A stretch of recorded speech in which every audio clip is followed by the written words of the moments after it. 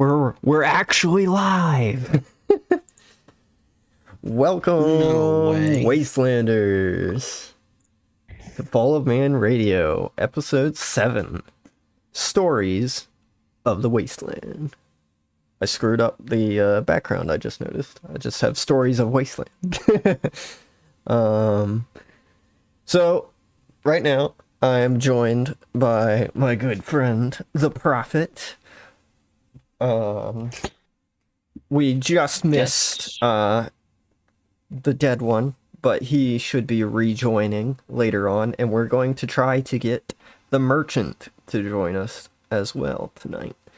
Tonight, as That scallywag.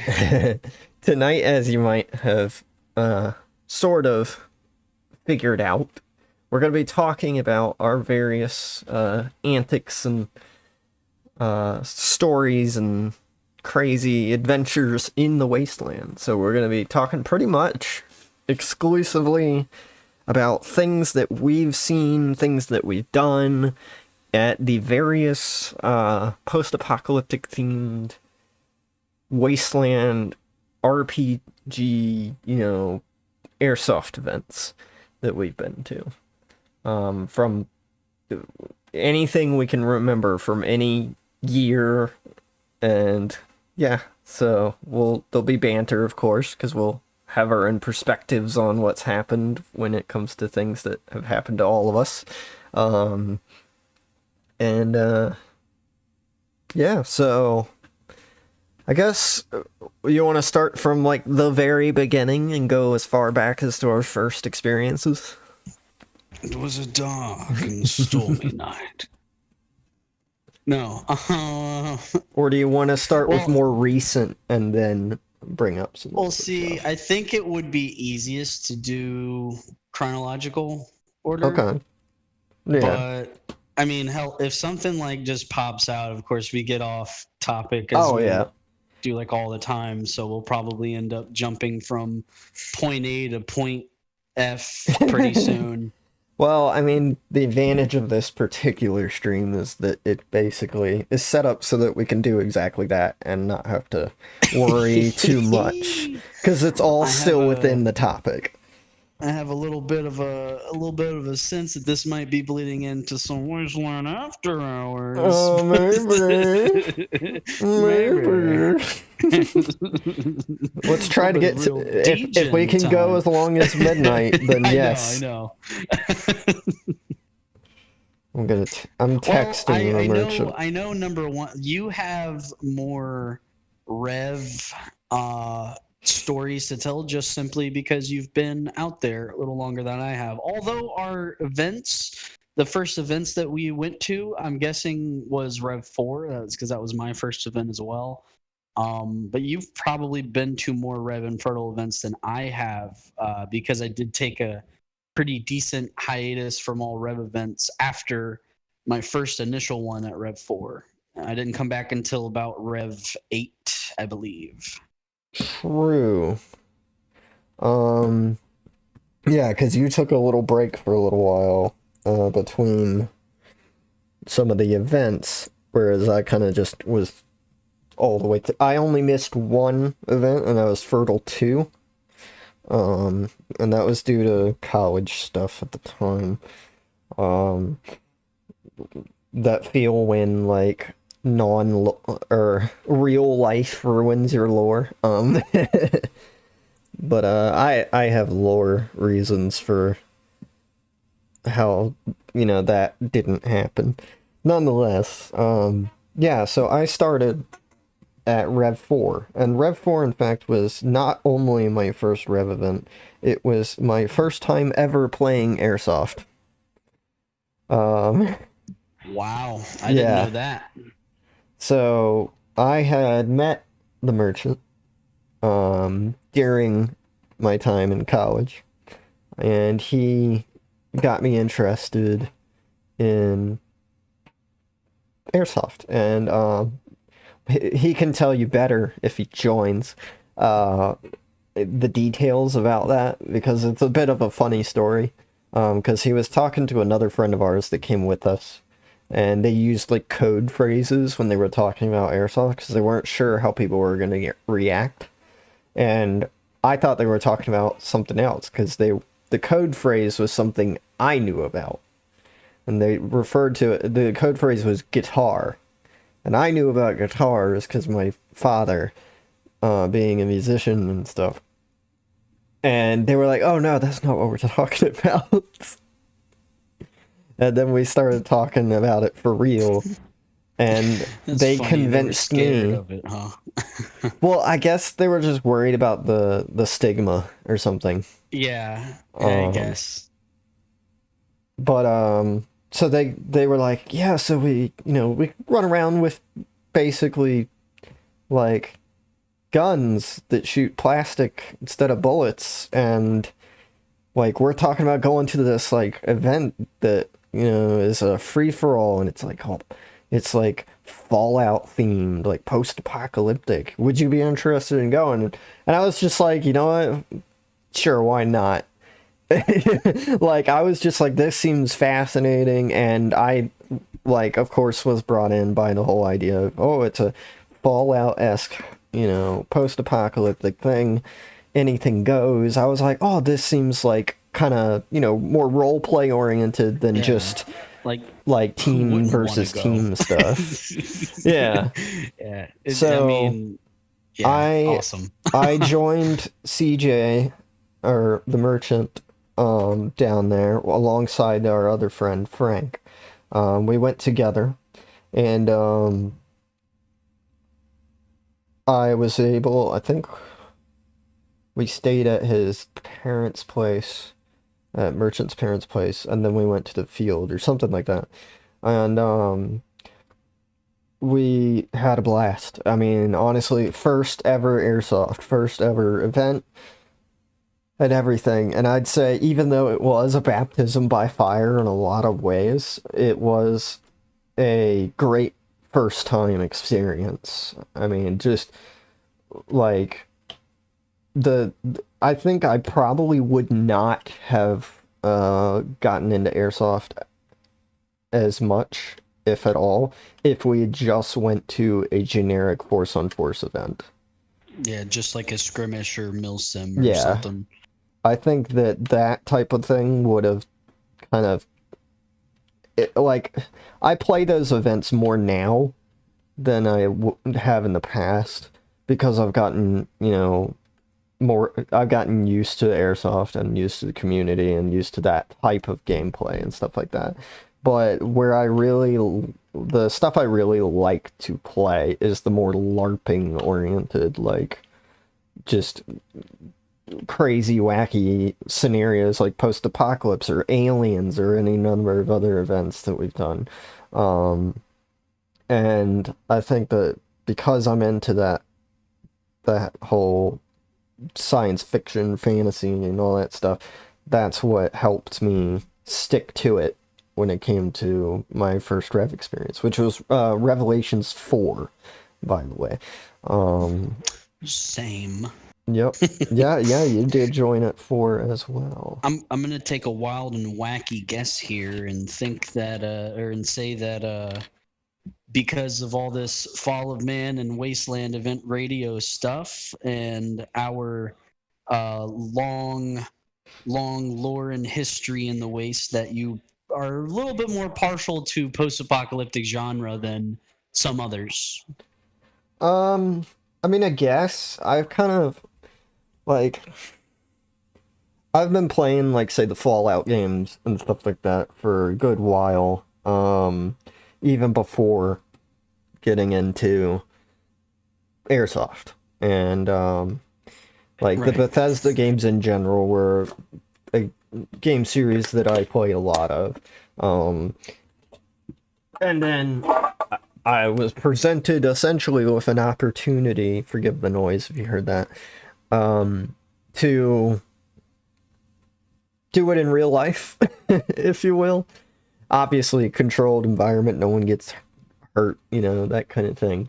Um, and it's kind of one of those things, well, you can't pass it up, Um, But in terms of like the my knowledge of the genre, and this is the kind of stuff we talked about in previous episodes, because a lot of what previous episodes are is a genre study, more on the prepping end of it than it is specifically like the tropes and whatnot of the genre. And I might do future episodes on that. I kind of wanted to break things up a little bit by doing something like this and share our own experiences though. Right. But like eventually I might try to do, I don't know, maybe like a reviews or something of like various media that are in the genre, the Wasteland genre, and talk about those either by myself or with at least another person. Especially so like Walking Dead series, yeah, I would so be. Oh my yeah. god, I And would so be you know into a it. lot more about The Walking Dead. Like you can tell me like plot lines and stuff, and then I can go into like the tropes of said plot lines and stuff like that. Um, Yes. and then like video games, Merchant and I are playing Wasteland 3, so we're probably going to, after we finish that, probably going to discuss it in a stream or in a video or something like that. I'll have to get him on Yeah, board, obviously, that's but you guys know a lot. Like I don't know anything about the video game Wasteland. I think you guys definitely have me beat when it comes to all things like video game esque, video yeah. game wise, like the Fallout series. But well, I will say, okay, so like The Last of Us, that's one of my like all time favorites. Okay, Um, that one's pretty good. but Not so much the Wasteland. second one, but that one's pretty good. Okay, listen, I can see where the plot line, didn't live up to expectations, but Uh, but that I definitely want to talk about that in the future. To be completely honest, until I can find a real good niche for this, I'll probably just kind of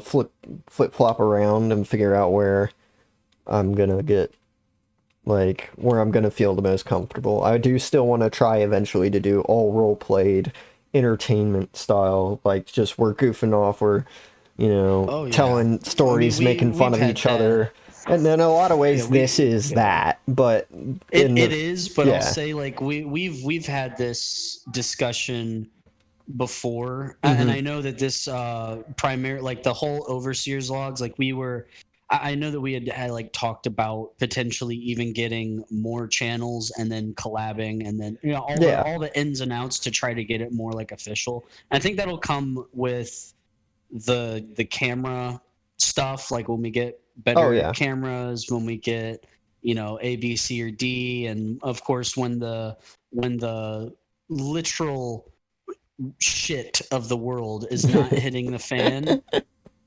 that's we true. can probably get out and actually do more of these things. But That I is true. mean, no, this is, dude, this is not even like a start. This is a great platform, right? It's not like, Oh oh, we're yeah, just starting out. I mean, this is just a good thing in general. oh yeah. But I think that all ties in with our lore too, because yeah. I don't mean to cut you off, but I No, will you're say fine. that the events of the world, as it were, we have to shape our lore around that to make it a Yeah, little bit more believable. You know. yeah. I mean, I haven't gotten into the specifics of the lore too much as opposed to my own personal one. Right. But I Yeah. think some elements of what we're seeing in real life might start bleeding in and whatnot.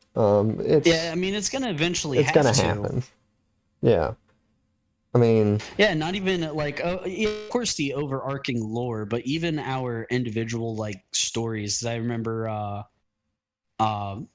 we went up to Perdition in Pennsylvania, mhm. and it was like, well, how were we at Pennsylvania and simultaneously at a Rev event? sort of deal, like, because that's Yeah. a because even in the lore, right, we try to stay true to the geography and say, like, hey, if we were over at this event, that means we were over in Pennsylvania. Okay, so the lore would go A, B, C, and D led Yeah. us to this particular location. Yeah. And even though, like I said, And a the lot of the real world events times, that we do shapes our story and our lore, oh yes, and a lot of the overall. times the easiest we go the easiest way to explain is, oh, we were in a merchant caravan, we were setting up shop at a different location, so we went to that different location. um Absolutely, you I know, remember.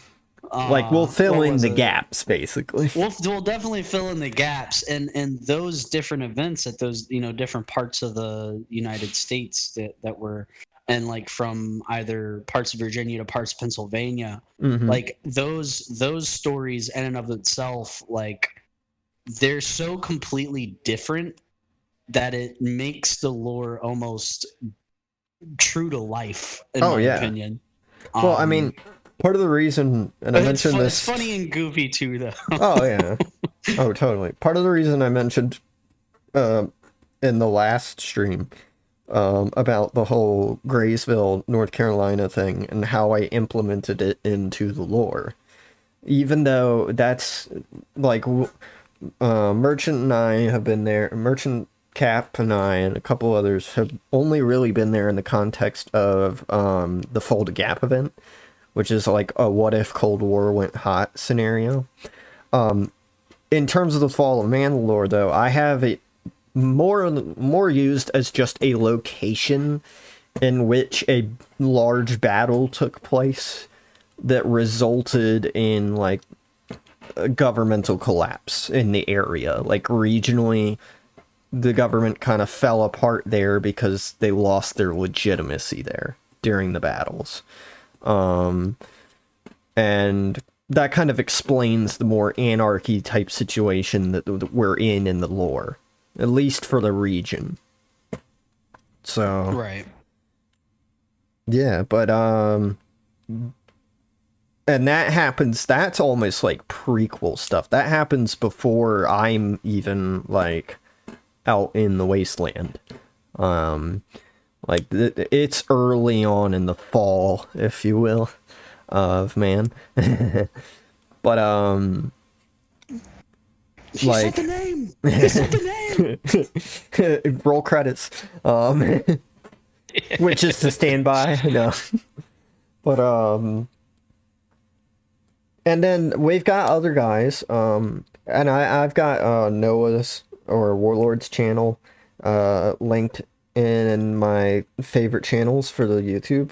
He has his Journals of the Fall, and half the reason I use this name is because he is the original coiner of the name, Fall of Man, for the event in a sense, the apocalyptic event, and he So has you his said that Warlord came up with the name, generally, yeah.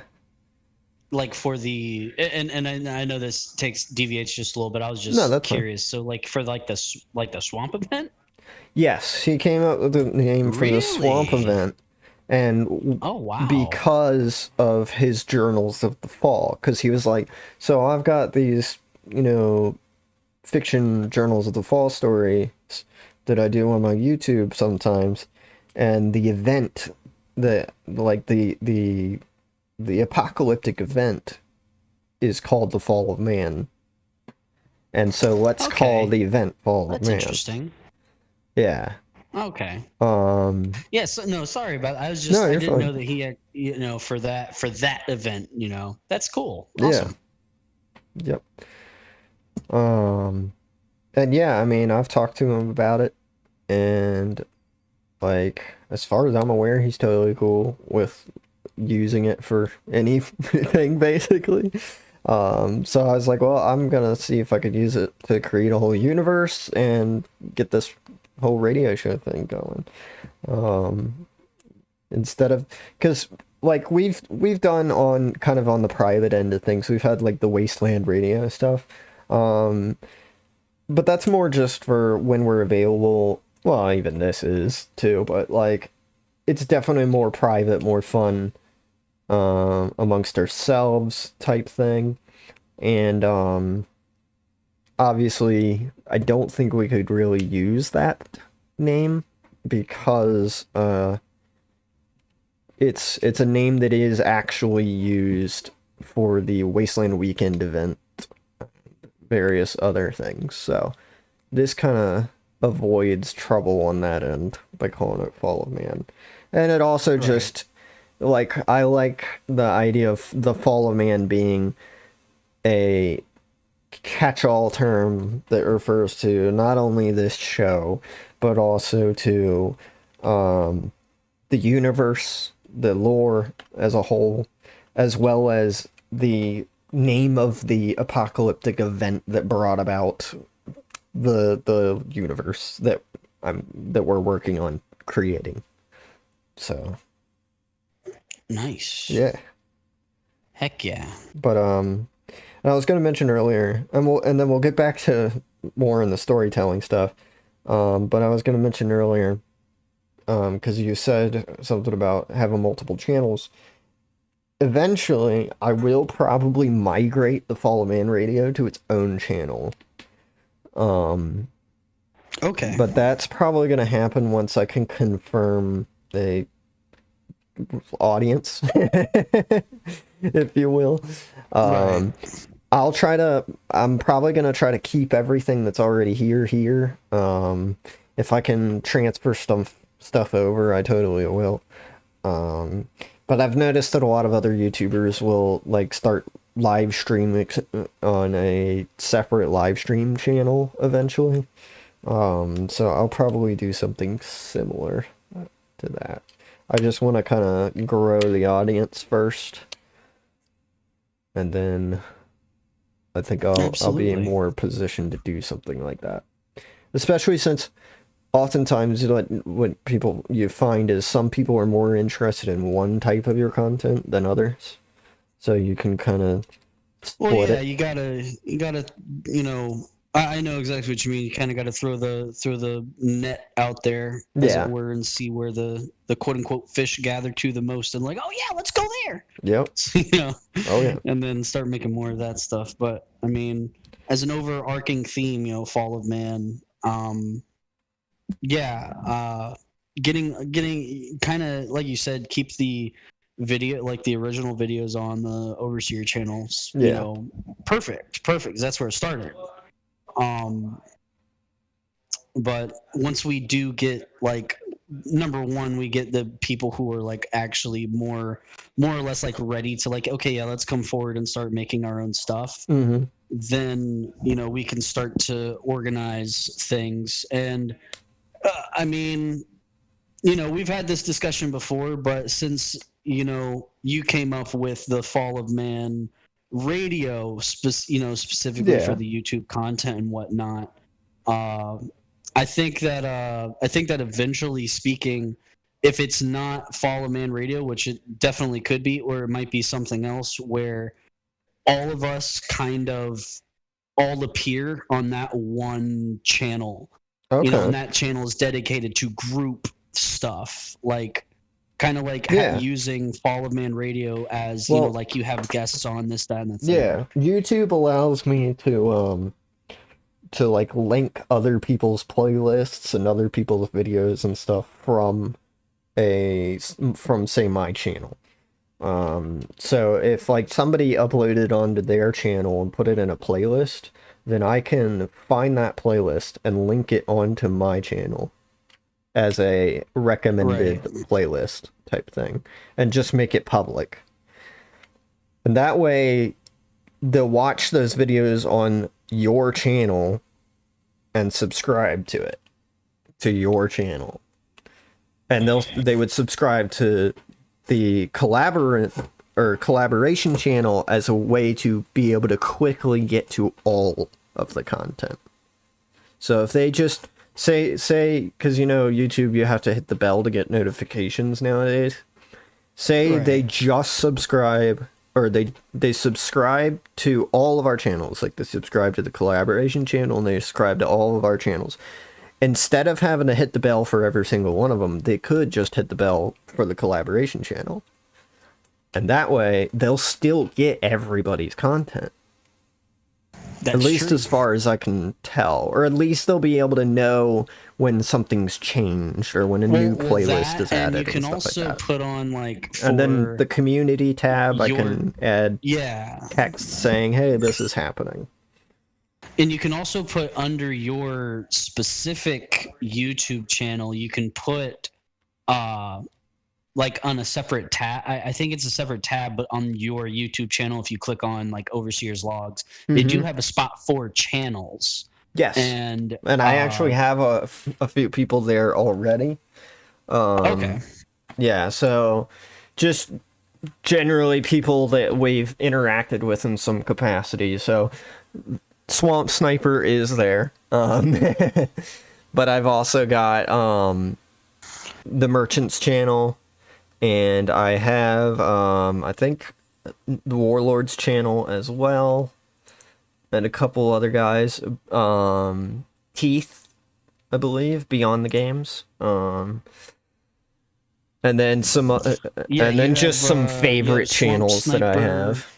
Nuclear Snail, Yeah. Reloading, Beyond the Games, Noah, and LW Productions. Yeah, LW Productions is the Merchants channel. Oh, cool. Yeah. Oh, and for a second there, you were going a little robotic. Oh, sorry. Yeah, I need to get wireless headsets. Also, you might have noticed I've changed my banner. Changed your banner? On my YouTube. That's what I'm looking at it right now. Trying The best picture is on the desktop version. Yeah, so I'm on my phone right now. Yeah. I see ER Sears and then low. Yeah. Ears is low. Ears is low. Yeah.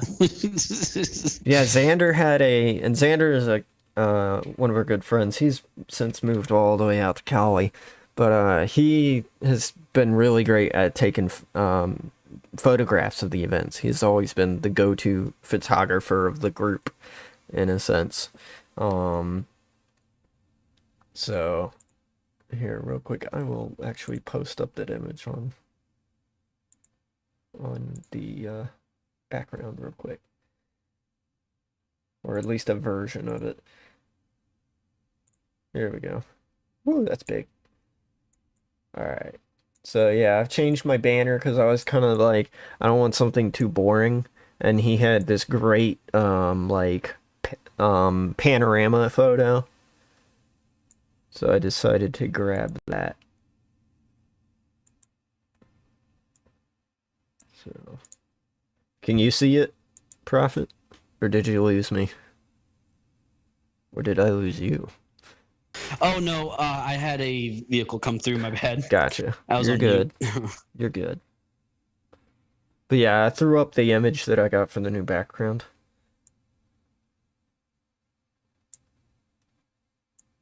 In the stream?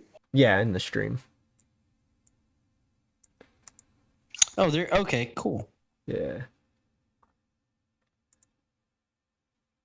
Wait a second. Is that? I think one of those guys is somebody we know. That's Balahak. Okay. Yeah, that's that Balahak.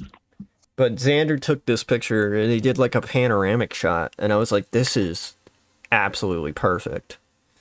Yeah. I might reduce the scale of the text a little bit so you can kind of see more of what's going on behind it.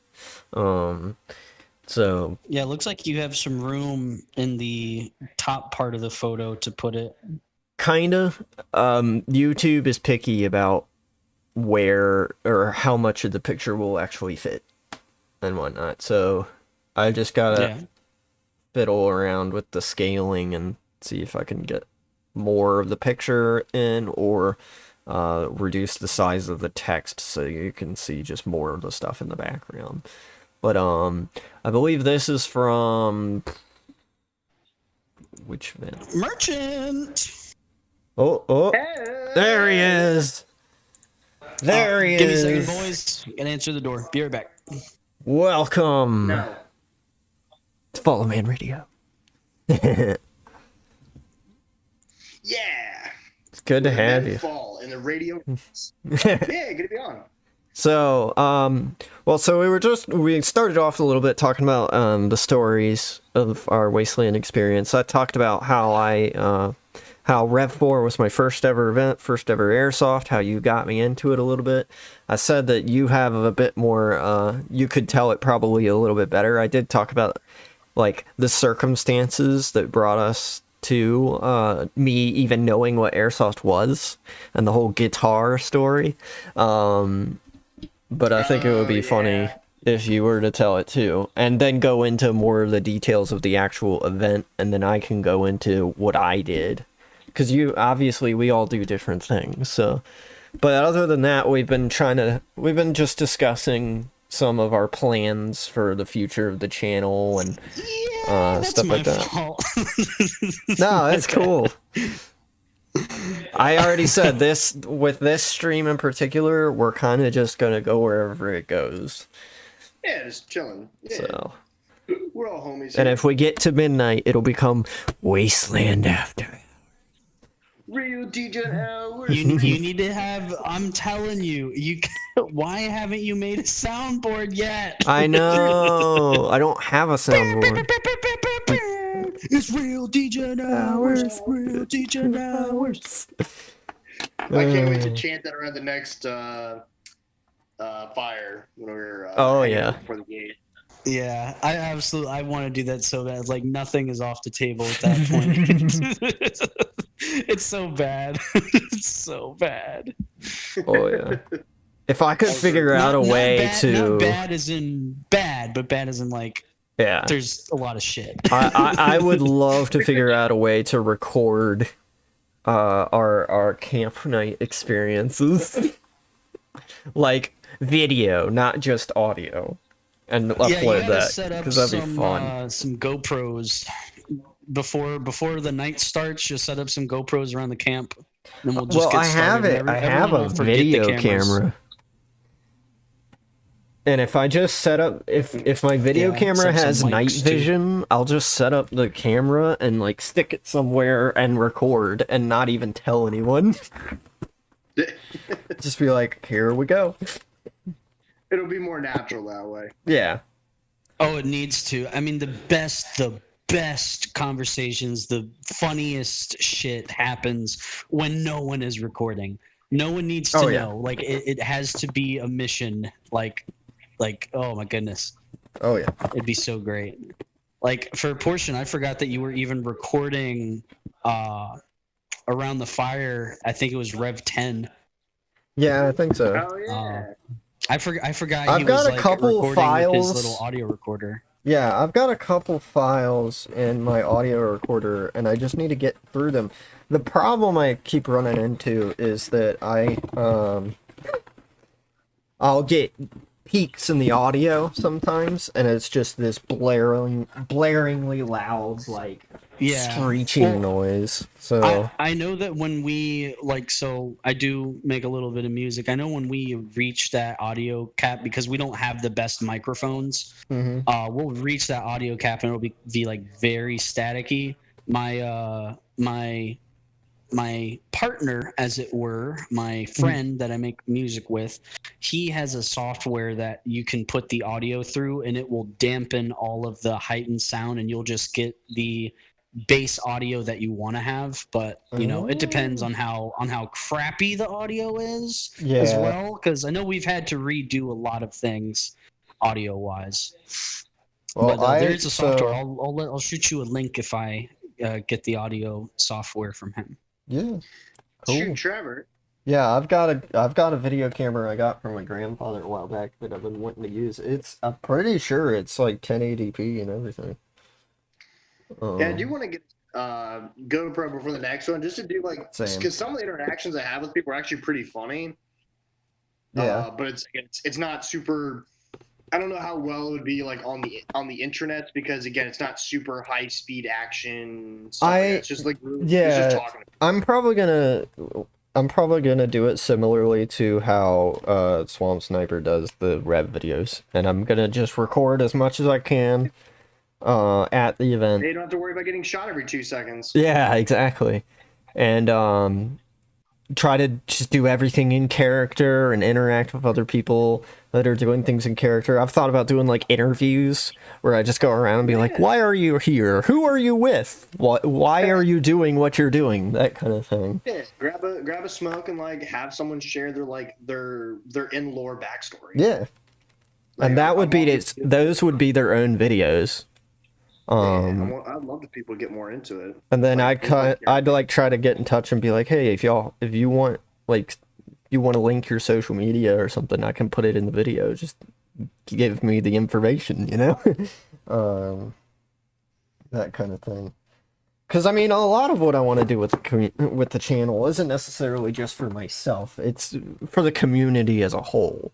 I want to try to, you know, let people experience what we experience with the Wasteland and stuff and share their experiences.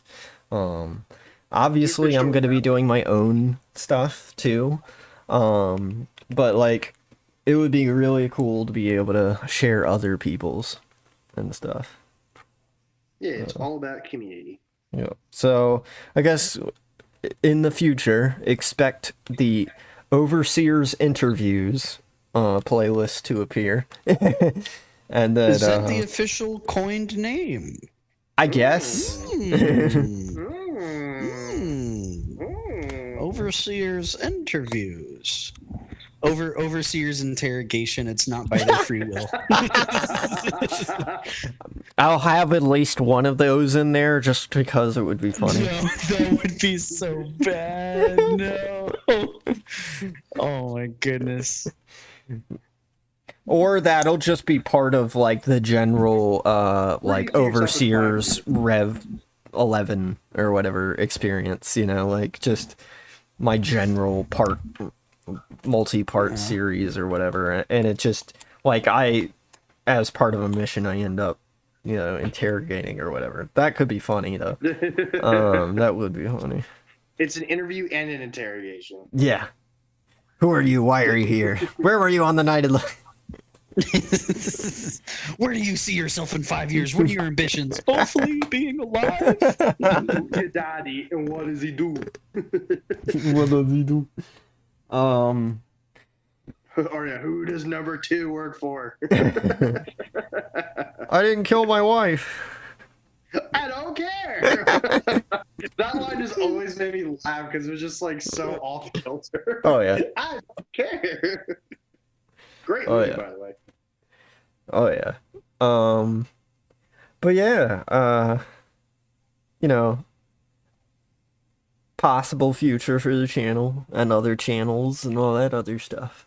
And of course, I encourage you guys to put out your own things, and we'll share that amongst ourselves. I'll always put out for you, Trevor. I mean, you got more subs than I do right now. You need to put something out and get them over here. You need to plug him. Wait, how do I have subs? You've got like 26 people. LW channel? Yeah. You got like 28 subs. From my YouTube channel? Yeah. Yeah, you got 28 subs. I gotta actually do something with that. I gotta get a better camera. Meanwhile, Beyond the Games almost has 1,000. And I'm for profit? For Teeth. Oh yeah, because Teeth does his own thing. Yeah. I don't have a lot of subs, but I do have a lot of views. Decent amount. I've got a lot of Subway sandwiches. Oh, what was your channel? I don't think I have it yet. My channel? Yeah. So the one that I would give you is the music channel. I don't know if you want to actually have that one because it's not like Wasteland-esque. Oh, okay. So when I have my actual channel is going to be Profit Official. That's what I have on my quote unquote Google account. I try to make a YouTube account and just take Profit and then all caps Official. Cool. But yeah, you can you can make the YouTube your brand account, because that's what I did with my stuff. I wanted to change my YouTube name, but it's like It's kind of hard. It won't let me because I made that account. I made that account like way back. And I was trying to be cool, like Lone Wolf Productions. And I'm like, wow, that's fucking cringy. You might be able to. I mean, it depends on if it's a brand account. You're not wrong. Airsoft at ACQB Manassas 1/19/2013.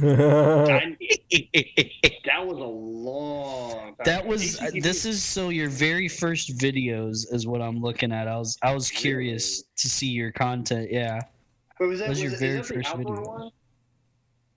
So you have a couple of whoa, Sledgehammer Party. What is this? A video game? Oh no, this was at Radford. I think Trevor remembers that. Sledgehammer Party. 208 people watched it. That's it's a catchy video name. I think my most popular one was the one where he used a sawed-off shotgun at Augusta. That or the was it Spreadsheets and Shotguns one where I dressed in a business suit at Ballack and carried everything in a briefcase. That was a fun loadout. Yeah. I want to bring that back. Nice. Yeah, the last one was. Everything's like 5 years ago or more. Dang, yeah, Augusta Airsoft. Yeah, your double barrel shotgun got 2.2K, baby. Wow. It went up then because I last time I checked it was like at 1,000. But I'm not monetized. I actually when I set up the account I said do not monetize my videos. Because again I was doing it as a hobby. I'm not like trying to make money. Yeah. Oh wow. It'd be kind of funny. Toilet sounds. Sorry, I was on the can. Nah, you're good. That's why I kind of. That was gonna happen one of these days. Well, usually, when we're in a call, I usually take a piss while I'm still talking to you guys. Yeah. I've done it too. Chris' videos where he's doing different loadouts. Like I like the one where he did he did like the 3D printed gun stuff, but I also like the one where he did he's just a Sam Fisher with like an F2000. Yeah. Like that's actually kind of cool. Like it'd be fun to just do like different loadouts. Yeah. And again, just to record. And I'm not trying to make money. I'm not bragging about it. I'm just like I film these on a potato quality camera and have fun. Yep. Sam Fisher is John Wick's father, and John Wick is my father, so you all better watch out. Whoa. Is he also the president of Microsoft? Yeah. He also and Brandon Herrera is Discount John Wick. That's right. Yeah, he's our black hair. He's my stepbrother. We don't really talk to him. You don't talk to him without talking to me. Yeah. I'll be right back.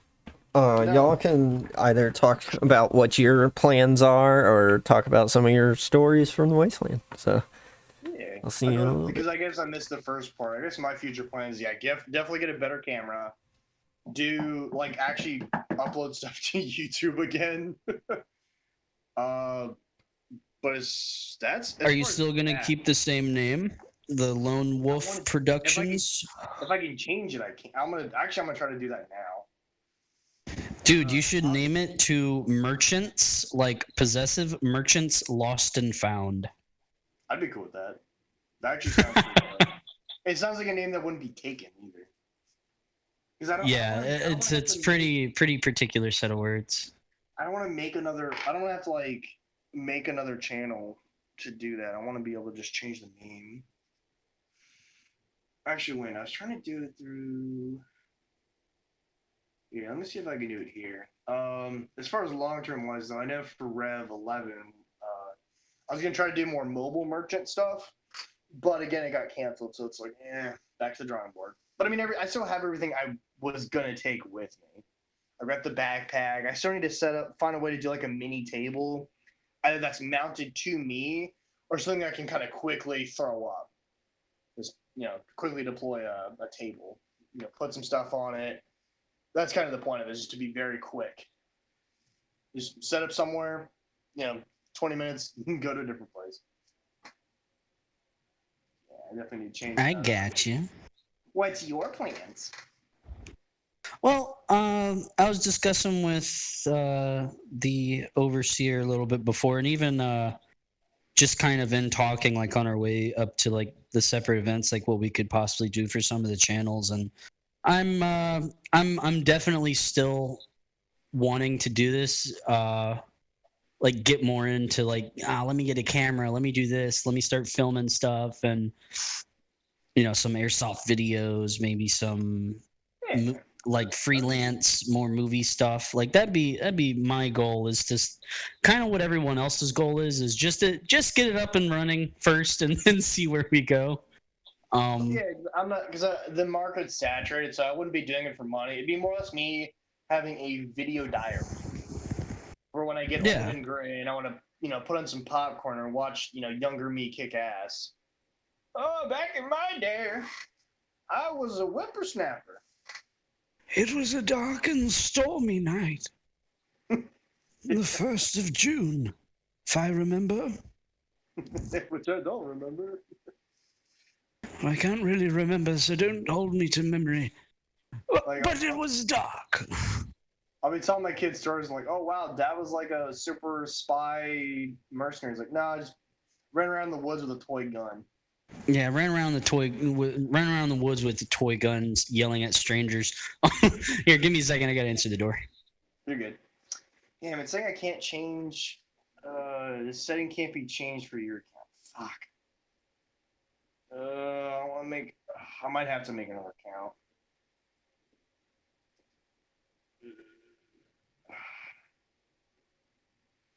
Yeah. I mean, yeah, I probably need to just do that. But the unfortunate part is I have to re-upload all the videos. So, Okie dokie, I'm back. I was just looking at the settings here, and it won't let me change the name. It won't let you change your name. No. I gotta look up and see if there's a guide to it. But because it's connected to the Google account, so there might be a way to do it, but just like it's not being easy about it. It's not like I remember the story I was gonna tell too is that the same thing happened to me when I was younger when I started RuneScape. Is my username was Mercenary1, but I misspelled it, and because I'd gotten so deep into that account, I'm like, I don't want to start a new account because you couldn't change your account at the time. You could not change your name. I think you can now, or that or it costs money. And I would constantly get people saying, "Oh, it's misspelled." I'm like, yeah, because I made this account when I was 7, or however old I was. I was really young when I made an account, and I didn't want to like try to Google. The search engine were kind of rudimentary. I should have taken the time to like looked up how to spell, but I was so like, oh my god, I can play RuneScape right now. I was just like, go, make a name, get everything done and go. Yeah, I did. So I got. I haven't uploaded any videos to YouTube, but I knew that I still wanted to like have my same name, and it says that I like joined back October 5th, 2012 is when I first. I thought it was a lot later than that, but so I made the channel just to keep the name in case I upload in the future, and I guess I'm gonna start utilizing it now. Yeah, so I'll look up a guy, but I might have to make a new account and have it specifically for Wasteland stuff. I wanted to do the same thing for Facebook. We do have a Circus of Value Facebook page, but it won't let me. For some reason, if I try to use that page to post on the Battlehack site, it will not let me. And I'm like, that defeats the purpose of me having this page because I was trying to use that to separate my regular account. Because honestly, the only thing I use Facebook for now is event planning, like for airsoft, crafting groups, and that's it. I usually talk to my parents through like messenger or phone call. One second, gotta answer the door again. Be right back. You're good. Yeah, I don't really use it too much as far as like talking to my folks. So now that we're alone, it's just you and me. How you doing? You have a good day? You doing all right? Good. I know things are crazy out there. but it's gonna be all right. We're gonna get through this. Hopefully. If not, we'll have some dank memes to remember this by. At the end of the day, that's all that matters. Oh man, is Overseer back? I don't think so. Oh well. Where did you leave off? Sorry. So I was talking about the lima beans and the car chases that we went on. Okay. The lima beans and car chases you've been going on. True. Yeah. Did you manage to capture any No. lima beans? They're very elusive. But I just kind of left off where I guess channel wise for YouTube and I guess for camera wise, I need to find a good video editing stuff. But as far as circus of value long term wise, I know Trevor's talked about doing a like an actual store. And I thought about it too, just because he's back. You mean like an actual store? Like an Etsy store, or like a nothing like a brick and mortar, but like something to do online. It's like What's up? I wouldn't mind that. It's just with like a full-time job. It's yeah. I would love to like I think as a retirement job or even as a side gig to get into like prop making. Oh yeah, dude. Like just talk to me, man. Because like I've been working for a small business long enough that like I can probably help you. At least in terms of like managing the computer, like social media and website and all that stuff end of things. Faux shizzle, man. Yeah, I don't know much about the whole like online store or how to do like Etsy or anything like that. Yeah. I have an eBay thing. I buy and sell from that, but that's about it. Yeah. I go on Etsy a lot because they have some good stuff there. Yeah. That's where I got most of my like props. There's been a couple things that I've been looking at getting there, but a lot of the time it's just so expensive. At least for me. Yeah. That I end up like making it myself, like the armor pieces I'm working That's on. the other thing too. If I can have a 3D printer. Yeah. The other thing too is like I got a heat gun finally, so I want to try to do see if I can get some practice making like foam armor. Yeah. Just for nothing too crazy, but just to like start out. Because from what I've seen, he was the NCR Ranger or the Riot armor isn't super complicated, but it's gonna take I need some practice. Yeah. I'd probably start off with something easy and then work my way up. Because I mean, you're gonna like foam is not. It's not expensive, but again, I don't like to waste resources if I can help it. Yeah. No, I But get you. that's part of the fun with making Wasteland props and stuff is that as you're making it, you might learn a new technique, might learn an easier way of doing stuff. Like once I learned how to do riveting and bolting, like the possibilities became not endless. That's hyperbolic, but it gave me a lot more options. Oh yeah. It's like, I can attach just about anything to just about anything else. Yeah. Cool. All right. Well, so do you wanna talk about Rev 4? Oh, to kind of set the stage of how everything kind of kicked off. Yeah, like talk about like what got me there from your perspective, as well as just what all we did while we were there. Or at least what you did, and then I can go into what I did, and Prophet will go into what he did. And then we'll just go through the events from there, kind of thing. Yeah, so I'll go through kind of quick and dirty. So before I had heard about Rev 3. Mm-hmm. I could not go to that one, so I didn't really tell our friend group because there was no point. We couldn't go because of exams. Yeah. I was like, all right, I'll keep this in mind for next year. So Rev 4 starts to come around, and during that year, I was collecting like bottle caps, and my friends were like, "What the fuck?" Mm-hmm. And I finally confided in them, like, "Listen, I know this is really nerdy, but there's this event." Was I a freshman then? I think you were, because I think in college I was. You were at least a year ahead. Yeah, I think it was a year ahead of you. Did I go to your graduation? Hmm. I don't remember if I went. I graduated in 2016. Okay, yeah, I graduated I graduated in 15. Okay, so yeah. So Wait, We're getting our timeline straight. you guys graduated college in 2016? I did. yeah, Trevor did. I graduated in 2015. I got out of high school in 2016. Yeah, we're old. Man, I feel fucking old. I feel pretty old now. I'm too. like I'm like almost 3 years from 30. CJ's even closer. Yep, 20. I just turned 28. Yeah, you're 2 years from 30. CJ, you're like 24, dude. It's weird. I don't feel it. Like at the latest, like 25. Well, thanks. Trevor on the other hand, when Trevor told me that he was like 20, like how old are you, Trevor? Like 20, 25 I'm now? 27 now. No, you're not. Yep, he's a year. 1 year. Oh my god! I swear to God, he was like 23 at the most. 20, like no joke. Like because I met Trevor at the swamp. A lot of people thought.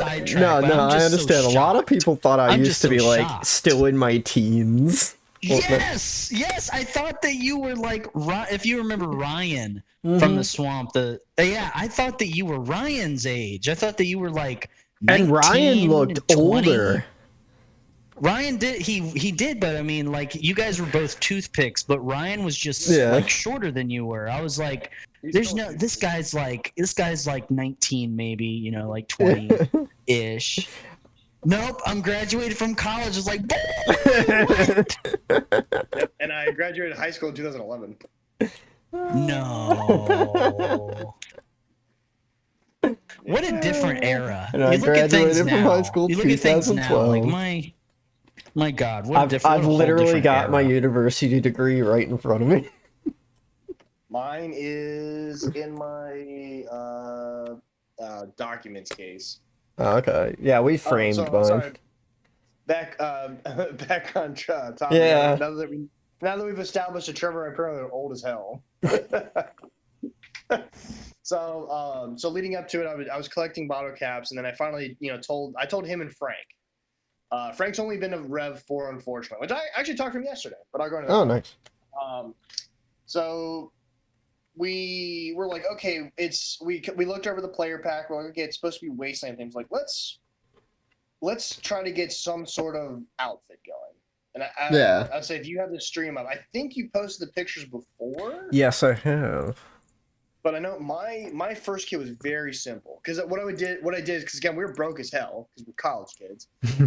There was a surplus store thankfully nearby, and we just kind of went there and just kind of see what they had. And they had some good prices, so we just loot, get some odds and ends. I had I wore just regular jeans and boots, but I had a woodland jacket that I sewed a hood onto, and then ran a Chi-Com rig, or the canvas chest rig.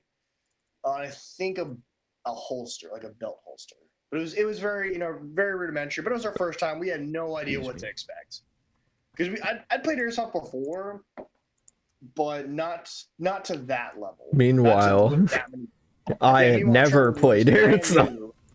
Was literally out of the vault. Yeah. So beforehand, we have this whole story of like, well, let's get into character. Let's make a story. Let's do something fun. Let's do something unique. Because they encouraged it. They encouraged it then. Oh yeah.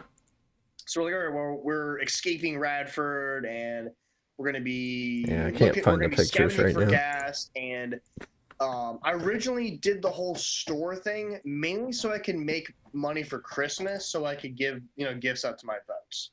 Because again, I'm a broke college kid. I don't have a lot of money. That's why I made a couple quantums. I think I made like 10. It was a very low number. Actually, even less than that. I think I made like 5. And I had some like odds and ends gear. I borrowed a wagon from my dad. I borrowed a table from. I borrowed the table from him too. Yeah. And then we're like, well, let's go out here. Let's just kind of like. So day of. It's cold as fuck. We go out there. We set up at the edge of town because the first for this rev they had radiation zones. So we're like, well, we can't really go much further because we have a wagon. So like, let's just set up here. So we set up. And there was a big radiation zone right in front of it. Oh, they were like, yeah, like right next to us, a whole bunch of radiation. So we're like the last stop. Actually, that'd been a good name for the store too. Yeah, we were just like, yeah, but we're it- not gonna go there. Yeah, and there was a little bit of firefights, not as bad as they are now, but there was a lot of like shenanigans. We're like, we're just gonna stay here and we're just gonna kind of like talk to people, work the crowd, and people really getting into character. They were like, oh, down and distraught, trying to buy and sell and stuff like that. So we kind of, Yeah. I was mainly working. Honestly, in the store. this was before everybody was like, I'm a mercenary or I'm a bounty hunter. Everyone, because it was such a new event, everyone's just kind of like doing their own thing, which I applaud. Everyone's kind of in character. I talked to someone in the parking lot as they were in character. Yep. They were looking for their son, and they were part of some like fictional gang. So because for Rev 4 we were only there for the first day. That's all we could afford. That's all we really had time for. So we're just gonna go Saturday, and then Sunday we're just gonna leave. So we set up. I pretty much I sell. Like I don't really do much. I can't even remember if I actually ever got in a fight, because that day went by like that. It went by so quick. Like I don't remember too much of it. Day one, Now, I don't think we really got in too many fights. No, I know we got in one on the way out. That's the only part I remember, is that we got in a fight on the way out of town. Yeah, I've got a picture of myself from the first ever event. I can't I think I had the G3, but was it 4 or 5 that was the Battle of Sanctuary? 5. Okay. Because 4 we really didn't do that much. We had a great time, but we really didn't do a whole lot, because we were still like we're still getting the feel of the place. There was nothing like it other than like going to Wasteland for a weekend or whatever. Now Frank was mainly my bodyguard. Yeah, I mean, he used to be the head of security. He was the head of security, big beefy dude. He was borrowing an AK, I think I got from a friend. I actually don't remember where I got his AK. I don't think I have any. No, I take it back. I think he actually had that AK.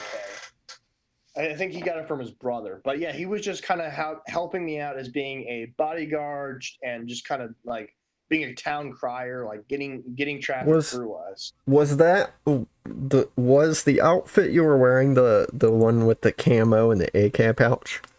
AK pouches? Yes. Okay, I just want to make sure. Yeah, that one that's in the picture. Yeah, that was my Rev 4 outfit. I cannot find my picture with Frank in it. Yeah, I think I have to see if I have it. It's one of the pictures of our table. Yeah, the problem is, if I join the stream on the computer, you won't be able to hear me. Okay. Well, you can post it in the general chat too, or I'll just make another chat channel just for FOM stuff. So let me see. Done. Follow man. Chat created. Uh-oh. Can y'all hear me? Oh no. Oh, he backed out. Also. I can hear you. Yeah. Okay. I think you got booted or something. Yeah, let me see if I can... Oh, can you hear me now? Yeah. But yeah, I just added the Follow Man Radio chat to the Discord, so you can throw them all in there. Okay, yeah, I'm just gonna do that, because I have some of I only have a couple photos from Rev 4. Yeah. See, most of mine are... Most of the really old stuff of mine is Rev 5. Okay. Like, I have pictures from the Battle of Sanctuary. Yeah, because Rev 5, we were there both days, and we also did a lot more. Rev 4 was mostly just like oh yeah, we did only do one day at Rev 5 or 4. Yeah, we were only there for Saturday. Now, I do know we did eventually go around and quote unquote siphon gas, because what I did is I had a 5-gallon water jug that looked like a jerry can, and I had a hose, and our part of the store was like, well, we need to siphon enough gas to get us on the road. Mm-hmm. It's like, okay, we're gonna sell stuff to get some money and some gear, to help better arm ourselves, and we're gonna siphon some gas because that's why we're here. It's because we ran out.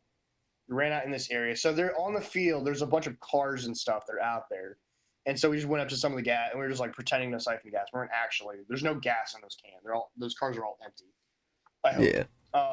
Yeah. So that was kind of our side objective, which we did. We just went around a couple cars. We had a couple people like watch our back. We're like, okay, we done our side objective. I think I put a little bit of water in it to give it that sloshing sound. Yeah. But because I was definitely not carrying around that 5 gallons, because that's like, let's see. Nah. What is 5 times 8? Because I'm 40 pounds. Yeah, I was definitely not going to carry around 40 pounds of water. Yeah. For the side gig.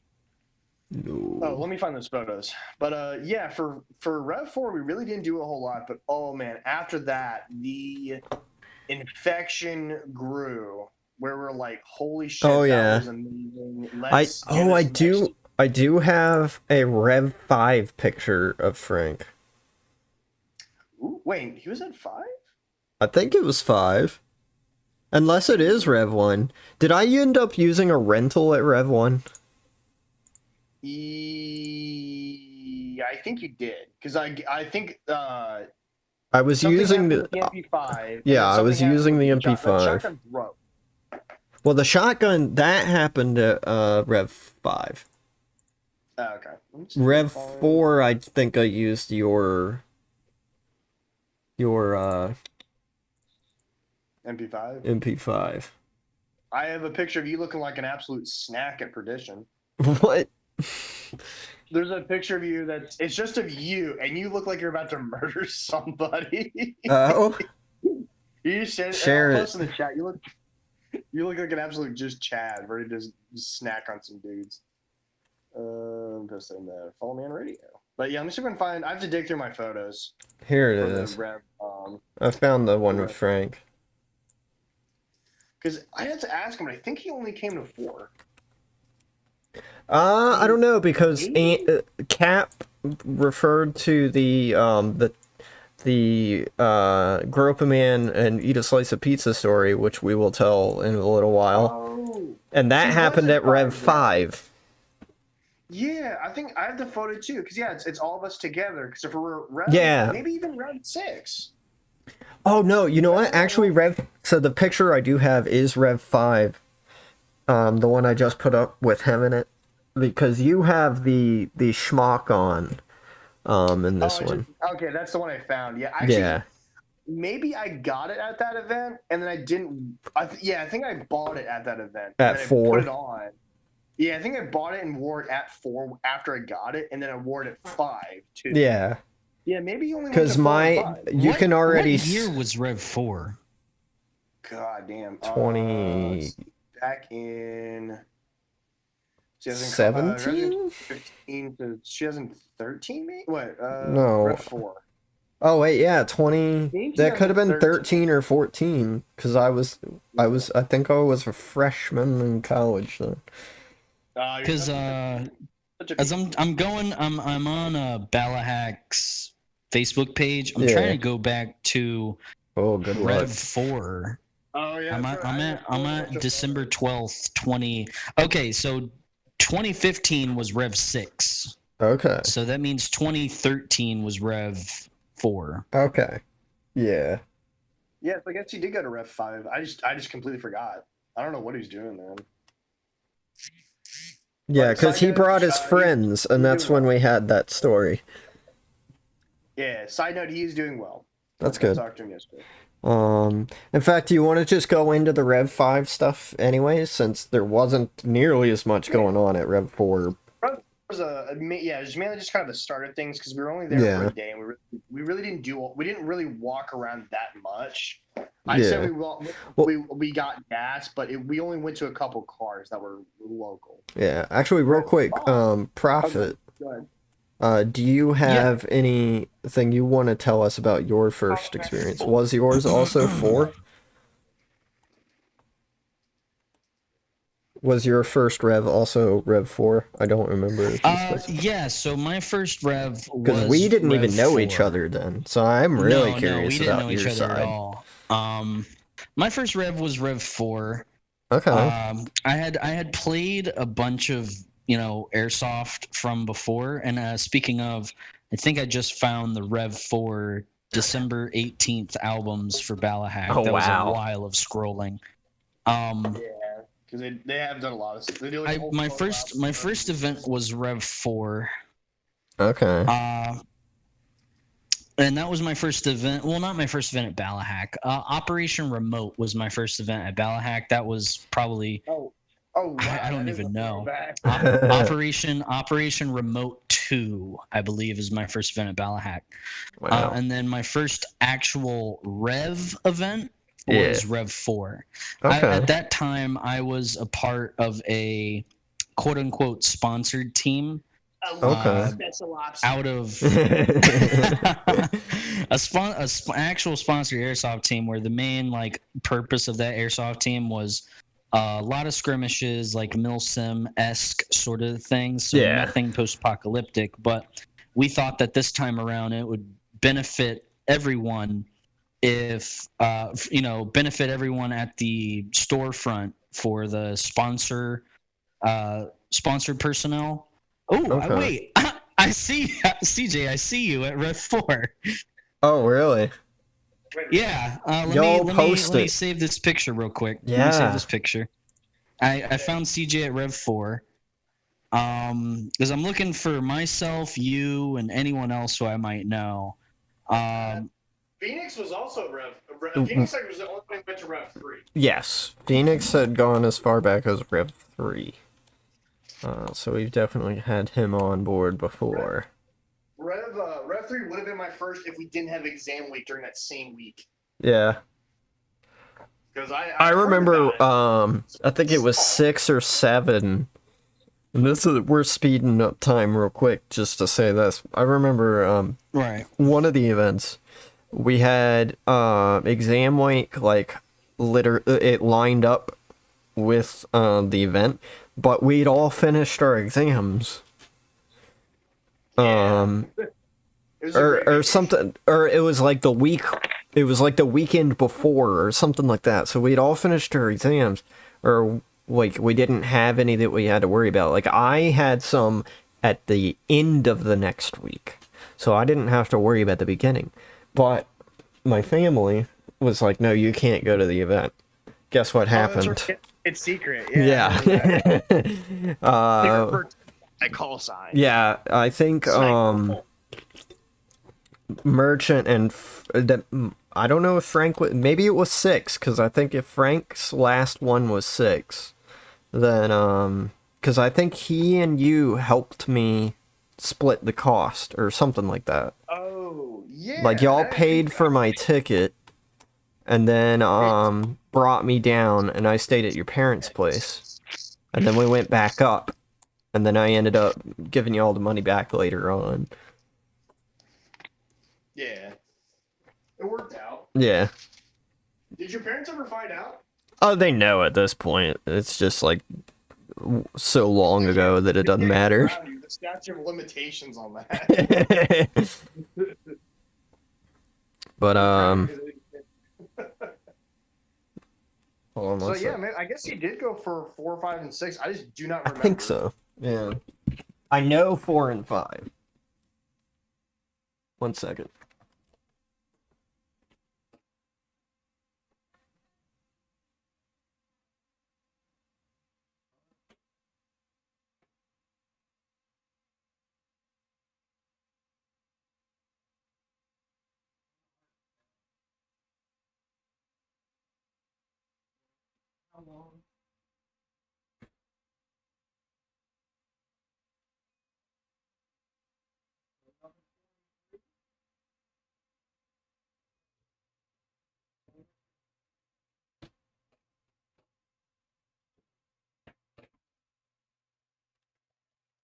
Sorry about that.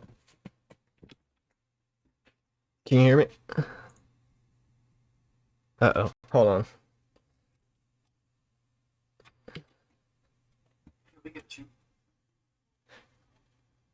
Okay. There we go. This is back when they used to do like 4 albums straight of photos, and I loved it. Now Yeah. it's not. Now they don't have really any like albums for. It's like the same 4 people. Yeah. At least Oh, I'm not you the know only what's one that sees crazy is that. like we've been going to the for the more recent events. We've been going to these events for so long. You'd think there'd be more pictures of just our group. No. Yeah, exactly. It is cool that we've kind of come into the people that he interacts with on the main for like when he going about the day. You Yeah. usually end up interacting with us at some point, all of us. I mean, we Yeah, show up in a lot of his videos.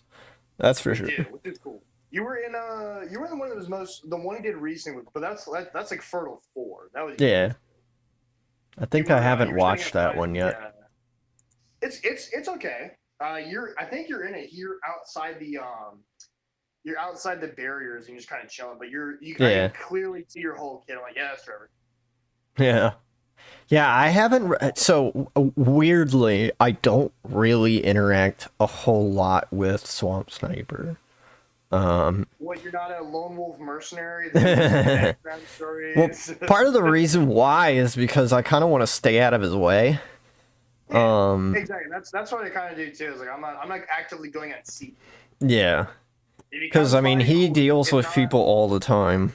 Yeah. But, I don't send messengers out to him. If he comes by, cool. If not, I don't, like, cool. Yeah, if he comes by, awesome, great. I get to be in this video. But yeah, that's why it's cool where he'll talk to us before the game. Oh yeah. And he gives us a lot of, which I would give him props. He does give us a lot of leeway. Oh he yes. let us go and set up on Thursday last time. Yep. Of course, it rained that Friday, but we still got everything ready. And Yeah. Going through the last album now. Feel free to This share one- some of the pictures. I'm trying to get all of them so Yeah. you have like some actual like because I've truly only found about 3 where I've actually seen the merchant table setup that CJ Okay. had. Yeah. I still have that table. Mhm. It is my current workbench table. Yep. I'm not so sure about what I don't even know what you wore there. Overseer. Oh, so the picture in the Fall Man Radio chat for the Discord or on the screen for Fall Man Radio episode is what I was wearing. It's basically the same policeman's vest, but it's the old one, but without all the additional like bits and bobs that I added to it over time. Yeah, By the that's way, fun is evolving your armor. one of the here's a story, I guess. So Story time. that patch, that little green GI patch, that's my first patch, and I literally found it on the ground. And I was like, nobody's claimed it. You're finding out Airsoft is a lot about stamp collecting. Yeah. Yeah. That's part of the fun. That's why I think I was in the video for Rev 4. I was in the video for Rev 4, but I don't think I was in any of the photos. Where were you Okay. the pizza guy at? What's that? Which one were you the pizza guy? That's later on. I started being the pizza guy at Fertile 4. Yeah. Okay. We've got pictures of that. Okay, so I'm gonna shoot you guys the photos that I found No, don't for. shoot me. Okay.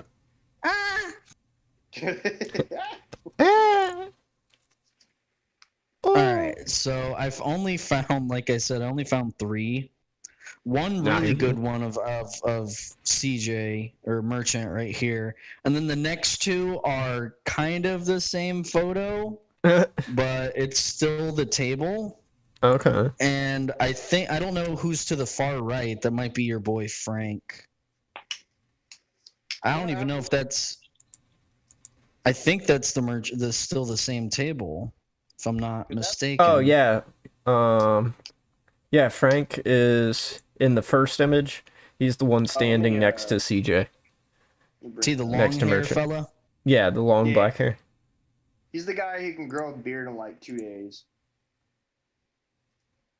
And again, Yeah, and I'll say he's doing a shout, Oh, like and he's saying, "Come to the okay, so circus." you're in the middle. You're in the middle right there. In the background, Is yeah. that you, overseer, in between Merchant and Frank? Yeah, in the background. Yeah. Yep, that's me. Those I'll are post the that. only ones that I could actually find of you guys, and I can't even find a photo of me Oh wow. from Rev 4. All I have is Rev 8, Oh, okay. because that's basically where my quote unquote story started, was legitimately Rev 8. Yeah, that's where the persona began. Yeah, When you found like yourself. the call sign I'd always had, but the I didn't actually get into the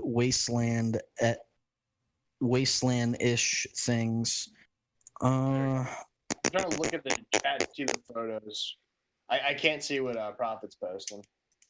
Oh, he put it in general. Oh, okay. That's why. But I'm putting them up on the stream too.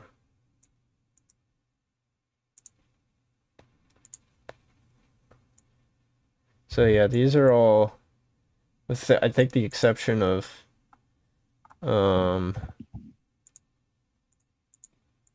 which one is it? That third image that I just removed from the screen. These should all be Rev 4. But yeah, unfortunately, after Frank left, well, never really left. It was never like, oh, we fell out as friends. Like, no, he was just busy with life. Yeah. After he stepped down as my head of command, Andy, Mm-hmm. the absolute Chad, stepped in and became my head of security. And Yep. he's just a And natural born leader. his first event was Rev 5. So we had a good transition between him and Frank. Yeah. And I've just brought up that picture. I mean, Frank's still interested, so I might see if he wants to come to the next one, if he's down. Yeah. Now that he's out of grad school. Oh yeah. And if he needs to borrow any gear, I've got plenty of gear. Same. Yeah, we're like so far into it now that we can set a man up. Yeah, exactly. But yeah. Because I give him props, because again, it was a leap of faith, because this is me asking my relatively new friend to do something really out of not character, but out of everyone's wheelhouse. Because I'm like, yeah.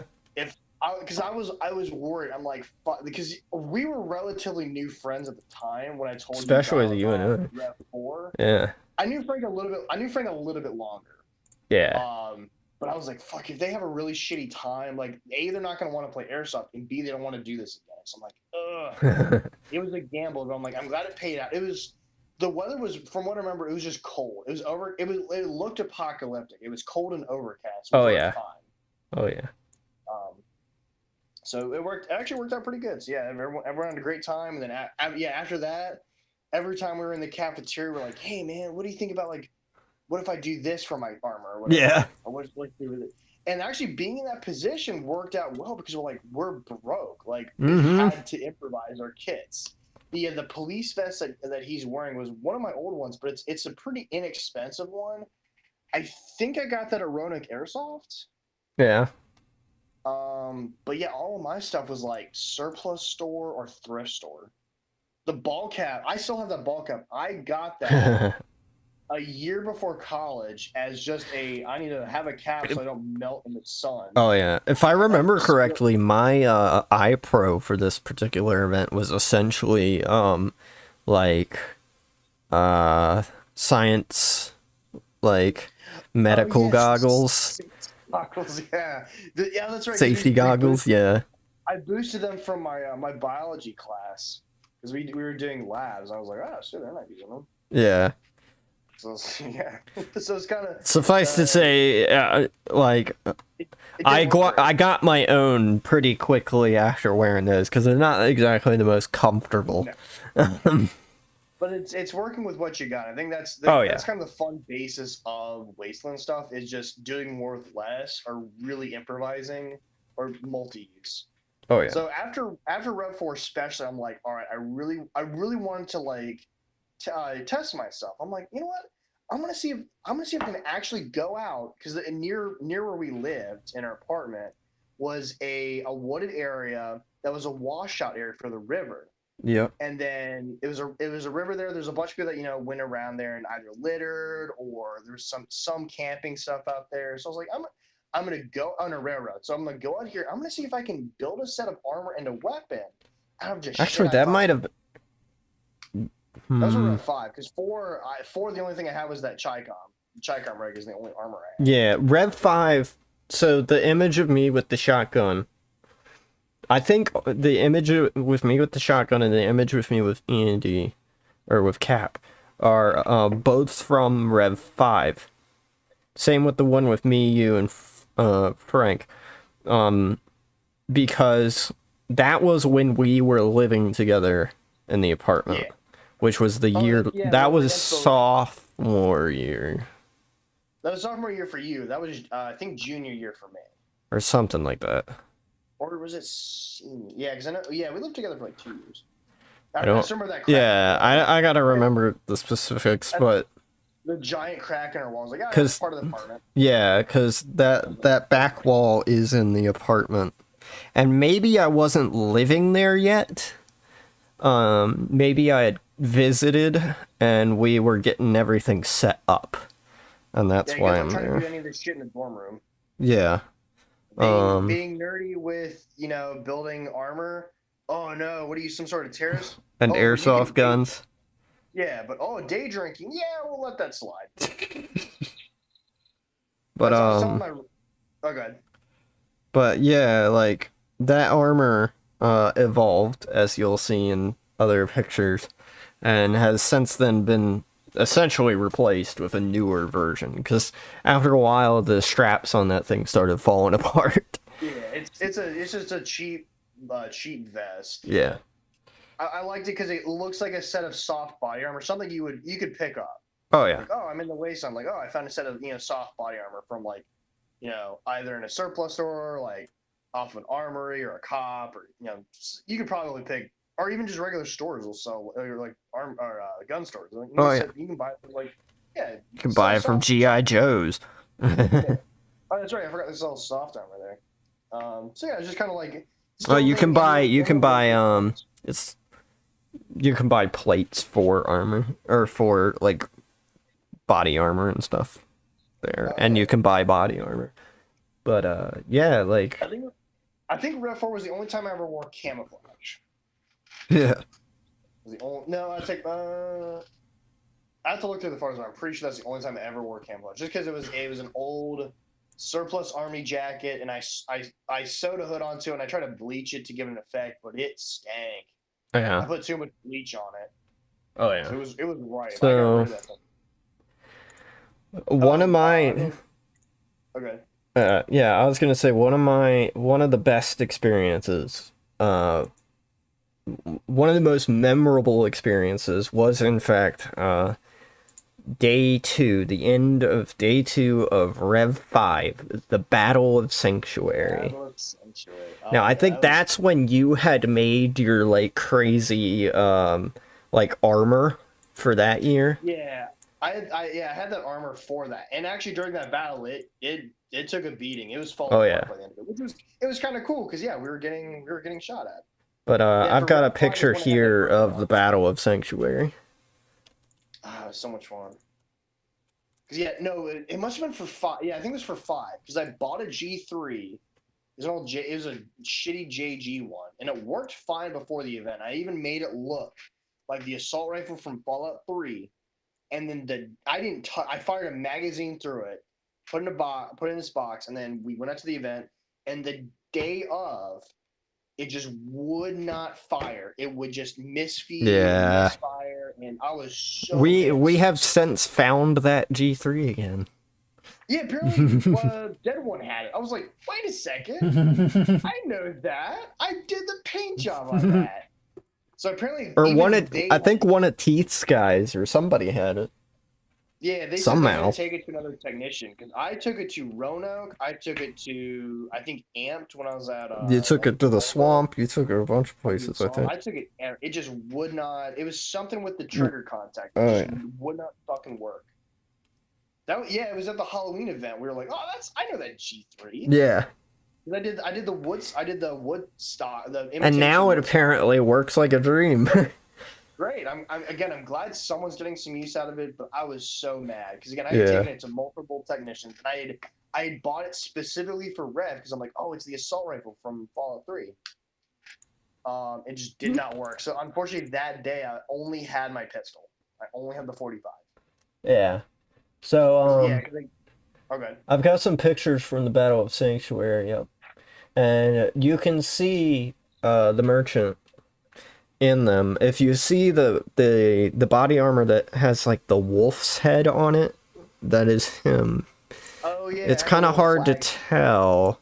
There are better pictures. I think in one of the official videos, they have you doing the whole, like, I've had enough of being attacked kind of thing. Yeah. And, like, you, like, flipped over your table and started shooting. It was, they took the video down, but it was at Rev 5. It was during that battle where we're getting shot. I was like, fuck it. So I flipped my table and I'm just walking towards them, emptying my gun. I was like, you want some of this? Come and get it. Yeah. I was just emptying my magazine and it was caught on camera. I'm like, oh my god, it was and the music timing for that video was it was all perfect. There's smoke grenades going off, people are getting in a fight. It's so I'm gonna see if I can find that body armor. That was the coolest fucking battle in a while. I really don't know if anything else has topped that. The only other time was I think one of the Fertile Crescents where we almost got overrun. That was the only other time. Yeah, at the circus. Yeah, where we were all crouched down behind the table and everyone's like, we're all taking. Oh yeah, like we lasted till the very end, and then they called the event. The very end of the day. I think this is when they're trying to take the water. So yeah. So. Yeah, Sanctuary. So the Battle of Sanctuary, basically, Sanctuary was set up as the safe zone where all the merchants and all the like people that just kind of didn't want to start crap all the time would go and kind of just chill out and not have to worry too much. And it's in a part of the field that they no longer have access to, but yeah. Insurance reasons and whatnot. But so we're all there because we had been harassed essentially at the town, so we moved the shop. Not bombed like at Rev 6. No, we were in the town. We were continually getting shot at. Yeah, there were too many faction wars, and people were like raiding the town constantly to vie for control of it. So we just were like, you know what, we're gonna leave. And we heard about Sanctuary, so we went over to Sanctuary and set up there. Yeah, and they took us in with open arms. Oh yeah. Like for most people, when they got there, they had to take their magazines out or whatever. Yeah. But because I'd been pretty friendly with the capitalist, and he knew about me, he was like, "Yeah, it was just you and Frank." He's like, "Yeah, you guys can, you're with him. You can keep your magazine because you're essentially a part of him. Yeah. You're the bodyguard. So." Yeah, keep your. Oh, and they also offered us all snacks and water. Yep. That's also. Yep. And Cap was with us too, Andy. Yeah, we also got ripped off by all those mercenaries. Yeah. Pro tip: don't hire a bunch of mercenaries to who will literally 100 yards. Yeah. They'll rip because I almost went broke that day. That and those same mercenaries were part of the attacking force later on. So we got our money back. Yeah. But killing them. A bunch of funny things happened there before the battle itself, and one of which was that, so we had a couple incidents. A guy came in from like outside the field, and like we had to basically tell him, dude, you can't do that. Oh yeah, and there's a boundary tape. Yeah. And he came in from outside. I was like, no, you can't do that. And he was like trying to argue. And then we all were like loaded up, ready to shoot him. And he was like, "All right, I'll leave. I'll go back." Shoot you and you're wrong. Yeah, he was like, "All right, I'll leave the field and come back on the way I'm supposed to." Yeah, that's right. Because the land of that was a little bit weird because there's the road. What you were supposed to do is go through. No, never mind. At the time, you could go through the road where you would drive down. Yeah. But So yeah, Sanctuary is where one of the parking areas is now. yeah. But yeah, like that happened, and then we had two grenade incidents. One of which was we were all crowded together talking and stuff, and a guy threw a grenade right in the middle and it went off, and Andy took the hit for both of us. Yeah. Like everybody that was at the center of the circle was hit, but everybody outside of that center was okay. Because, like, the BBs just didn't get far enough outside the circle, because, like, we were huddled up. And, like, when it went off, only the people within the center of it got killed by it. It was the funniest thing, though. Because we were like, what are the odds, man? Yeah, and it was, I think, a Thunder Bee where you could put put BBs in it. Yes. So this was before the time of, like, what was it? Like, really good grenades, like, some of the like, pea grenades and stuff like that, where it throw ammo out pretty good. Yeah. But yeah, it was just, there was that. And then there was the guy, somebody threw a grenade and it landed in the fire, and another guy picked it up from inside the fire and it went off in his hand. And we were all like, "Are you okay?" And he was like, "No, I'm fine, it just hurts."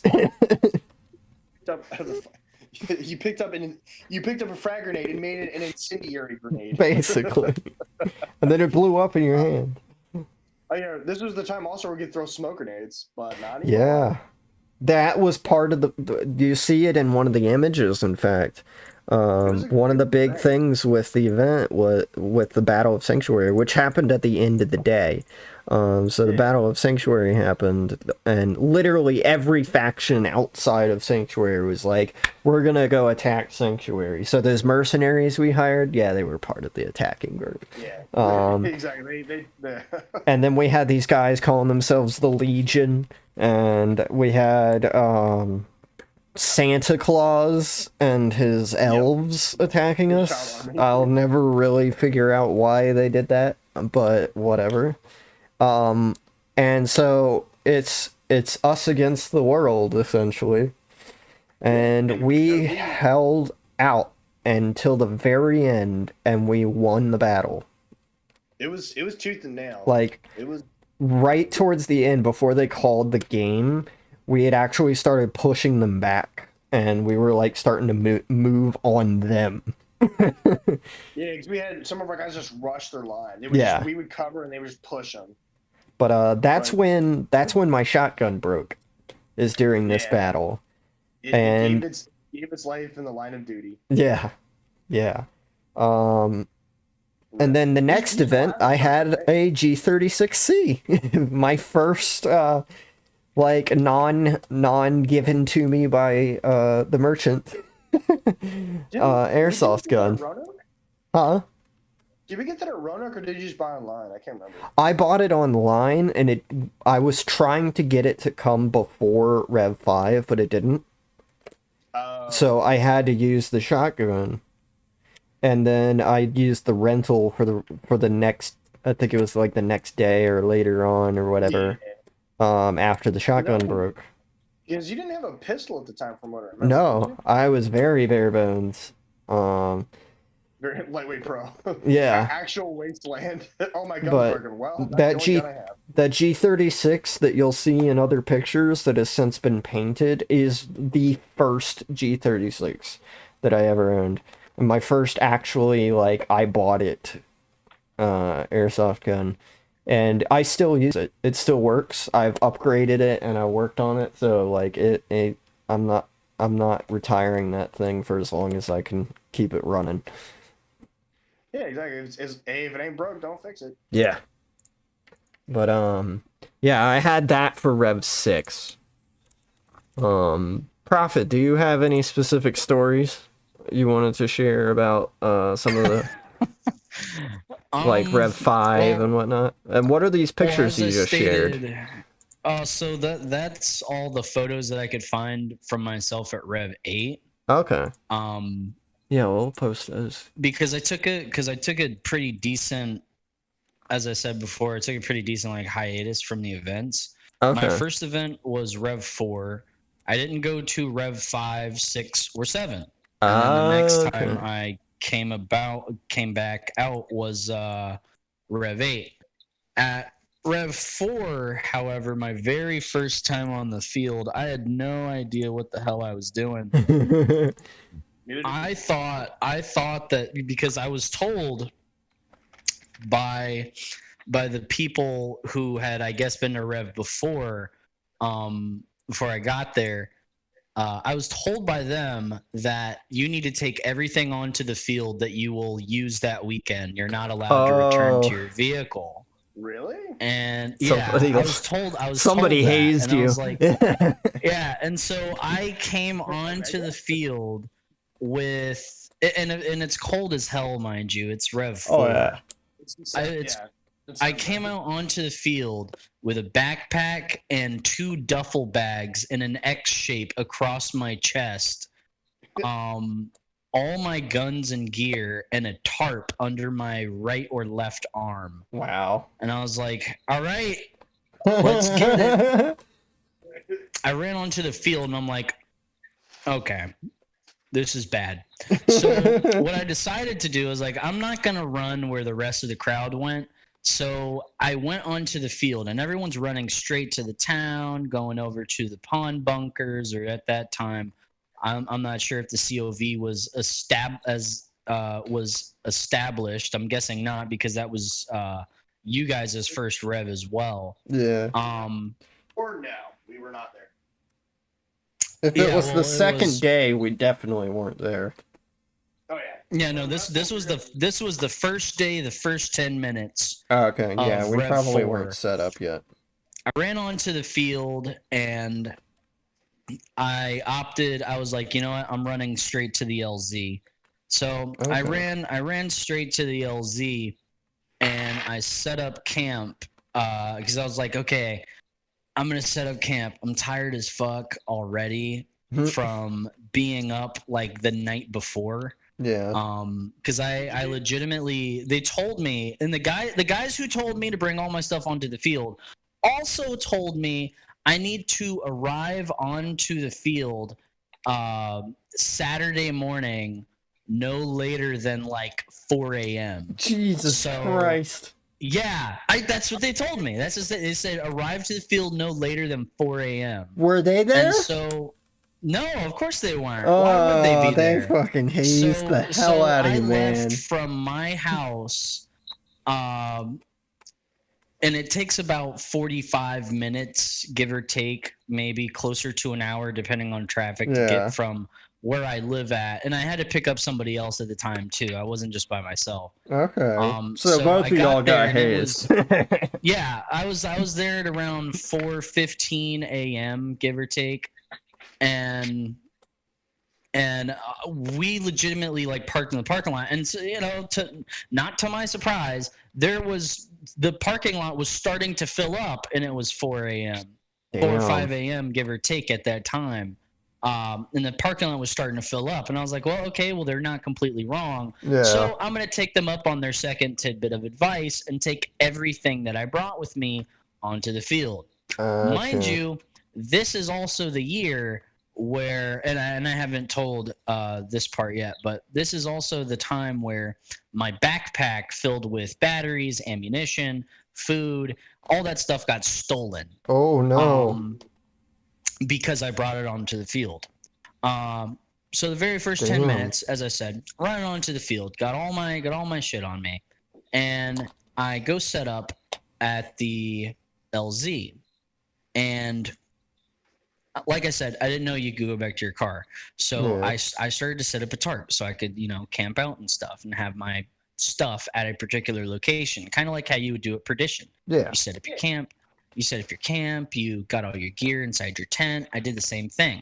Set up the tarp, had all my gear under the tarp, and I was like, oh man, I really don't want to leave all my stuff here. I feel like it's gonna get jacked. And I was like, Yeah. well, I'm also super, super tired too, because little did I know, Balahack likes to take their time with, the chrono, Yeah. the briefing nest, the everyone. Let's get together. It's a Airsoft huge game time. of it's a huge game of hurry up and wait. Yep. War never came.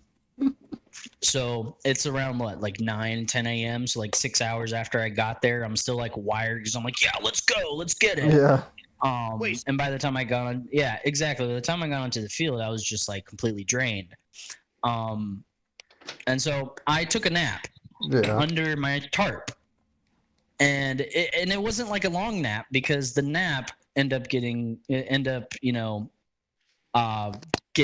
disturbed by a couple of individuals who decided to come back to the LZ and make the LZ their permanent location.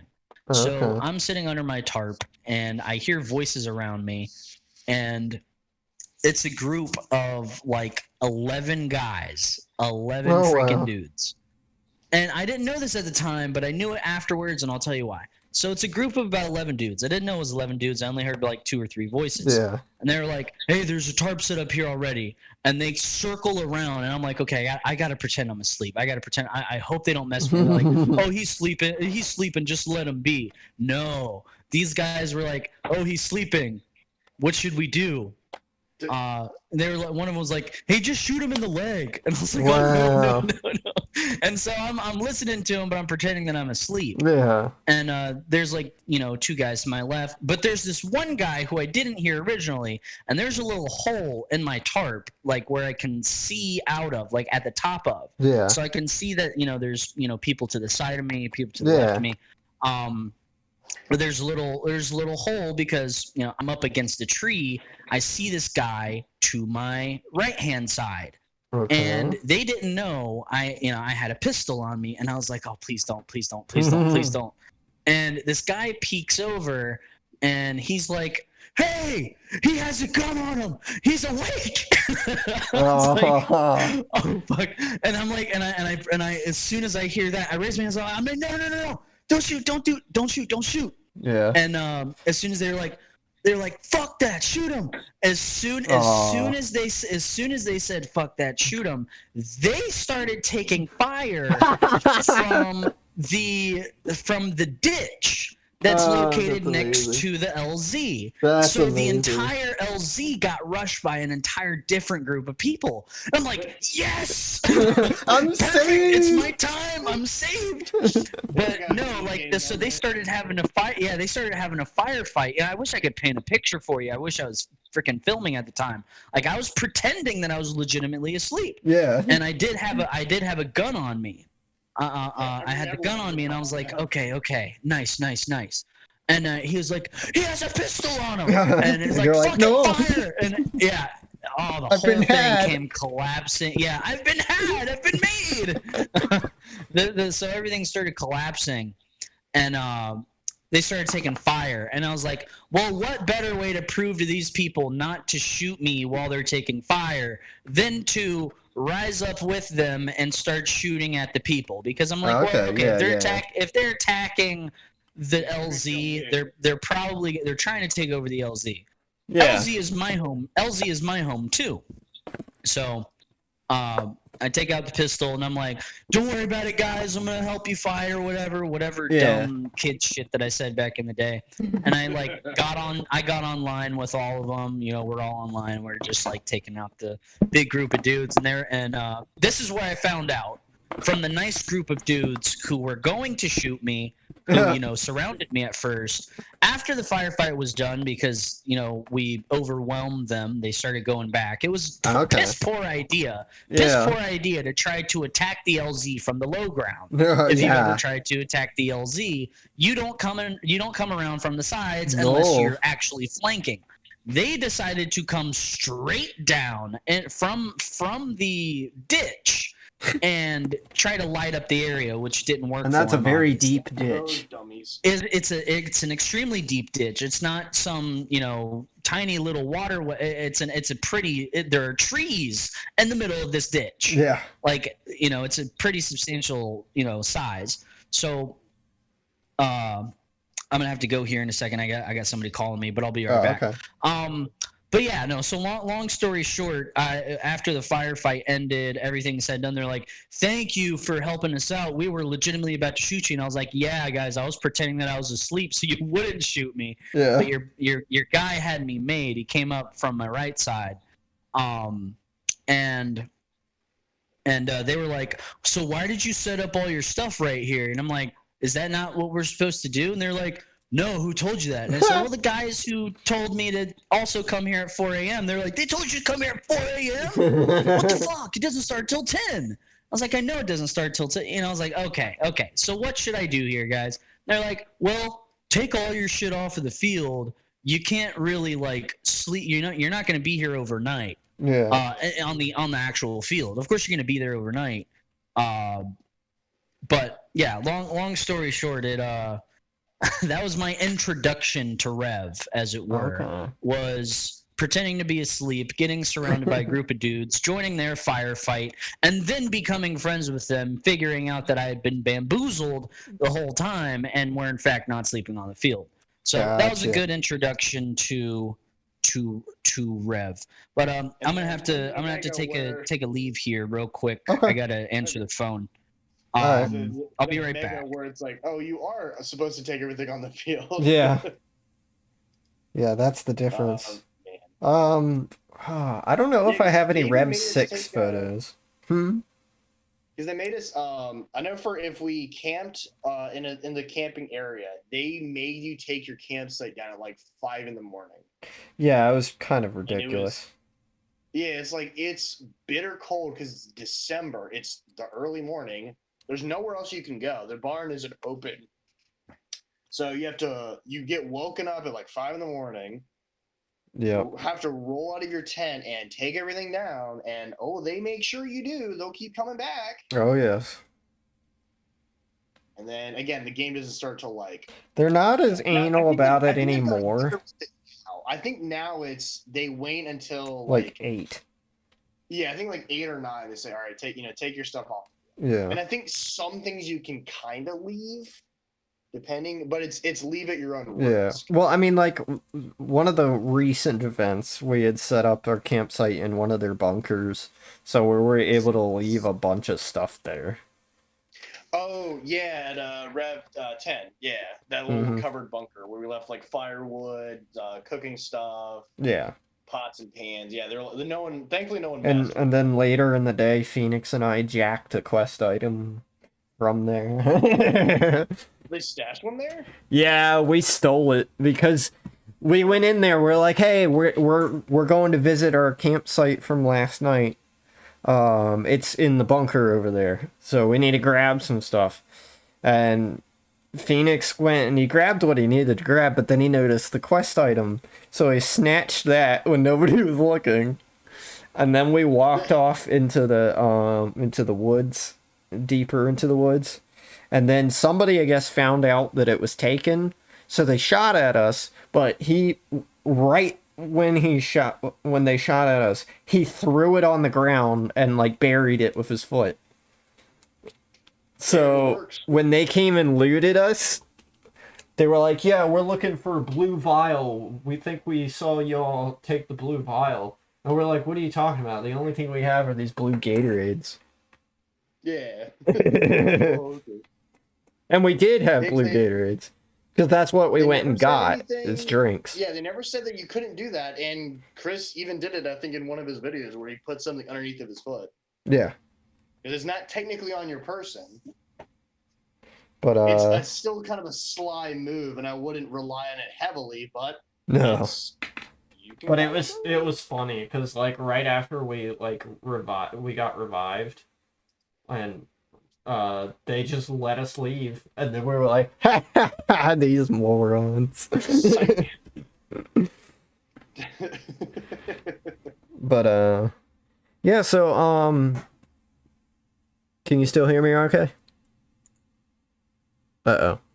Hold on 1 second. My mic weird cut. Alright, can you hear me? All good? Yeah. Okay. Sorry, my mic, I need to, like I said, I need a wireless mouse, or a wireless headset, but they're expensive. Yeah. Because it's the cable that's giving me the trouble, because it has a short in it. But, yeah, so Rev 5... Did I lose you again? No, I can hear you. Okay. I wasn't sure. But Rev 5 had the Battle of Sanctuary. We held out till the end. I lost my shotgun. Rev 6 came along. I got my G36. And, that's when the Circus of Value... Well, Rev 5 is arguably really when the Circus of Value started, but it was Rev 6 onwards where we became, like, the merchant group.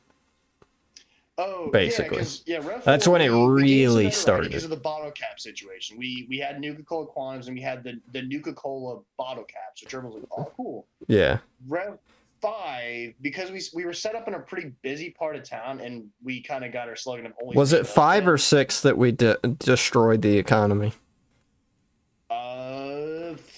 Pretty much from, I think 4, 5, and 6. Well, which mainly one was because it? The one that we were in? We were at the Escher building, and we started giving people. That might have been 6 when we started giving people the quantum coins, but we would not take them back. And then I thought it was 4. I thought it was no, 4 that wasn't 4 because I had my newer body armor. Never mind. With 4, never mind. 4 was we did it with the Nuka-Cola. For I think 5 we didn't accept quantum, and then quantum became its own currency. Yeah, we totally destroyed the economy. Again, oops a doodle. Because Rev 4 we just started, so like the economy was pretty much unaffected by us. Yeah, we weren't there long enough, and we really didn't have a major impact. We were an alternative store that people could go to, and again, the one benefit I will give to Chris is that he encourages people to go out and do stuff like that. We're like, if you want to set up as a merchant, there's nothing that's stopping. The only rules that are really implemented against me are I can't really sell like illegal items. I can't sell I can't sell like cigarettes. I can't sell like live ammunition. I can't sell like over-the-counter drugs or whatever. Because again, you got kids playing. I can sell airsoft guns. I can sell food, water, drink. They usually give me items to like gameplay items to sell. I don't sell those for real world cash though. Real world cash is only reserved for like guns, high level like. If I get some like really cool gear, like I'll do like a cash trade on that. But, I thought I had some pictures from 5, but I do like that they do give me that amount of freedom. Yeah, and they're really chill with us. They'll come by and they'll ask us like, "Hey, do you guys need?" Especially for Fertile. Oh do yeah. You guys need water? Yes, we do. We always need water. Always. And a constant just running out. Constant flow, please, and thank you. But yeah, so 5 is when we really got our name, but 6 onwards is when we became like as when we got our influential as we are.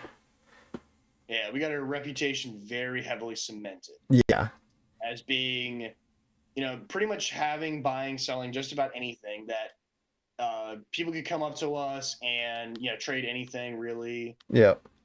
And then we could also back then the Royal Blue Trading Company was still a merchant company of its own. Yeah. That change is a bit more recent, if I remember correctly. Yeah. Skills knew them. They had their own setup. It wasn't the pond bunkers. It was like the water container, some tarps and stuff like that. They were really friendly. I went over to them a couple times. I was sitting there eating crackers and we're getting shot at. Yeah. They're the ones that invited us over when we eventually made the move to where we are now. Yeah, because we told him our situation. We're like, hey man, we're getting extorted by the mob. We're getting constantly shot at. Is it okay if we come over? Because we closed our table briefly, and we're like, hey man, we're like we need an out because Yeah. we're bleeding. Was money. that 6? That That yeah, was that 6. Five. We were 5 still we in went town. to We were still getting Sanctuary. shot at a lot, but it wasn't a huge deal. Yeah, 5 we ended up going to Sanctuary because that's why we were there for the Battle of Sanctuary. Yeah, 6. It was a combination. It was the mob. It was constantly being shot. It was the bombings, and then yeah, it was just a lot of stuff stacked onto it. It's like we need to find a better, safer place. Yeah. I've thought about setting up in the Escher building in the room without any windows Yeah. on the ground floor. I thought about doing like that, setting up some lights or doing something there because it's one with that room. Us just being in that room, or we could just have the table set up Blocking either the in front of door. the door or behind the door. Yeah. So where that room is ours.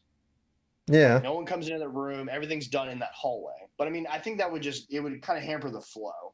Yeah, and you wouldn't And be able to get out. Yeah, exactly. We'd be pretty much barricading ourselves in there. Yeah. Which because as much as I like being safe, I also want to go out and experience the fun of the wasteland. Oh yeah. So yeah, I thought about doing that maybe.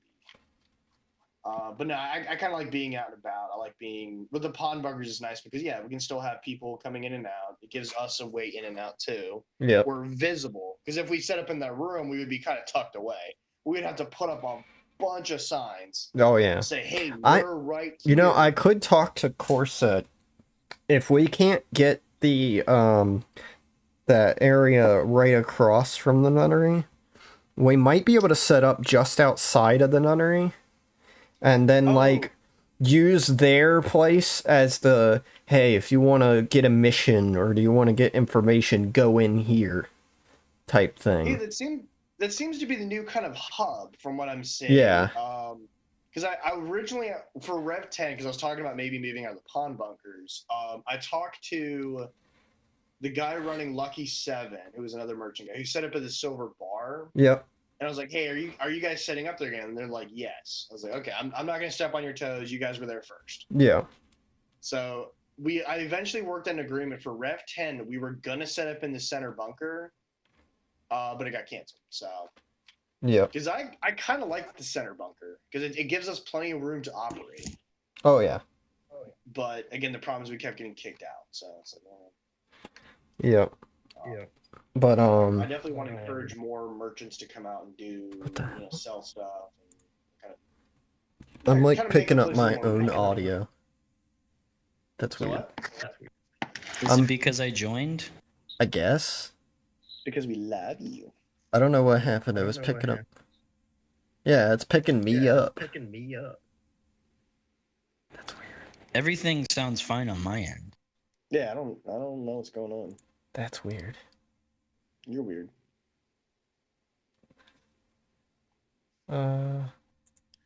You okay? Yeah, everything's Here, like. let me leave and come back. Yeah, try that. Say something real quick. Penis. Yeah, that what it Prophet. I was? think it's from you, because it's still happening. From me or from? It's from Prophet. I was sort of echoing that one. Because yeah, he's somehow picking up echo. Because whenever Wait, I Echo's talk, in the call? no, God, I wish, but no, Prophet's somehow echoing us. Yeah, I don't know how. That's weird because I'm on mute and I can see my bubble lighting up whenever you talk. Yeah. I'm on okay, so Wait, is I'm it gonna go me? on mute right now. Okay. No, Hello. I'm not in any chats. Oh, it's still doing it. Let me try to leave and come back. Let me Same. exit Discord on. Alright. Check. Hello? Check. Check. Hello. Sorry about the technical difficulties, everybody. I think it's working again. No, it's still picking it up. I don't know why though. We'll Is just it make okay do. now? Okay now? I think we'll just make do. We'll just make do. It's weird though. Yeah. But yeah, so Rev 6. Well, Rev 5, I definitely still want to tell the grope a man and eat a slice of pizza story for Rev 5. Yeah, that is a good one. Go Yeah. ahead. So I'll fill in the blank thing. it was Rev 5. It was myself, Merchant, Captain, Frank, and Frank's two friends. And we were all camping out like the night before or something like that.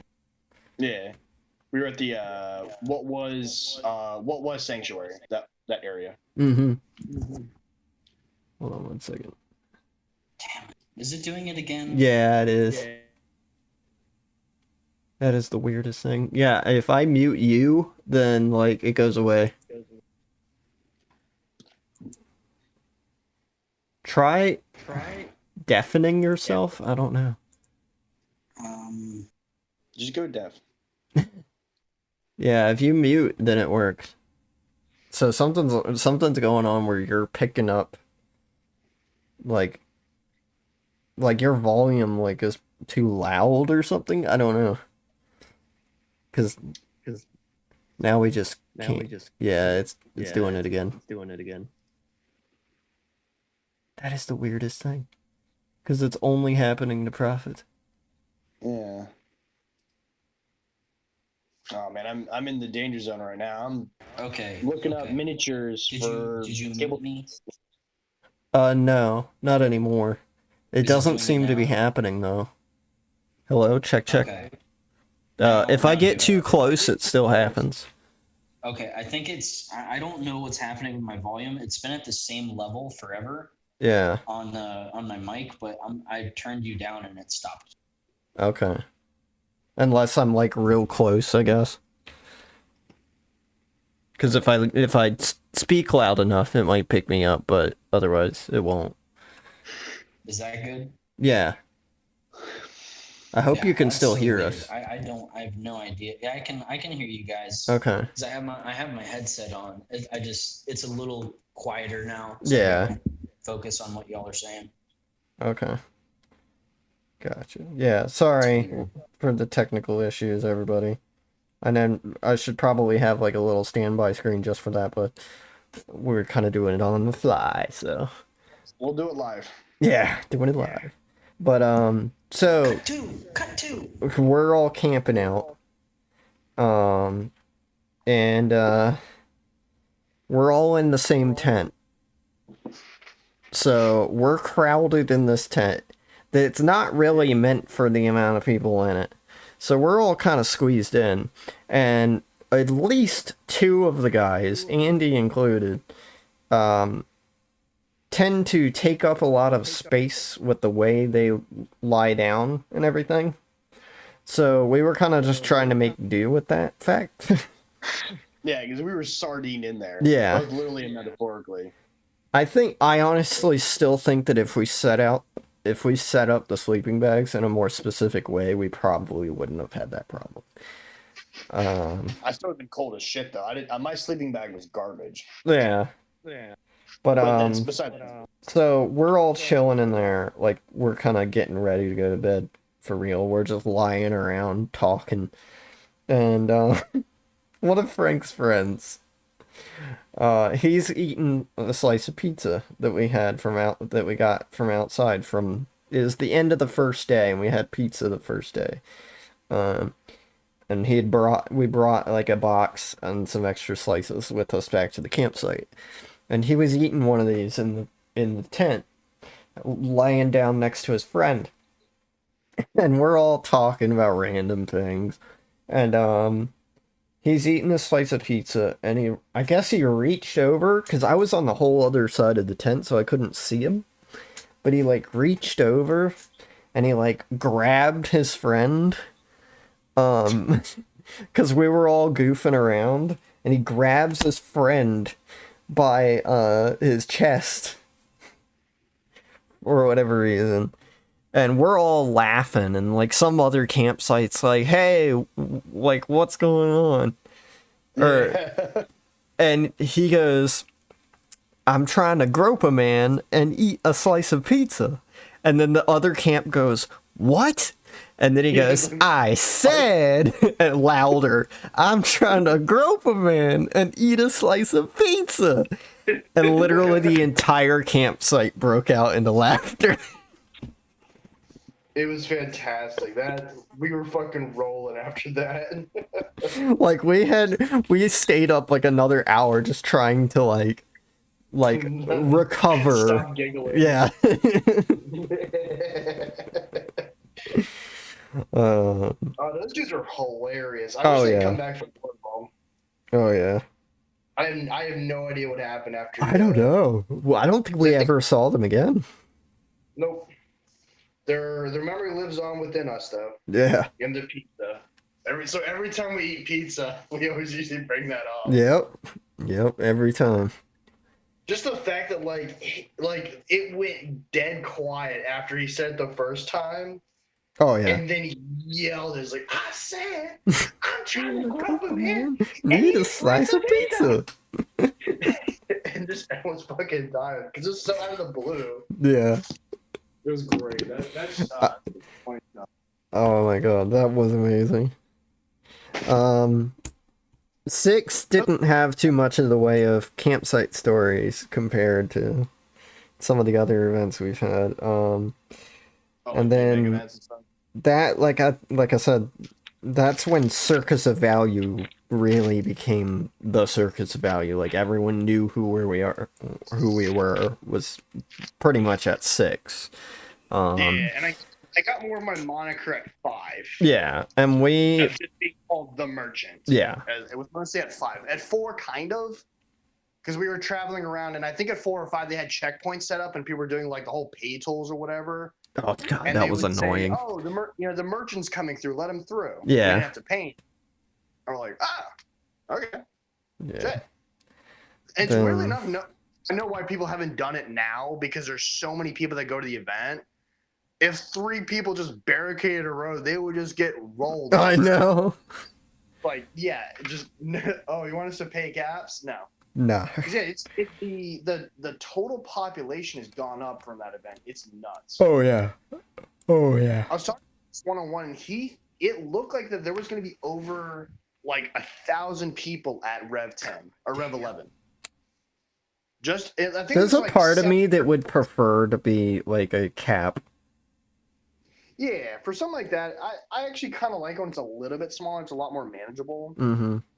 Old players are too like, yeah, if they have to constantly reset a quest or like repeat themselves 800 times. Like real NPCs. Yeah, like real life NPCs.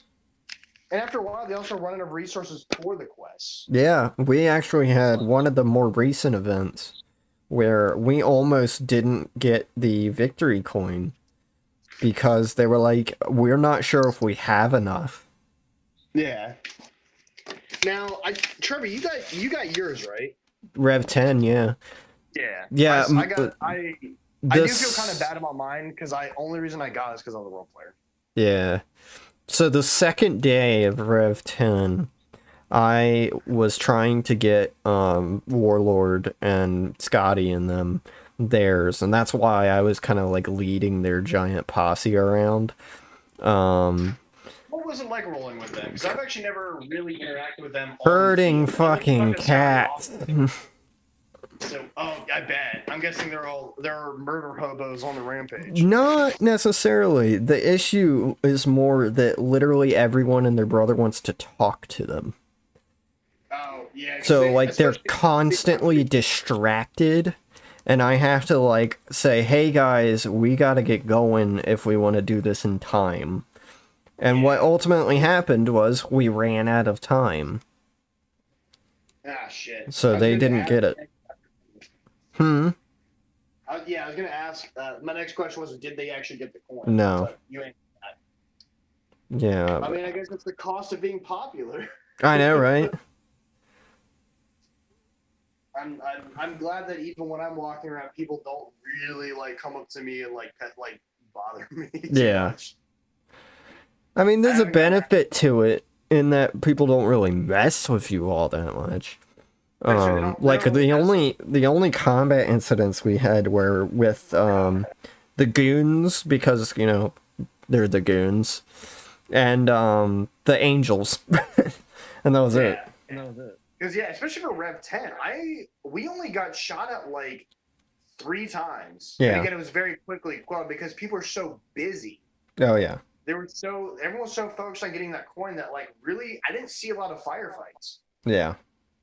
I would, because I couldn't really pull out a gun because I was a role player, I would have only pulled it out once. Yeah. Like a part where the firefight was getting really close, and I'm like, oh shit. I just spring pistol, that's about it. Yeah. But yeah, that's Rev 10, and we'll definitely get into that. Because that's more recent. I just kind of wanted to try to keep things, as Prophet said earlier tonight, chronological. So we're kind of jumping around. Yeah. And then Prophet, of course, will be able to join us once we get to 8. So.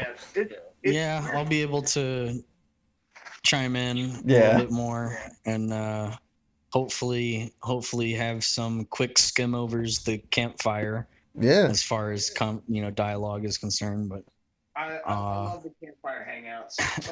I hate to be an ass. Is it still doing the thing? Actually, I'm not sure. I'd have to talk. Yeah, it's doing it. Yeah, poop. Rip. I really don't know what was going on. This is the first time it's actually done that. Make sure the headphones are all the way in. Have you tried turning it off and turning it on again? That's also an option. Yeah, I gotta call up a friend of mine. He does a lot of tech work. Yeah. His name is CJ. We do know another CJ, the Candyman. That's because people have gotten us confused, which I Yeah. can see why. We're So- both named CJ. We're both merchants. We both have a similar build. I know. So when did he start his thing? Candyman, I want to say Rev 5. Okay. But again, Rev 4, I didn't get to explore the field a lot, so he may have been there. Yeah. But he's also pretty well known. I think I'm trying to remember what he does regularly too. As far as like, I want to say he's a Valhack regular. Don't Yeah. But I mean, he's friendly. I've got nothing against him. I last Rev 10, I went and chatted with him. I just went and grabbed my backpack, filled with a bunch of stuff, Yeah. and went over and talked. I smoked a cigar. I was like, yeah, what's up, man? Yep. Again, I don't really have any qualms against other merchants. No. We've only had like one incident where a merchant tried to like betray us or something. I know at Rev 4, someone was like someone came up to me and was like, well, they wanted me to like kill you, but because you're really chill, like, Yeah. he just kind of told me, he's like, I'm not gonna kill you. Like he told me who wanted to kill me. I was like, okay, cool, but yeah, like Yeah. again, it was like why? Because especially at 4, we were so like such a small time gig. Oh yeah. Am I keeping that? That's right, I forgot you have to go to bed tomorrow. Sorry, my roommate woke up. Oh. I gotta keep it down a little bit. Okay. Yeah, we were such a small time, and I know I think it was only like 1 or 2 other events where we had a bounty on us. Yeah. I know. Well, we've had bounties on us as individuals a couple of times. Yeah. But never usually as a No whole. one's really collected. No. So Rev 6. Like I said, is really when like we got really rolling with the circus, and I also remember Rev 6 because I forgot my armor. yeah. I was really pissed about it. Was it Rev 7 that we moved? Rev 6. Oh, But it was Rev like, 6. it was like middle or end of the day. Was it the second day? I want to say, or was it the end of the first? Yeah, I think it was think it was the end of the first, because I think the second day we kind of like loosely set up there, and it Was- confused people. Okay. They thought we left. Was that when? So that's when we were extorted and bombed, correct? Yes. Rev 6. So yeah, we had the mafia faction, and they were extorting us for protection money. Not that they did any protection. Yeah. I went along with it because I liked their gig. I liked kind of like what they were doing. Mm-hmm. And I thought, hey, we could use some extra muscle. Nope. Wasn't the case. Yeah. They sat there and collected money, and it became more and more aggressive about it and wanted more and more. Oh yeah. You're good. Okay, so Rev 6. And again, we really weren't like we're not like an aggressive group. We're literally just sitting there selling stuff. And I think is the refs encourage people to kind of like, because again, it can get kind of stagnant. So the refs will encourage people to like throw grenades or shoot people. So through the day, we're set up in front of the Escher, busy part of town, and we're just randomly someone will throw a grenade at us, or they'll put a grenade on our table, or they'll shoot at us, and it was like, okay, haha, funny. And then you had it, and you grabbed a grenade as it hit the table. Someone messed up. Yeah, I saw them leave. You literally grabbed it. It's live, like it's gonna go off. Yeah. And you grab a live grenade as it hit the corner of the table. This guy that just threw it runs past us, and you watch him as you're holding this thing, this live grenade. You turn around and you throw it at him, and then you shoot him, and then it goes off. He was trying to be slick. Yeah, he was trying to be slick about it. He tried to like roll past us on the side, because I think from what I can't remember if he threw it, he placed it and ran. But I remember I could see the grenade. It was clear. Well, there was that one was thrown. Okay. And then the guy just was too obvious about it because he ran past the table. Yeah. And then you just shot him and blew him up for extra. I remember I picked up with assurance. the left hand. Yeah. I picked up with the left hand. It's like, hey, you forgot this. I threw it at Yeah. him, it hit him in the back. It explodes. And then I explodes, and I shoot him in the back with my handgun, because again, I didn't know if it was like a thunder. I didn't know it was gonna like be a grenade or just like a thunder bee. Yeah. Just a bang. So I wanted to be sure. It had This is BBs. after that, they didn't grenade us anymore. Yeah. Well, the same guy came back later and admitted it was him. And then he was like, so since you did that, I'm not going to bother you guys anymore, but if you want me to bomb anybody else, I can. Like, okay, but we don't really have any targets. Yeah. It's like, We were like, just don't mess with us anymore. That's all. yeah, he's like, please. I think, yeah, so like, just please stop messing with us. Just Yeah. we're just trying to sell stuff. But we had one guy set one on the table, and we just ducked, and like it didn't kill us. We had one of them was a dud, which was embarrassing. Yeah. That guy. Because we were just like, oh, you tried so hard. Yeah, exactly. You tried. Aw. Someone gets a gold star. That was also the same year that we were at the table, and there's a crowd of guys around us, the Jersey wall to our right, and there's two dudes standing by the Jersey wall, and I was just chatting with them in general, and then I watched the dude with the grocery cart. He's supposed to be kind of like the town fool or whatever. And he's pushing the grocery cart, and then some guy walks by, pops him in the back, and keeps going. And I see this, and I look to the guys to my right, and I'm like, man, they killed grocery cart guy. What a jerk. Hey, do y'all want to make some quick caps? So I literally just looked to my right, and I was like, I'll give you 5 caps each if you go and kill that guy that just killed the grocery cart guy. You know what he looks like, so... Just like, Okay. And they went off and they killed him. And I Which mentioned this in a previous stream, but I totally could have paid a lot more caps for that. But they didn't know that 5 caps is basically nothing for a bounty. Yeah. So I kind of literally took advantage of their lack of knowledge. again, it's yeah, again they didn't know, so they Yeah. can And that's when that's not when I became the overseer. Overseer became my call sign Fertile Crescent 1. But that is when I started kind of leaning more towards the persona that I have now, is Rev 6.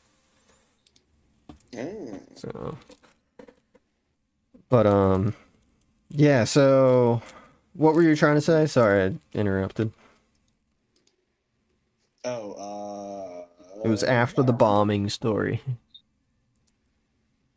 I think we moved. We moved like later on that day to the pond. Oh yeah, we moved later on to the pond area and kind of set up along there, and we did have to like tell people like, hey, we're still here. We just moved. Yeah. And the location's pretty good because it's outside of town. Yeah. It's a good middle point between a lot of like coming and going because there's a couple objectives that are out and about, and it's kind of a crossroads, that area. So they usually have to come across they have to go by those bunkers anyway. Oh yeah. It became actually I still like it. That's why I kind of want to set up in the center bunker. As far as defensive wise, it's a pain in the butt but that's why we go there early. It used to be one of the single best defensible locations, but because of changes on the field, it's become more difficult to defend it. Yeah, they made a pretty much open line of sight from the town to those bunkers, so people in like the Escher can shoot. If they have decent range on their guns, they can shoot at you. Yeah. So we have to like tarp off our bunkers and set up a bunch of barricades, and yeah, it's which thank God they allow us to do. Yeah, they're pretty chill with us like actually like moving stuff around. Yeah. Because we're just trying to like make a little scenery, and they know who we are. We're just we're just selling stuff. So Rev 7. Assuming you don't have anything else to say about Rev 6. Because I can't think of anything else. Yeah, Rev 6, the only things I really remember are us moving because we're getting like extorted. I was mainly because I forgot my armor.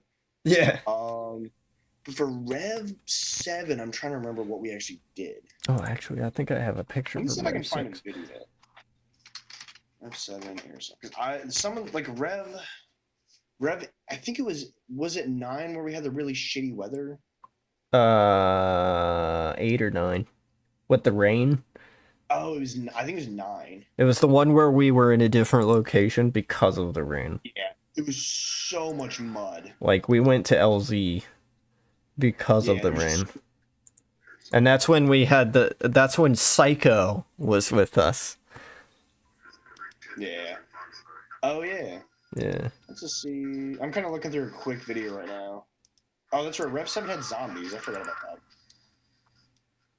Oh, there's my pipe rifle. I completely forgot about that. I made it's in the. Is that in the?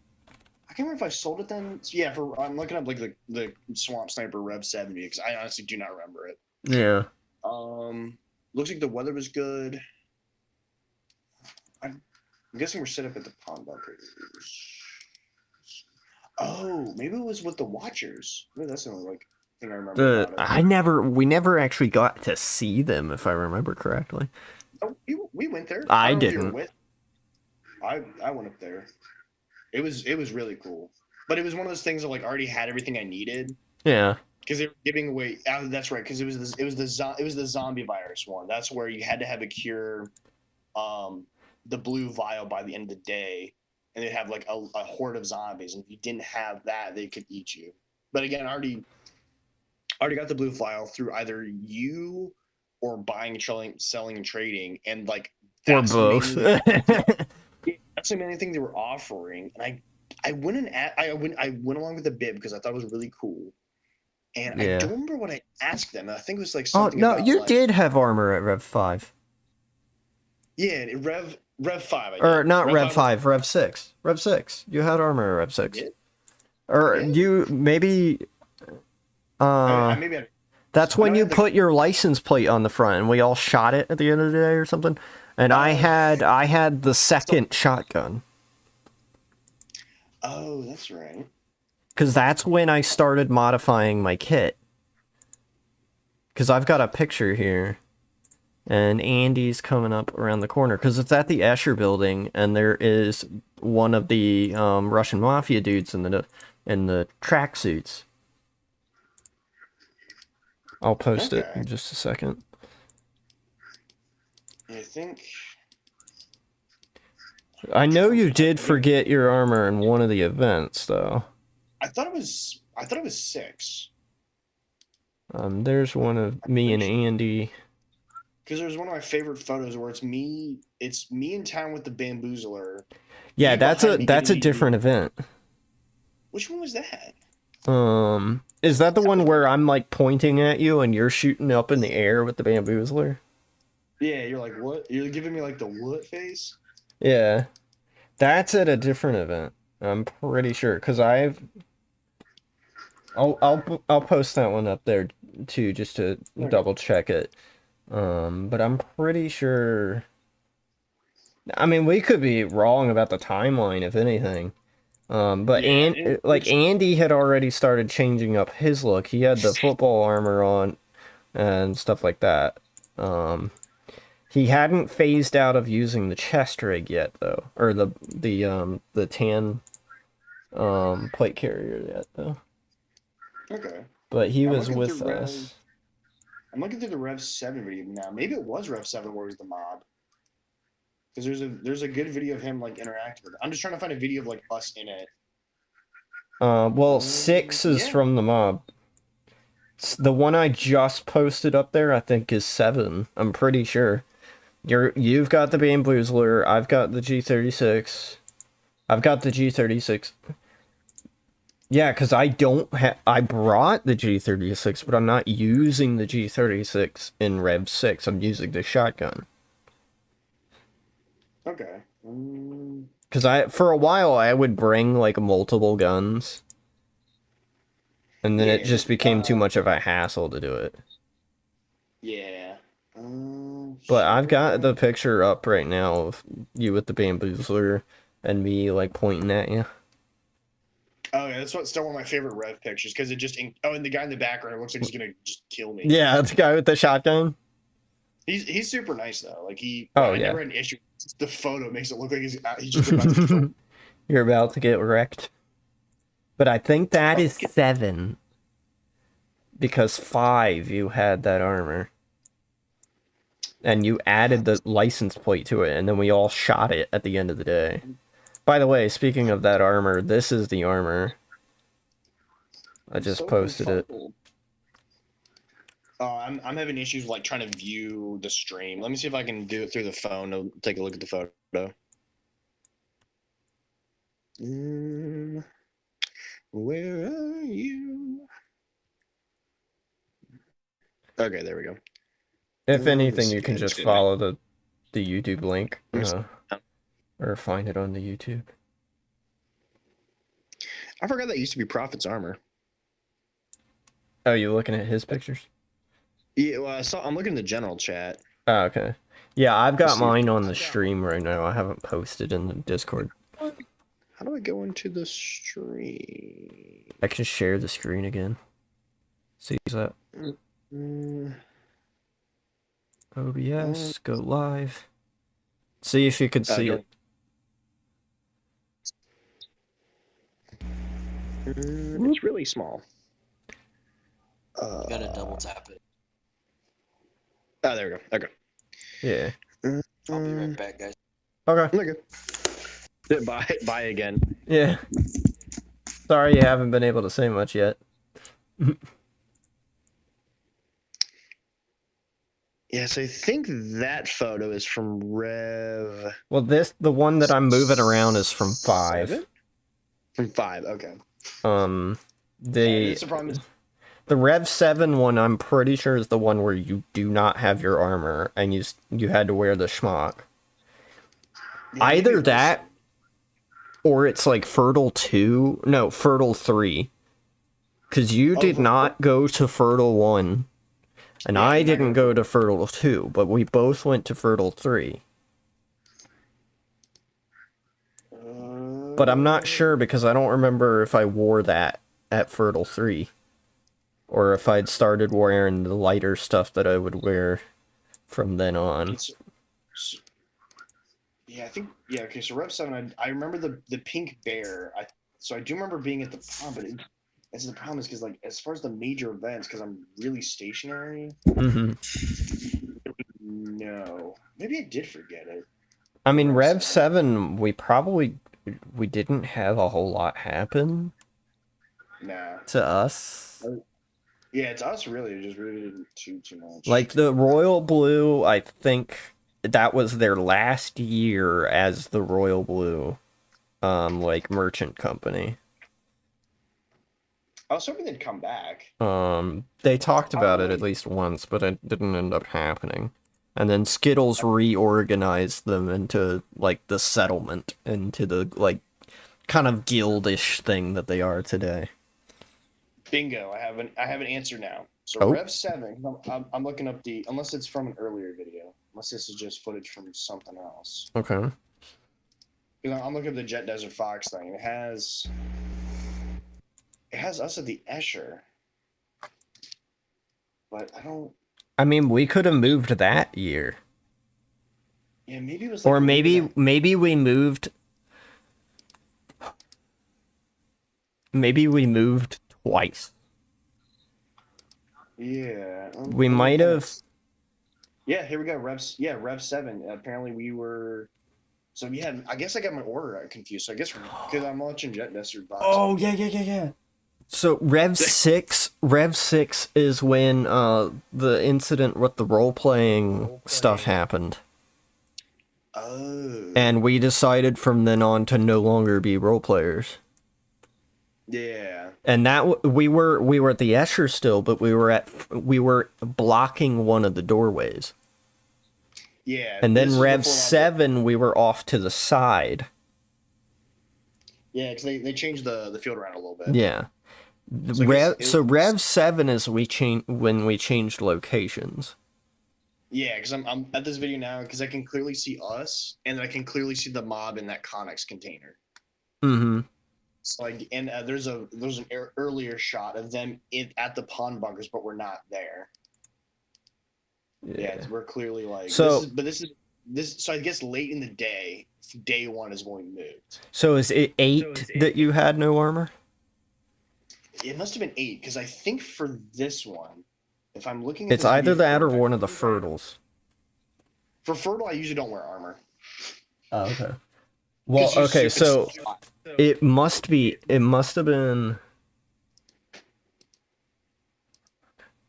Okay, Must've been 6 or Andy 7. Andy has the Fertile 1 and 2 patches on his pictures from Rev 7. And I only have the Fertile 1 because I only was able to go to Fertile 1. Did anyone else in our group go to Fertile 1? I know my roommate. I did, Andy did, and that's as far as I'm aware. Oh, Warlord's first Rev was Fertile. That's where we met him. Yeah, that's where I met him. We had to deal with that asshole. And then I didn't really get to know him until BB Wars, which is a whole separate event. That was a fun event. Yeah. And that was the one at your old field at Augusta, the BB Wars. That's when I love going there. yeah, we were there and we were like chilling and it was just the two of us sitting near the stream and we were like we were taking a break cuz it was hot and we just started chatting it up and that's how we kind of got to know each other. Okay. So that's how I got to know Warlord. But and then we Who's the just candy man. went from there. But I don't know if Jet ever went to our table at 7. Well, I know he went by us. I'm just trying to get like. well, is it 8 that he bought the little tiny pistol from you? I can't remember if that was that or Fertile. I think it was Fertile. It might have been Fertile. We were definitely at the pond by then. Yeah, let me see. Oh The no, f- actually, The no, weird no, thing is, okay, if we can figure out what year Fertile was, then we can figure out which Rev was at the same year. yes, Because I think the main issue is because Fertile's been thrown into the mix, we're trying to remember exactly in the timeline where we are.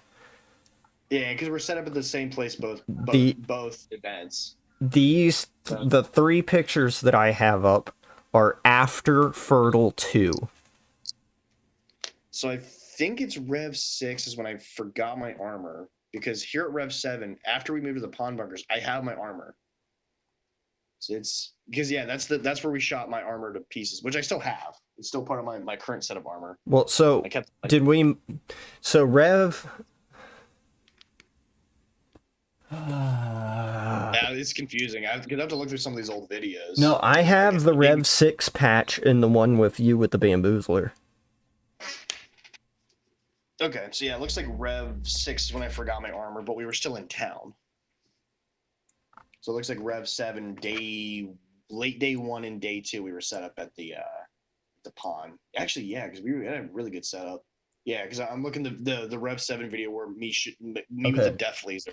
So yeah, actually, all three of these pictures, I have the Rev 6 patch. Andy looking like an absolute snack. Yeah, Andy also has the Rev 6 and both Fertile 1 and 2. Because I didn't get the Fertile Crescent 2 patch until much later because I got it off of somebody that had a spare. Yeah, and that we were still at the Escher that year, but that was the last year that we were at the Escher. Yeah, we had expander operations. Whichever Rev it was that happened after Fertile 2,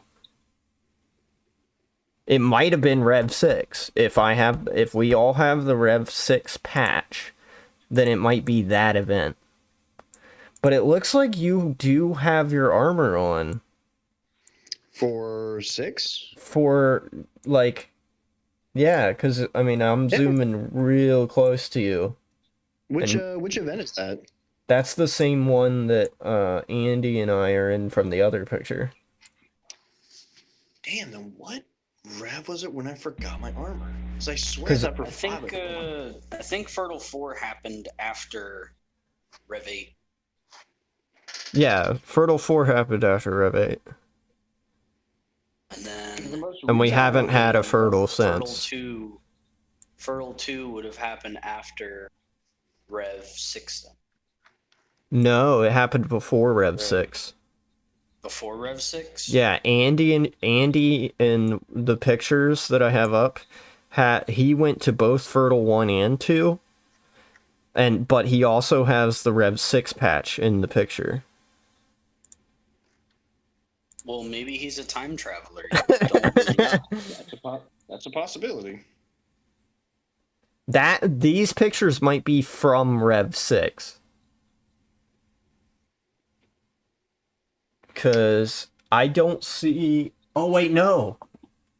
These are from Rev 7. I just noticed my picture has both the Rev 7 and Rev 6 patches.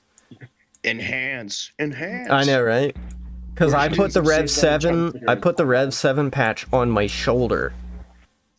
But the Rev 6 is next to the Fertile underneath the G&G armaments on the vest. Okay. So this must be Rev 7. And it looks like you have armor. So maybe it was Rev 6. Yes, it was Rev 6 that you had no armor because I don't have the Rev 7 patch. Yeah, I think we've cracked the case. Yes. No, but it's good to know because our timeline's all messed up because again, we're not like we're pretty much I'm stationary. Like I don't really do too much. Yeah. I still try to be a part of the story if I can, but especially in the earlier revs, they barely really interact with us. Oh yeah. With especially me. Now Like, now we're like essential. now they're like, all right, we want you to go sell this stuff. Yeah. We want you to do this, this, and this. We want you to be a part of it. Oh, can we get you anything? Do you need anything? Yeah. So it's kind So of nice. But at the beginning, we were just Joe Schmo. so yeah, the two pictures on the left side are from Rev 7. The picture on the right side is from Rev 6. So Yeah, Rev 7 we was figured it out. Yeah, because I thought the Death Laser was from Fertile, but no, it's from Rev 7. Yeah, because I guess we moved. We definitely moved. The bamboozler. Aw, So those yeah, kitty we cats. were. So Rev 7 is when we did our move. Yeah, because the mob is right next to us, and they were just being dicks. Which Yeah. again is part of the character. Now the only other thing is that this picture of you with the bamboozler could be Fertile 3, but I don't have the Fertile 3 patch on. Yeah, and I don't think I would have worn that for Fertile just because it's so hot. I usually just wear like a short sleeve T-shirt. Yeah. And like so early until more recently, I would plaster every event patch on like as soon as I got it. And that's generally how I've been able to determine like which that's how we figured this out just now. Is See, past Trevor knew that we would have some issues because we would go to all these events. apparently Premonition. I had a premonition that I wasn't even aware of. So me having put my patch on the day I get it has actually saved us in terms of figuring out the timeline. Apparently, Rev 7 was also the Pants Gang. Yes, I believe so. My favorite short-lived faction in the Wasteland. Yeah. Yeah, tell them about the Pants Gang. So, Pants Gang was a group of guys who set up in one of the buses at Rev 7, and they would go around demanding people give them their pants, and they would like hoard pants. That was their shtick. And then they walked. We talked to them briefly, and they walked through our pond bunker because we just set up there. They immediately get to the Dragon's Teeth. They're right beyond it, and then just get mowed down. All of them just get lit up, and I don't even know from where. I think it's from the woods or from town. Yeah. It was just funny because they were very energetic. And on the bus where their base was it said, "Give us your pants." And I think "Pants Gang" written on electric tape. And as a homage, every year after that, I would go to that bus because the graffiti was still there, and I would just set a pair of pants there. Yeah. As a tribute. And there was I think a couple guys who still did that, who still were in the Pants Gang, have come back. But it was just funny because we thought they were going to be this like new gang, and they just immediately get waxed as soon as they get out of the pond bunkers. Yeah. I felt kind of bad. They did the shtick for the rest of the day, and like a couple of them have mentioned it like after that event, but it was just funny because they would go around demanding people's pants, and they were like their own little gang. Yeah. It was hilarious. And there was one point where they're like, oh, we're going on a crusade. We're going on a crusade. So they're passing through our area. And this is when we're at the pond. And suddenly, as soon as they get to the other side, as soon as they head towards I think the MiG was there at that point. They all just get destroyed. It was just absolute hilarious and just funny and just it was kind of sad. I did feel bad for them because they were genuinely doing their own thing. They were creative. Yeah. They just got absolutely killed. Absolutely wasted. People were like, what are you doing? And they were like, we're going on a crusade. And then everybody's like, yeah, let's stop that. We're like, okay, have fun. And we just immediately die. Yeah. I can easily see something like that actually happen in the Wasteland. Oh, totally. Totally. That's right. For 7, I didn't have. Maybe I had it, but I wasn't wearing it. The normal tan ball cap I wear with Velcro. I was wearing a dumb hat I bought. Oh. It was a red and white beanie. Oh no, you've got it. Okay, I guess I put it. Okay, so I guess for the start of the day, or yeah, I think I wore it briefly. I know I wore it at the pond bunkers. Yeah, so the one with the patch on it and stuff. Yeah, that's my kind of go-to because it's lightweight, it's rugged, and it's Yeah, just because you've it's my got the kind of Rev 7 patch on it and a couple buttons. yeah. I've got I still have I took those buttons off because they were getting rusted. Yeah, But I think I'm gonna put them on my backpack. yeah. I put all my buttons on the satchel bag that I've been carrying lately. But yeah. So I'm just watching this video. It's funny as hell. I forgot to give him a hug. uh, That's kind of cringe. so Rev 7 was the last time we were at Accosted. the Escher building, and Yep. and that was when we moved to where we are now, which is at the pawn bunkers. The arrangement of said bunkers was a little bit different back then, even compared to now. But I think Royal Blue, that was their last year. They must only come the first day because yeah, on this video, this is from day 2. They're not there. Yeah, they told us or something that they were like, yeah, we're not going to be able to make it tomorrow or whatever. Yeah. Oh yeah, And Nick then was there at 7. then they were not there from then on. And then Skittles reformed them into like the hub of the merchants area. Yeah. Um Then for Rev 8, we actually had a faction, or for Rev 9, we actually had a faction, the Merchants Guild. yeah. It was One 8 or time 9 that had the nasty rain and we were at the LZ instead. Yeah, that was Rev 9 day 1. It was just cold and rainy. Yeah. And we formed the literally guild playing with hardcore some of the survival. other merchants. Like, what's funny is that the way the merchants worked at Rev 9 was that we were all at the LZ, and we had all basically... we had our shops along the walls of the LZ. Yeah. We weren't really inside the L walls, we were, like, part of the walls. There's nowhere else to set up because Yeah. because it was raining. Yeah. Now I have a canopy, so if I wanted to, I could do something like that where you set up the canopy, set up tarps. Yeah. But at the time, we got lucky. We actually, because we got there early, we got the bunker that was there. Oh, yeah. And we set up. But it was That was still also just the same year that they did zombies. Yeah. They tried to attack us on the first day, but they got waterlogged, and we shot them while they're trying to cross the river. Yep, and that was also one of the incidents where I executed a guy. I watched a soul leave a person's body as Trevor blew this kid's head off as he was trying. He tried to take something from the table, and I may or may not have expended an entire shell's worth of a shotgun into him.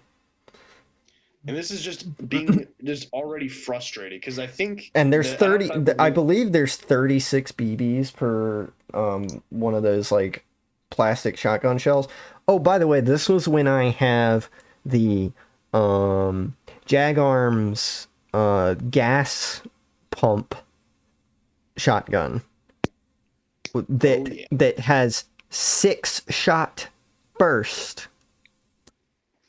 So yeah, that guy wasn't feeling too grand. No, and and you just hear me going watching, and then I Trevor ran out of ammo. Like it'd been a long day. Entire shell expended on one dude. he didn't steal again. Yeah. He didn't live again either. I think I did it again to a zombie later on. Yeah, he was in combat, but they were bundled up in clothing because it was cold, and I think they were given the order that they can tank a couple rounds. Yeah. So yeah, because I think I shot one with a gat because they were trying to attack us, but again they got waterlogged because they're trying to cross it. Like it usually isn't filled up. It's this gully that goes. It's near the river, but usually isn't filled. But because it's been raining all day, that trench we were talking about from Prophet's story. Yes, that was the only time we got attacked by them. So day 2, it was fine. It was cold, but there was no rain. Wet, but it was not raining. and we kind of made our own. I don't know if we didn't make it. We just joined it. They had like the merchant coalition, so like all the merchants got together and were like, hey, we're tired of Was being rolled over by different factions. We're I gonna make forget. our own. So that was the same. That was the same year that we had Psycho, one of the guys who role played as this like kind of just crazy dude. Family voice. Yeah. That's my roommate, Who was it? my roommate. Was it your roommate that he like married, Yeah, quote unquote? His Wasteland husband. Yeah. So it was actually really now one of the funniest exchanges I had with him was because he was being like a really cool dude. He was helping us out a little bit by. I kind of loved how guarding. his friend was like the straight man, Oh yeah, yeah. like the Russian merchant Oh, the guy. Russian merchant guy. Yeah, he was like his straight man. He was like his, oh, I can translate him for you kind of guy. Yeah, he was cool too. Yeah. I think he came back. I think they he's both came back, but they didn't do the same characters. Nah. But the funniest exchange I had with that guy with Psycho was because again he was being chill. I gave him a pack of crackers. Yeah. And he runs away, and as he's running away, he says, "They gave me a pack of crackers because I'm a good boy." Yeah. I was just laughing. Then again, I was just again with the mood being kind of sour as it was because it was raining and cold, and it was playing hardcore survival mode. Now the benefit of that, I will say, is that's probably the closest it's ever felt to the actual Wasteland, because for the end game, for the goal of that game, your goal was you had to get a key card to get into like a couple bunkers. Now I know this sounds for the average user. There was a lot more of them, and a lot of them were like in rooms, like in buildings. Oh, was that when the two of us, like, ran over to the bunker way ahead of the rest of the group? Yeah, so through the day, like after we actually ended up leaving the field a little bit just to warm up because we were just soaked through it. We were freezing. Yeah. And we ended up talking to some of our buddies. Yeah. And I think we had Skittles say, "Hey, come to this bunker this Skittles, time." Warlord, Phoenix, a bunch of us were like planning. Yeah, and the first guy that came up to us, because I usually trade with him the day before. I'm trying to remember his name. Really chill dude, has a really bushy beard, not Box Mag. It's a different guy. I'm not sure. He was the first one. Was like, yeah, come to this bunker this time. Yeah, we got a bunch of offers. So did Scotty. Yeah. So it's Saturday. It's the end of the day. A lot of people have already just called it quits. We're like, we're in it. We have the key card, or we have someone who's willing to vouch for us. So we go into town, and it is something that looks like it's from the road. The town is almost desolate. It's half flooded because it's rain. And it's just the two of us at the time. Yeah, it's just the two of us. We have a second win because we dried out a little bit. Got some stuff in us, and we're waiting on Phoenix with the Warlord and Scotty in them. Yeah, we go to the Escher because that's where their bunker is. That's where the key card they got. So we go to the Escher. And we're sitting there. We're kind of like post up and watching ours and we're running out of time. Stuff's popping off around us. So we're all like, fuck, oh god, fuck. I can't remember if we actually shot. I think we shot a couple people when we were there. Yeah, we didn't know like what their intentions were. We're like, all right, shit, like they're gonna come in here. Yeah, so, we had some people. Is this the Rev 9 story? Yeah, Rev 9 day one, us surviving the bunker with Anthony, Phoenix and them. So finally, when we went into that, the bunker was that room that you mentioned earlier in the Escher with no windows. Yeah, the one I wanted to set up in. Yeah. So we're running out of time because we had be there at this time, and finally we see a group of people come to town, and that's when we're like, "Fuck, they're gonna come in here and just kill everyone." Yeah. And it turns out it's Phoenix. I finally make out Phoenix and I'm like, Phoenix, get your ass over here. Yeah, we're running out of time. We're like, we're literally down to the wire. We're on minutes. Like we've been there waiting for like the past 5 minutes, but that 5 minutes feels like 2 hours. Yeah, because we're essentially guarding. We're making sure no one gets in here. We had to shoot a couple people. And finally, they mosey on down. The ref comes out and is like, "All right, choose your 10," because it's the person who has the key card can choose who goes in the bunker. Yeah. And thankfully, we were I think everyone but Scotty. No, Scotty ended up. Scotty ended up in a different one because they lost so track of If we're, Scotty. if we're talking Rev 9, Yeah. I remember almost to the T what happened. Okay, yeah, go for it. Yeah, go. So Rev 9 was when I started to, become a lot more established in the group, because Rev Yeah. 8, still no one really knew who I was at Rev 8. It was Were you? Fertile 4. It was Fertile 4. After Rev 8 was Fertile 4. That was when I was the pizza guy. And then everyone was like, oh, yeah, the pizza guy. Oh. Yeah. And everyone like, no, whoa. But Rev 9 rolled around. And Rev 9 was a great Rev if you were not a pussy and decided to stay in the rain.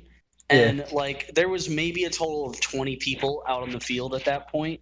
And this is gearing towards the end of the day. It's around like 3:00, and we're all sitting around the pond bunkers, and we just start taking pop shots at each other. Yeah. And just started shooting each other. So that was the beginning of the day, or close to the end, I mean. But the beginning of okay, we got to get into a bunker. We got to secure it. Yeah. So we all group up. I just threw up your We all. 8 picture, Okay. by the way. Oh yeah, that's Rev 8. I think I have one from Rev 9. I just have to find it. Okay. But yeah, keep going. But so we all decided, okay, everyone packed up. Purple Coat packed up. Like I believe CJ at the time had went back to the barn. Yeah, if I we remember both correctly. went back. Yeah, you guys both went back to the barn, and after I got done dicking around over at the pond bunkers over at COV, I was like, okay, I'm gonna go back to the barn. That's where we said we'd all meet up at. But then we have to go into the bunker. So essentially, we struck a deal with somebody who had access to the bunker, and then we were like, okay, 10 of us can fit in there. Yeah. We struck a deal, and the deal was at this time you guys have to go into the bunker, but after this you guys are on your own. I'm just giving you the key card. And it was like, okay, cool.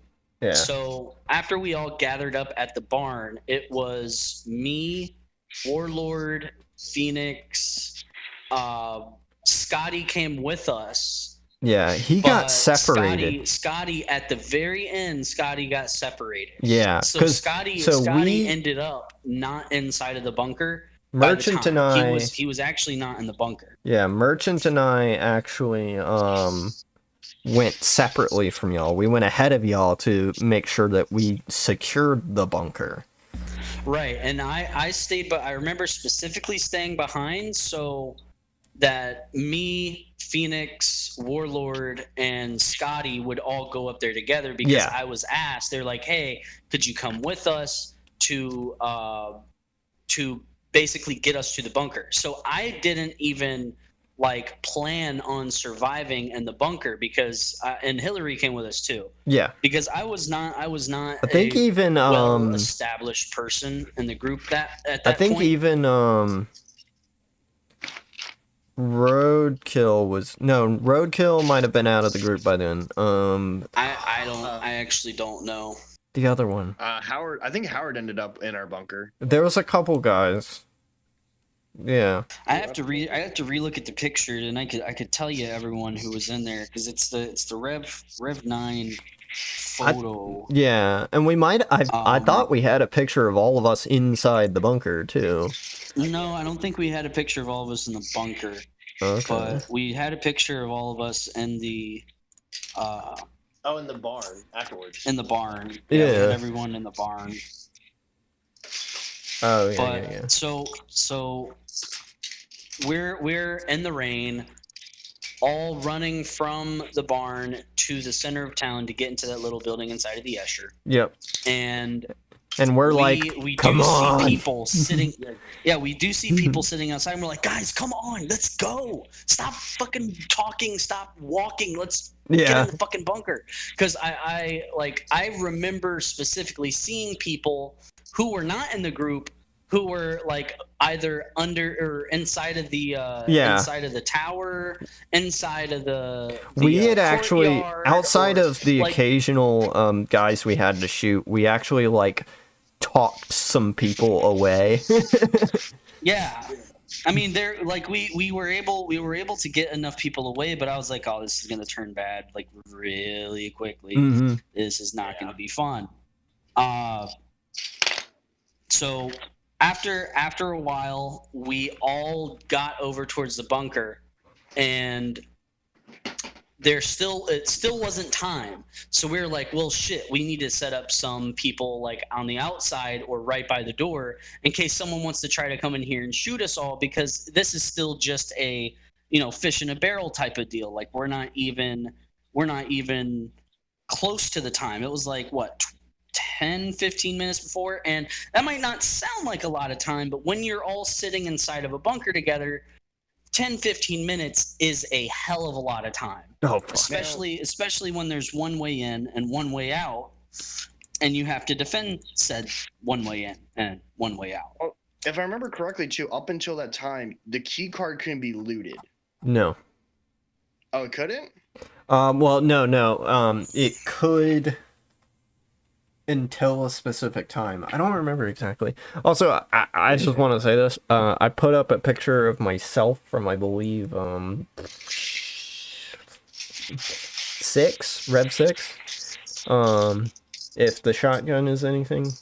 And it's an amped airsoft picture, because it's got their little watermark. It's me, like, shooting in the, like, outside. I just want to say it looks pretty cool. Yeah, they had some really good photography that day. They got one of me with the whichever event I didn't have armor on.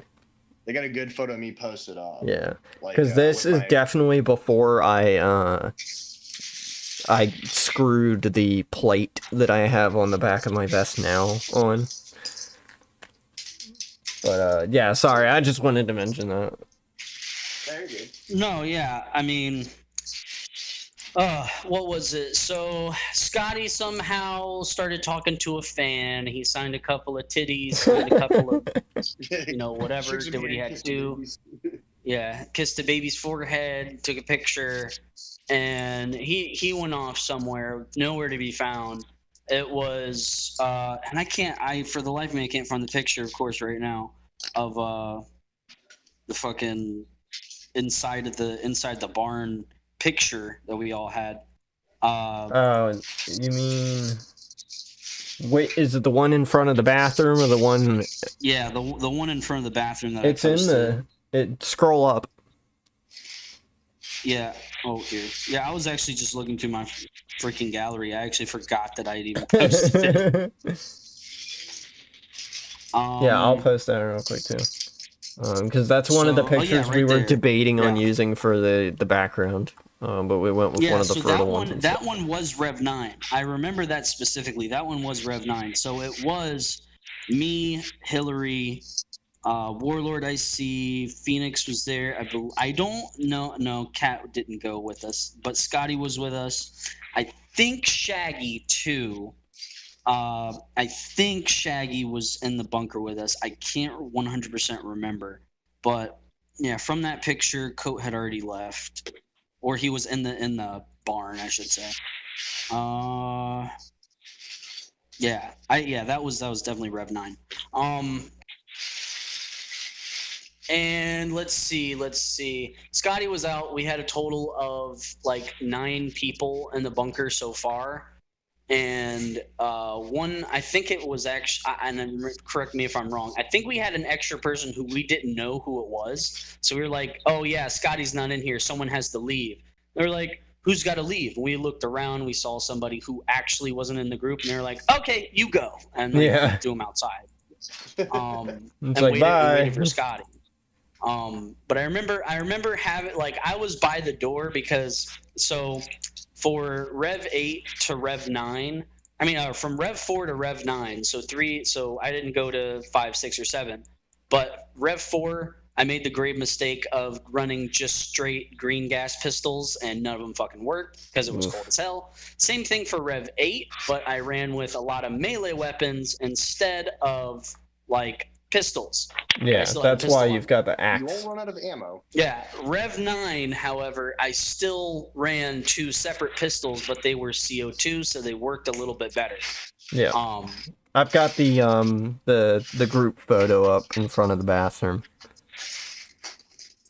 And So that's 8 or 9. That's 8. in front of the bathroom. Yeah. Or is that 9? Let me Fuck. see. Let me in front of the you put it on the stream. Yeah, it's on the stream. Enhance. That is Rev 9. Okay. That is yeah, that's 100% Rev 9 because I have a lot of pictures from. And is Xander in that picture? Yes. Yeah, so Xander took a lot He's of pictures standing there. next to or Oh, he's crouched. Yeah, next to next to Cat. Phoenix. Yeah. So Xander was taking a lot of pictures Rev 9, and we thought that was going to be Xander's last Rev event, but I'm thinking Xander ended up showing up for 10, I believe, as well. Yeah. I don't remember. I've got that. That's from the Rev 9 photo album that he's uploaded, but I don't know if he has a Rev 10 one. I'm watching the Rev. Okay, 9. so on the Rev 10 one where we're like Skittles is on the table, is that Xander all the way to the right in the camo shirt? Yeah, I think so. Because I know that we thought Rev 9 was going to be Xander's last time here, taking photos for everybody, but I think it ended up being Rev 10. Either Rev 10 or like the last Fertile was one of the. Because on at Rev 10 we were like, yeah, we still have to get another group photo, kind of like how we did for Rev 9, and we took one in the field, but it didn't have everybody in it, and then we retook it inside of the barn. Yeah. Yeah. Here's that one. Yeah, end of the day. The inside of the barn one. Yeah, here we go. Looking at the Rev 9.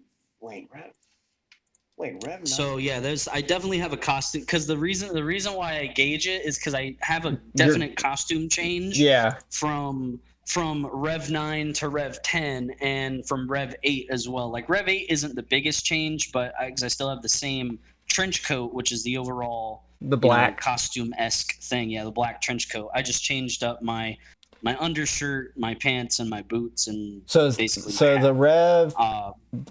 Okay, just to verify, the one in front of the bathroom, you've got the essentially your older kit with the black. One in front of the one in front of the bathroom. That was So I had an entirely different kit that I had planned out, and let me show you. This and then the other picture, you've got the little lackadaisical ghillie thing on top of your head. Yeah, this one was from the same Rev. I'm gonna try to get it to you. I got to crop it first because it's on my Instagram.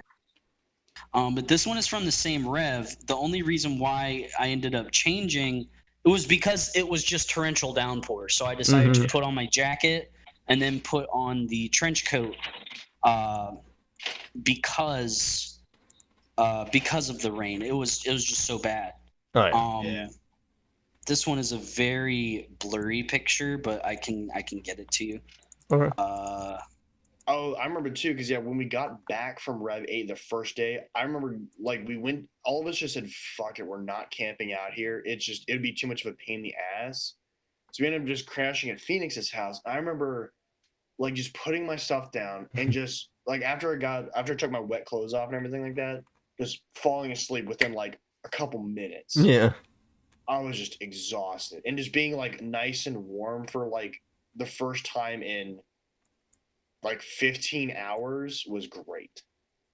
Yeah. So this is from the same Rev when the weather conditions were a little bit nicer. It wasn't my new setup. What I wanted to do was go for more of a scavenger, lackadaisical. I just wasn't 100% I didn't prepare at all for this Rev. So this was the next Rev from Rev 8. This is Rev 9. Okay. And still look better than the people wearing full kit. Yeah. And I had my undershirt and I had my little belt on and I had a makeshift what's it called? Makeshift hydro pack on, which had an actual bladder in it, but I also kept extra pistol ammunition. And you can see in the photo, probably not in that one. Actually, you can on my Camelback, I also had a shoulder rig as well, so I had 2 separate pistols on me. Which that one was is when, this? That was the old prophet with long hair. That one was Rev 9. Do you see it in the general chat? No. Oh, there it is. There it is. Yeah. In Oh the yeah, general with the chat, that stained was, shirt or the stained jacket. yeah. That one actually I got from, because I was a poor boy. This is right after Fertile 4. Rev 9 happened a couple months, because they're happening in a couple month intervals. So I'm still a poor boy, still just got back So- from living in my truck. And so I didn't have anything else. Like, it was either that or go back to being the pizza guy during Rev 9. Okay. So that photo in the top left of the in the stream Yeah. is the same year that the photo at the bottom, like the in front of the bathroom. That was the same okay, year. that one. And So- and that's why I remember them so vividly, is just because those were my most recent revs. As I started coming back Rev 8, then did Fertile, then Rev 9, So then Fertile those 5, are- then Rev 10. So that photo's from 8, correct? Which one? The in front of the bathroom, or is that 9? That's 9. In front of the bathroom is 9. In front of the bathroom is 100% Rev 9. So 8 is the one where we're No, that might be 10. No. It- 8. 10 might be the one where I have Skittles my lying fur- down. Yeah, the one where Skittles. Yeah, 100%. Okay. I didn't know you were asking me that. No, The one I where just Skittles wanted to is lying get. down We're is trying to Rev figure 10. out the timelines. Yeah, the one where Skittles is lying down is Rev 10. The picture Okay. you had up before, like when I was like walking with the axe, when I had Yes, the axe, that's 8. that was Rev 8. That was 8. Okay. So that was 8. The one where I'm pointing at the camera is Rev 9, and the one where we're sitting in front of the bathroom is also Rev 9. Okay. People started to get and this is what the problem was, is like people started to change their costumes Yeah. because of the rain. Yeah. And I did the same exact thing. And- But And then there's Rev 10 me. was a little bit better. Yeah, Rev 10 There's- was a little bit better for weather. There's me, the guy that just didn't change because I was like, I don't have anything. Yeah, Rev 8, I brought my armor and everything like that, but because of the rain, I just wore a rain jacket the entire time. Yeah. Again, it Do we wasn't- have a it- group it- photo from 8? I have to It take- might read be, well, it might be the one that's your cover photo right now. The outside one? Yeah, the outside one. That one might be from Rev 8. Hold on.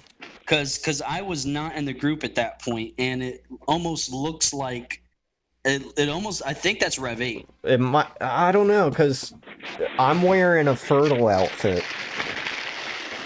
That's true. Everyone is wearing it. So that might be Fertile 4. That No. might be. Wait, wasn't it? I don't know if I 3. took a photo with you guys, because I was I don't know. That's weird, actually. It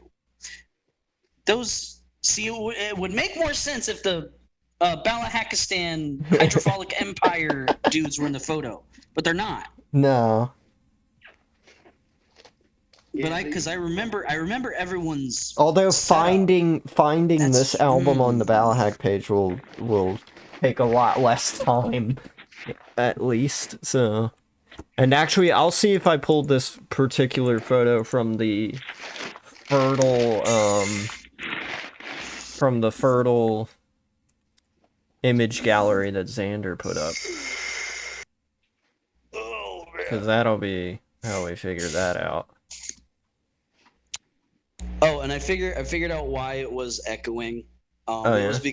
it sounds weird, but I hooked my phone up to the charger, and I unplugged it from the charger, and then you stopped echoing. So like the entire time I was quiet, I muted myself, and then started unmuting myself to see what the problem was. Yeah. It was the charger. I don't know That's why. weird. It sounds stupid, but I feel that it was the charger, because now it's unplugged and it's not doing it. That's super weird. Okay, the background image is definitely Fertile 4 because I'm looking at Fertile Xander's 4. album right now. Yeah. Okay, so yeah, that was right after Rev 8 then. So Yeah. that's a definitely closer timeline. I don't think you guys got because Because like the I said, Rev 8, hydrophilic guys are was, in the picture. They're just in a separate group photo, and they're yeah. If you T-posing. look at the general chat, every photo of me, so the photo where I'm guiding the dead guys with my axe, every photo that has an axe in it of me is Rev 8. So I don't know if any of you guys are in the background or anything at all, but that was Rev I'm gonna post 8. the albums for 9 and 4 in the Fall of Man.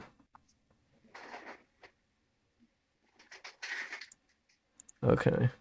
So yeah, I guess 8, did we still not really know each other yet? Not particularly. I think that we were introduced. The first time I remember meeting CJ, we were outside of Balahak Tactical, and we were about to go Okay. into Food Lion. So we went into Dollar Tree, then Balahak Tactical, then into like Food Lion or something. And I can't remember if that was a Rev or not. I really can't remember. Yeah. So what did you end up doing at 8, if assuming... So Joseph Ramsey, one of the dudes who is in the COV, Yeah. the guy who sells the Springer pistols. Yeah. He's great. So at Rev 8, for some reason, I was put into a group chat, and I think I was put into a group chat by Kat. That's how I got introduced to the group. Yeah. Was through Kat, and I was put into a group chat, and Joseph Ramsey was in the chat. They said, "Is anyone planning on doing anything for Rev 8? I want someone to like run with." And I said, "No, I don't have anything planned for Rev 8. I have me and my friend, but my friend stays at the blood pit. I do my own thing." Mhm. And so me and Joseph Ramsey met up, and he asked me to help him out because at Rev 8, he wanted to be the Pope, and he wanted to hand out flyers, and his whole spiel is that he wanted to heal people by the Almighty God in the Yeah. Wasteland. So he dressed up as the Pope and had his I think little we wheelbarrow. interacted with him. And so I rolled with him the entire time, and one of the photos in the general chat, you see us at the staging area holding up the golden tickets. Rev 8 was the year of the being frozen in a whatever it's called, a cryogenic chamber. Yeah. Being frozen in a cryogenic chamber, having to cross the river, being frozen in the chamber, and then you come out and you have your golden ticket, and supposedly it's like 50 years later.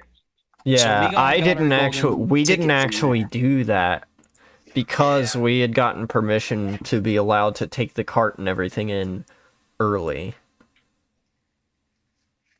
Okay. So we actually bypassed the whole cryo freezing stuff and going through the tunnel and all that.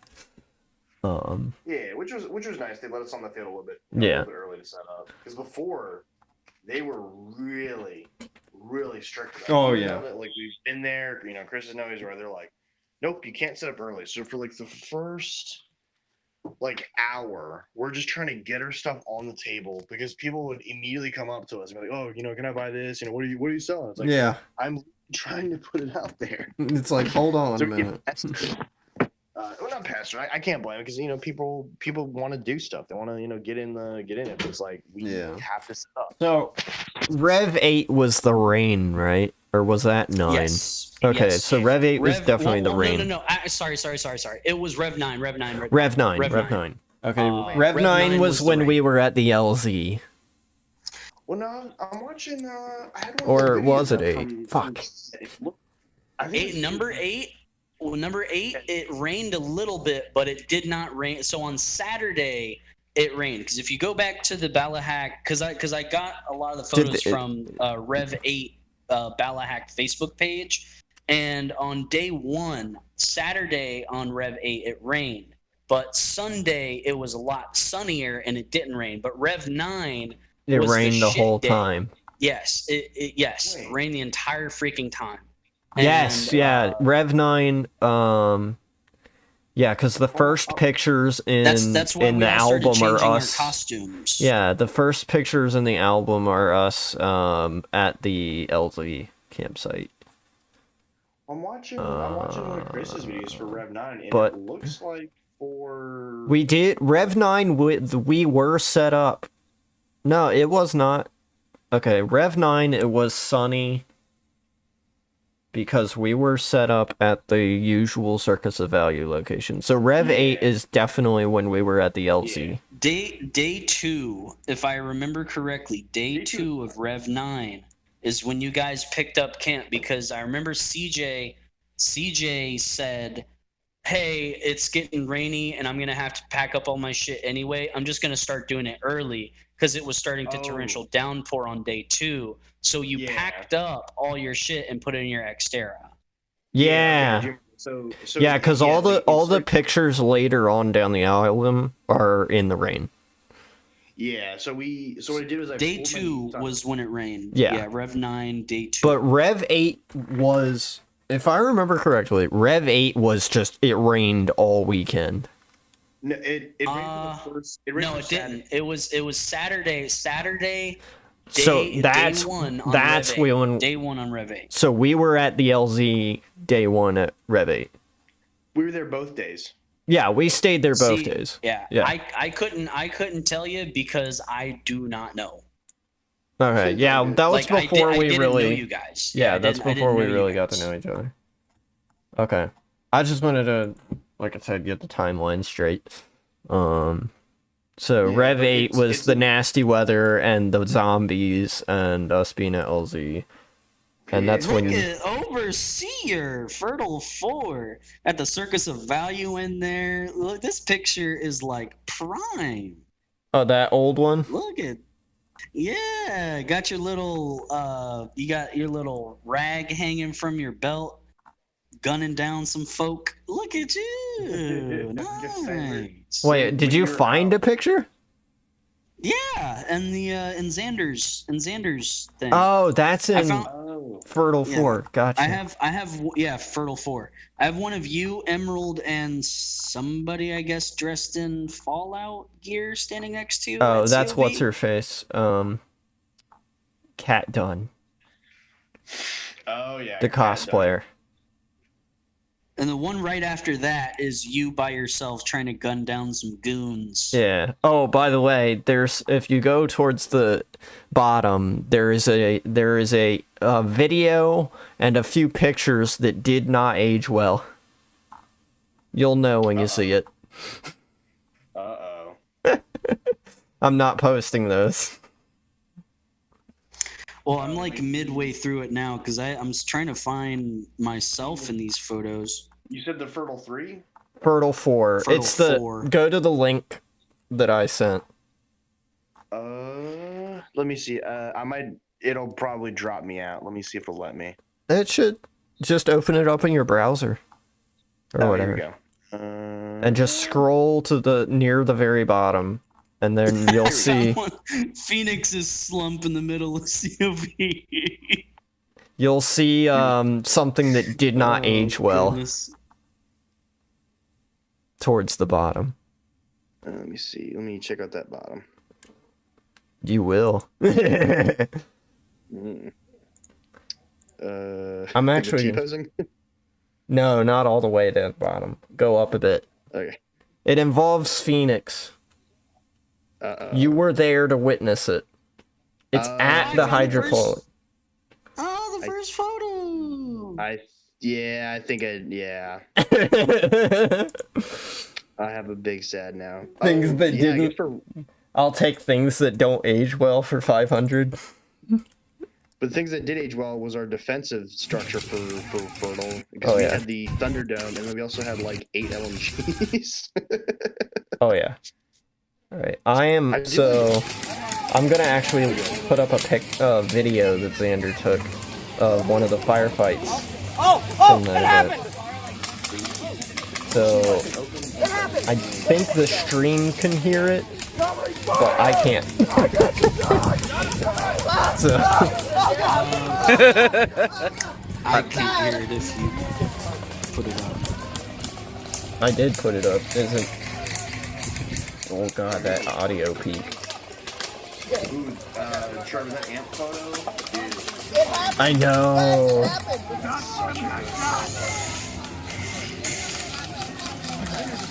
gonna make sure I save that one because I have It should. a folder on. Oh look, it's the merchant tickling Phoenix's tit with the dandelion.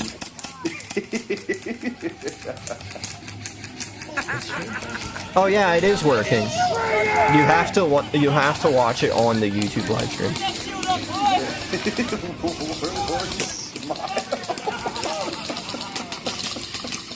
But yeah, check the live stream. Yeah, you might have to go to the actual live stream for the video.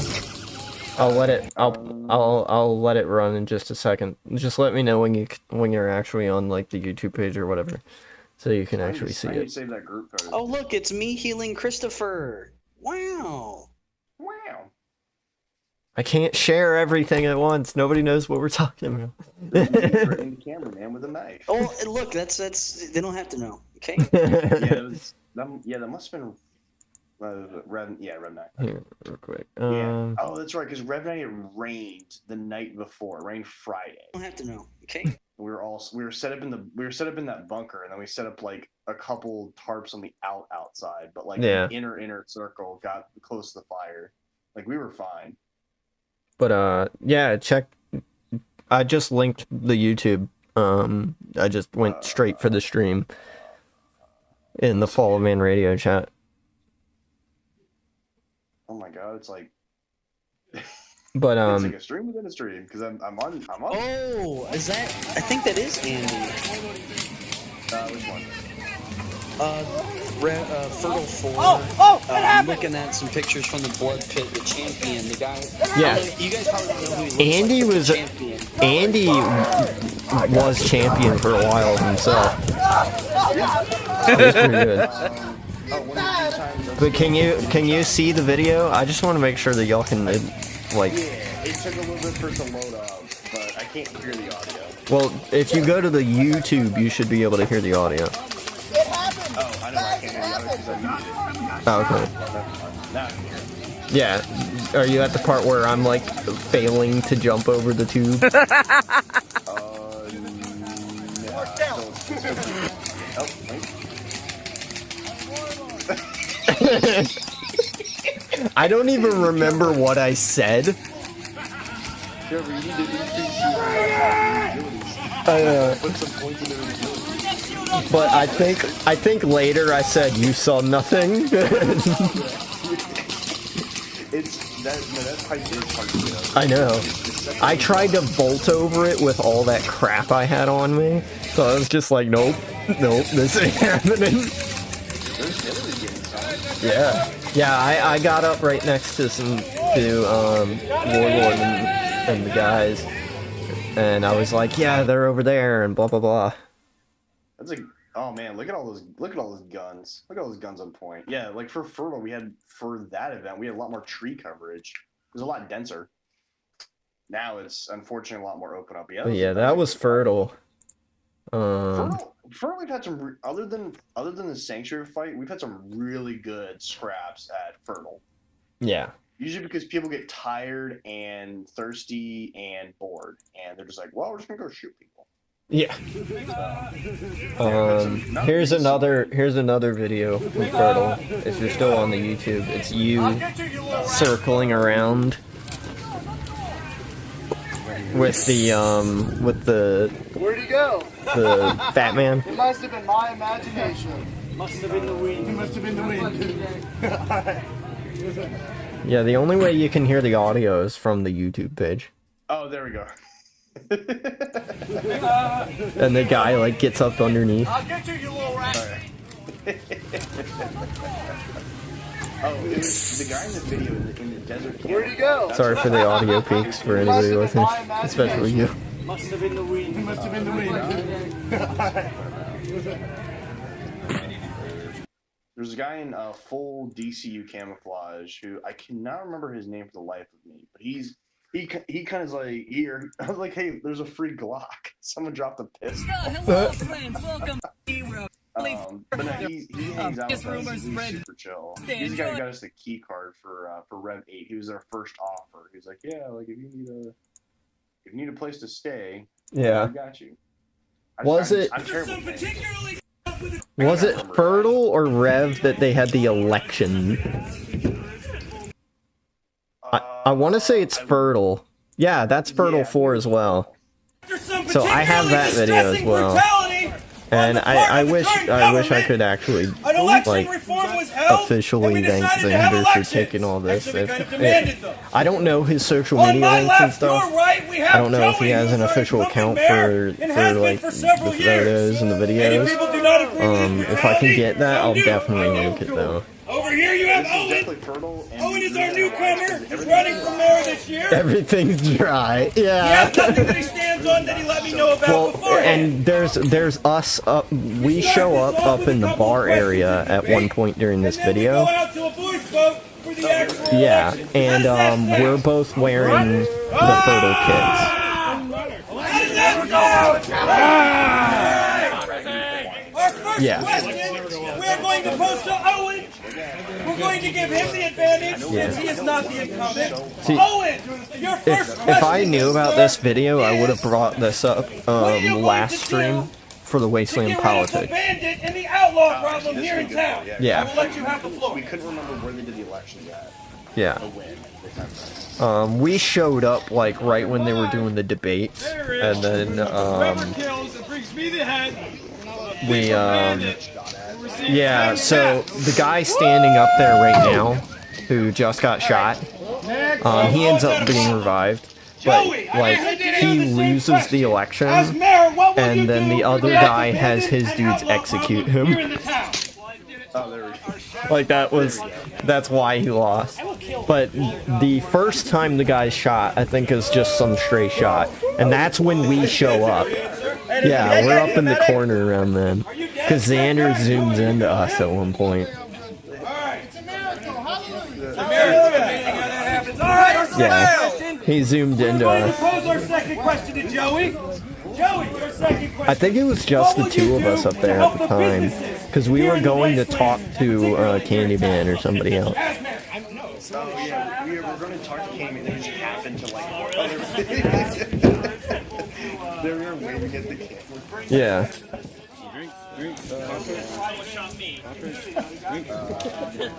Yeah, we were all Sounds like Joey is the pro-businessman candidate, if you ask me. They're doing elections. We're like, we'll take a break. Yeah. The businesses and the local merchants in the wasteland. And Skittles called one of them a fascist. Don't worry, we have a sheriff's department for that. I hear the sheriff's a great guy. As your mayor, I will make sure your town is safe. I love how the sheriff starts it. He was like, so we had a little bit of election reform. More like we demanded it. Safe here in our town. That's an interesting statement, Owen. I agree. Our last I was just question, going through we'll all pose the this one to photos. Owen first. Yeah, no, you're good. The video's kind of long, so. You're right. That one did not age. You found it, did you? Well, yeah, because I found one where I was fighting the champion, and I do not remember ever doing that. I feel Defy us. You gotta agree with No. I've only ever fought a couple people, and it's been I fought Echo and then Phoenix right after that. I swear, Phoenix beat me because I was so exhausted after fighting Echo. What should they do to help them help themselves? Echo, I talked to him later. I was like, dude, do you actually like do any HEMA or anything? And he's like, no. I was like, holy shit, but you actually seem to know what you're doing. You're not just flailing around. Fair enough. All right, we will take. Like Anybody everybody have else any does. questions from the crowd? Cause I try Right to here. do What will it you do kind to of bring jobs like back to this super town? This amateur Joey's question. We're going to HEMA bring style, which is essentially, I I forget what it stands for exactly, but it's like the medieval knightly fighting. You should have quick dodge and then stabbed on the button. I remember had oh yeah, historical European martial arts. But I can't wait to the next one. yeah. Oh yeah, the random dude with the bring jobs back to the wasteland. fucking not harmonica, the xylophone or whatever came in. Like he just walks in playing it. Oh, and then Trevor, the guy we met at Necrocot with the turtle armor. Yeah. And there's some good photos of him at Rev 9. Yeah. Like it looks like at first it's like oh is it time travel? Like but no, I said turtle. So it sounds like Joey is not only the safety candidate, but the pro-business candidate and the jobs candidate. And Owen is the other candidate. All right, well, let's have You said turtle. but at NecroCon, this guy walks around. He's like a traveling wasteland merchant, and like he'll trade with people, but also if someone's in a really cool like wasteland outfit, he'll give them bottle caps. Yeah. He's super nice. We talked to him and we told him about Rev, and then he showed up. He didn't have his backpack. His backpack has a literal like deactivated. Oh bomb. yeah, him, the guy that was wearing the crazy like huge outfit with the gas mask and all that stuff. Yep. I have a picture with him at one of the Yeah, I got a photo cons. with him at NecroCon, but I was he for obvious reasons he didn't bring his backpack because it's giant and has a deactivated bomb on it. Yeah, I'll see if I can find it. But it's a really cool outfit because it's like a World War I filter. It looks like it's a World War I gas mask. It looks like, and it looks like he with the gas mask. It looks like he improvised a filter. Yeah. And some other odds and ends on it. It looks really. It's almost in tune of what Warlord style is, where it's mix of World War One like canvas equipment and apocalyptic. Yeah. Did I have the first time I used the Thompson was Rev 10, correct? Or was that 9? I want to say 9. Because I just brought up the picture of me doing. I'm healing. I think that might be Ramsey, or whoever it is that brings the like Western kit. Oh yeah, I'm going through the 9 photos as well. Let me see what you have. No, it looks like for 9 you have the G36 still. Okay, so it must have been 10 that picture's from. I've also real quick. I've got my Fertile 1 picture. I just popped up. The one with the camo shirt on. Probably. Camouflage. That's right. That was the last time I wore that eyebrow. And then I started wearing the low profile stuff. Oh no, our traveling merchant friend's dead. Oh, did you watch the rest of the video? Oh no, I was watching the I'm looking through the photos and there's no photo of him just like on the ground dead. Yeah. So the guy, when he lost the election, the winner had him executed. Okay. Oh, that's right. He was running a cool oh yeah, here we go. Here's a good photo of him with the gas mask. He's got a it's a Santa or it's like an oil can. Here's my nerd cell. This I think is Rev 8 because I still have the G36, and I've got the mesh around my leg, and I've got this like shit-eating grin. Oh, there's Echo. Yeah, I've got plenty. He's got some cool metal armor. Oh boy. Okay, sorry. No, you're fine. Actually, there's some good. There's actually some people in good kit in some of these photos. Well, this is kind of cool. Someone's doing like a Phantom of the Opera meets Western, but he's got a PPSH. Nice. Here's another Rev 10 with myself, Dead One, Warlord, and Red Baron. I believe that's Red Baron. Is Baron the one that has the shield and everything? Yes, I'm pretty sure. Oh man,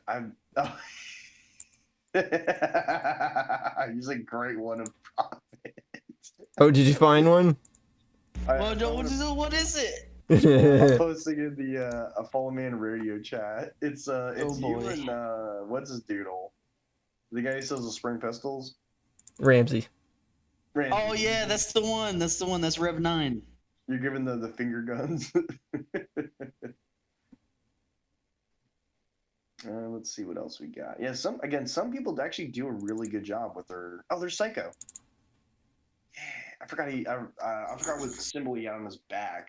I thought it was the the Lonesome Road flag, but no, it's the Institute. Oh shit. Yeah, there's another good kit. Oh, that's right. I was talking to my buddy about it. You know, in Here's what is it, another when Rev Mad 9 Max came me. out, that specific vest that he wears became so goddamn popular. It's really hard to find. I'd love to run that vest because it's cool. It's not overly militaristic. It's pretty simple. There's not a whole lot of molly on it.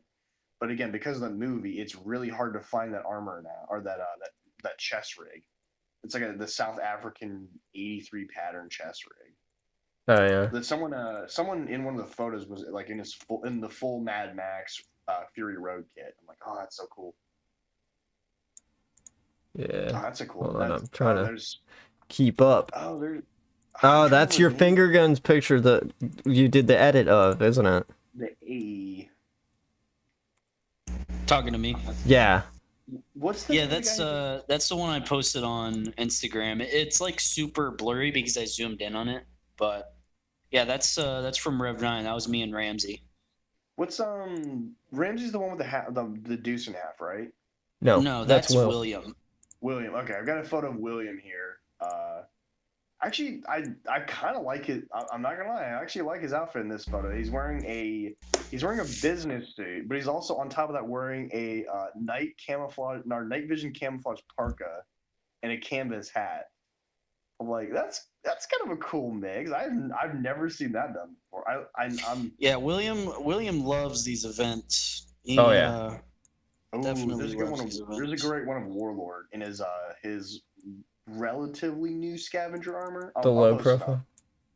Yeah. Also, the guy in the background, funny enough, happens to be the guy who runs the Lucky Seven. Oh. Again, I got mad respect You're gonna for have him to because post this. after. Oh, I put in the Fall Man General.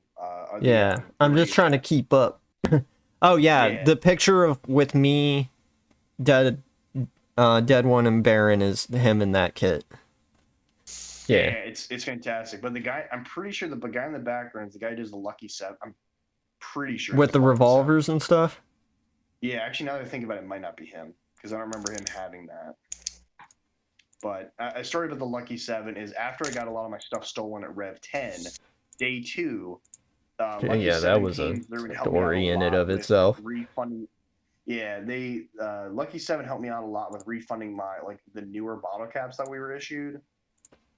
Because otherwise I was screwed because they stole just about everything from me as far as money wise. I had no new caps and I had like 3/4 of my old caps gone. Yep. So I was down to the wire. Oh, there's a good one of Warlord and Sky. Oh, speaking of, I just saw on Evike they released the Lee Enfield rifles on pre-order. Nice. And I'm like, dude, that would be. I think Scotty's gonna get that shit so fast.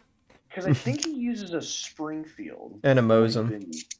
Yeah, and a Mosin. Because they up until now they haven't had a Lee Enfield. Well, they had, but it was shit. In which case, yeah, they haven't had a good one. Yeah. Haven't had a good one. So okay, Rev 8 was the bunker incident. That was the bunker one, right? Just to make absolutely sure. Yes, that was the one where we had to get to the bunker. Okay. It was just So- raining. Day 2, I don't remember what the objective was. So Prophet, that's essentially when you really started hanging out with us, was because of that bunker stuff, correct? Not necessarily because of the bunker stuff. My story actually got started at Nokri. Okay. Oh, that's right. It was either at Nokri or it was Z1. Yeah. So God, I forget now Z even happens sometimes. Yeah, me too. Yeah. My memory is a bit fuzzy, but at that time, because Rev 8, I didn't know any of you guys whatsoever. I knew of the Phoenix. I knew of the Warlord. The only So person who you actually ended did up with know- us because you helped us out, kind of thing. Yeah, so I ended up, so Rev 9, I started to talk to you guys a lot more. Mhm. And then at like Rev 9, Phoenix knew who I was. because he had come over to hang out with William at William's house, because we all used to go over William's house a long time ago. Yeah. And that was when one of our members who's no longer with us, he was known as the Doctor. Mhm. Oh yeah. So that was I kind of knew him before I knew Phoenix, and then I knew Phoenix, and then Phoenix of course knew everybody, and then I met CJ later on at one of those events, and it just kind of Phoenix trickled one is from the is other. Rev father. He knows Yeah. everybody. He's kind of who even the field staff and stuff go to about things. Like, Side note: I forgot he had a vector. yeah, he does. I think he got rid of it now, but I'm looking through the photos of Red It's the 9, electric. yeah, it's Um, there's just a random photo of him with a vector. I'm like, oh, yeah. okay, he had that. But yeah. What is that? Oh, sorry, I'm watching. I'll see if I can post the link, but it's a video from Rev 9, Oh, and okay. it's the 1919, the saw, and the minigun set up defensively at our little hovel area. And I'm Beautiful. like, yeah, that was one of the years where they tried to mess with us, and we just destroyed them. Yeah. I think I have one of the. I think I have, and I might have posted it already in a previous stream. I think I have a video of Skittles dueling in the arena. Yeah, here it is. Oh yeah. I'll pop that in there real quick. Yeah. Also, a side note: I need to invest in some decent rain gear, like some better stuff, just in case. I've got a couple like ponchos, but some actual like something more durable. I know they sell them at the field, but they're like $80. I'm like, I never cussed it at all. Yeah, that's what it looked like. Okay. I saw Trip trying to recover too. Resume. Yeah. So if you go to the YouTube, you can watch Skittles duel with sound. It is a stream. One for yeah, here Skittles. we go. For Rev. Round two. The late in the day, Begin. it started to rain a lot. Yeah, these are from Rev 9. Yeah, so that's when I pulled my Nissan around to the back of the house and just instead of having to carry everything out of the field and then take a left or take a right. That looked like a double kill. That's what it looked like to me. I just pushed everything outside of the field. Hold on, baby. Wait. That's a double kill. This kid already had one. I know how to do. It's a drop. Oh, okay. Don't take this away from me. He wants to get the win properly. Begin. Probably. I'm excited. Yeah, it's just a painting part. Oh yeah, one of Chris's guys like crawled into the tube. I've got a lot of going forward happening. He got you? Yeah, he got me. Here's a good one of we need to Oh. give this to I found the Warlords. dude you were referring to earlier with the guy we met at the con. Oh yeah, With I the- don't know he what- had I an don't know what's AK. actually- Yeah, he's got a cool like Romanian dong AK. Yes, I love the dong. I've never actually seen his face. Every time I've seen him, he's with a gas mask. Yeah. The dong. Again, super chill. Here he is from behind.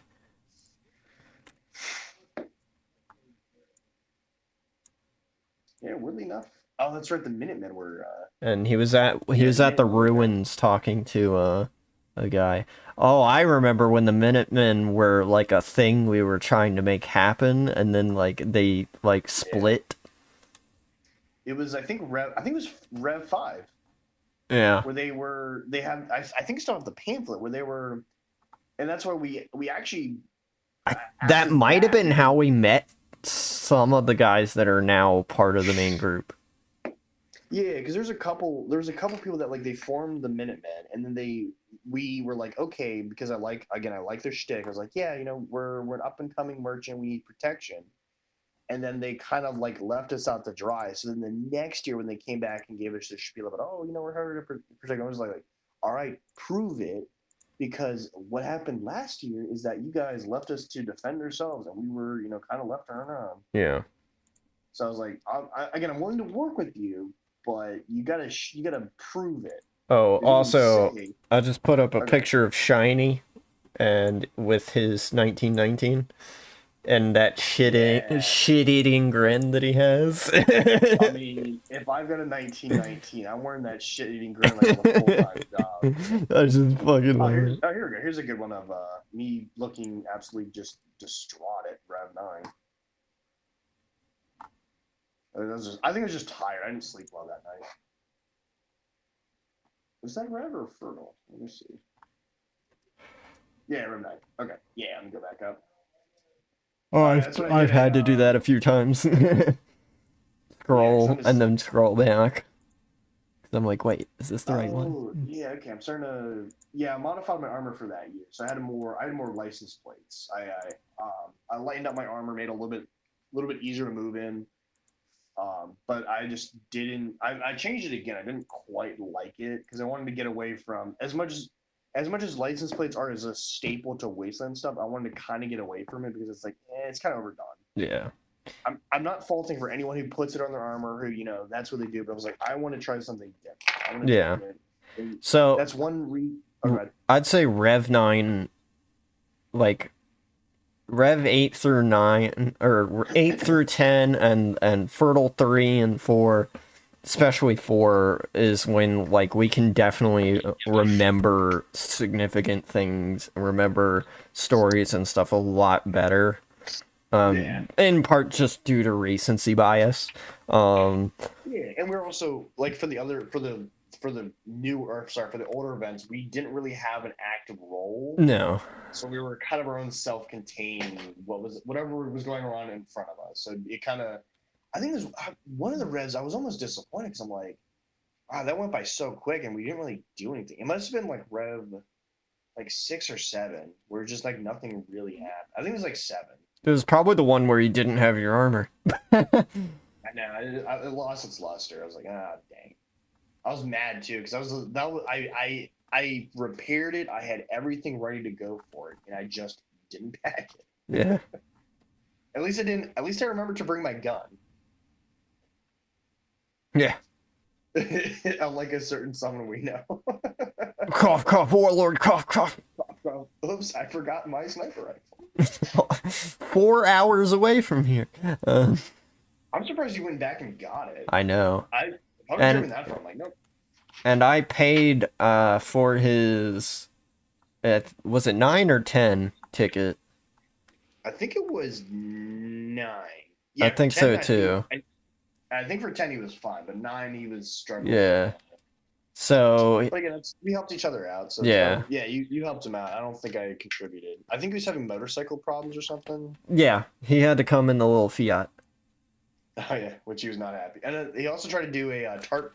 Tried to do tarp camping. From his motorcycle, and he's a very, very strong individual. He's of us probably the most like rugged guy, but even he was like, it's so, I think it's for Fertile or Rev. He's either it's so cold or he's getting eaten up by bugs. So he stopped, which I don't blame him, especially for Fertile because it's the swamp. Oh yeah. That's why I kind of like our new thing of like either just car camping or just like we're just gonna go to Phoenix's house. Yeah. So right here, I got the picture you posted of Phoenix and Scotty, or not Phoenix, Warlord and Scotty. Warlord's on the from my perspective at least, is on the right with the hood. And Scotty is obviously the one that looks like a Scotsman. That's a great photo. I've never seen it before. That is a fantastic shot of those two. Yeah.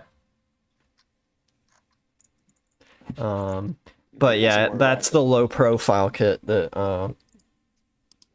and he's even got more low profile now with his newer kit. It's like just belt. That's it. I think he's. Did he wear the Warlord's armor, the war armor, the first day? I think he did briefly, or just in the parking lot. Because I know for the second day he definitely put the scab armor on. Yeah, because he was kind of field testing it. I think for both days he did the scab armor. I don't. But it must have been the one before that. There's a yeah, it might have been. For... Yeah, because there's pictures of him in the scab armor when it's like nice out. So I think Rev 9 he wore the scab armor the entire event. Rev 8, I think Rev 8 he had the original scab armor. Yeah, I don't know if he wore the saw blade armor. No, because that was the one we're in the bunker, so he definitely did not. Because I don't think we would have been able to fit through the door. Yeah, I think that was, yeah. Rev 10 is when he did it, like, half and half. Yeah, which I think looked pretty cool.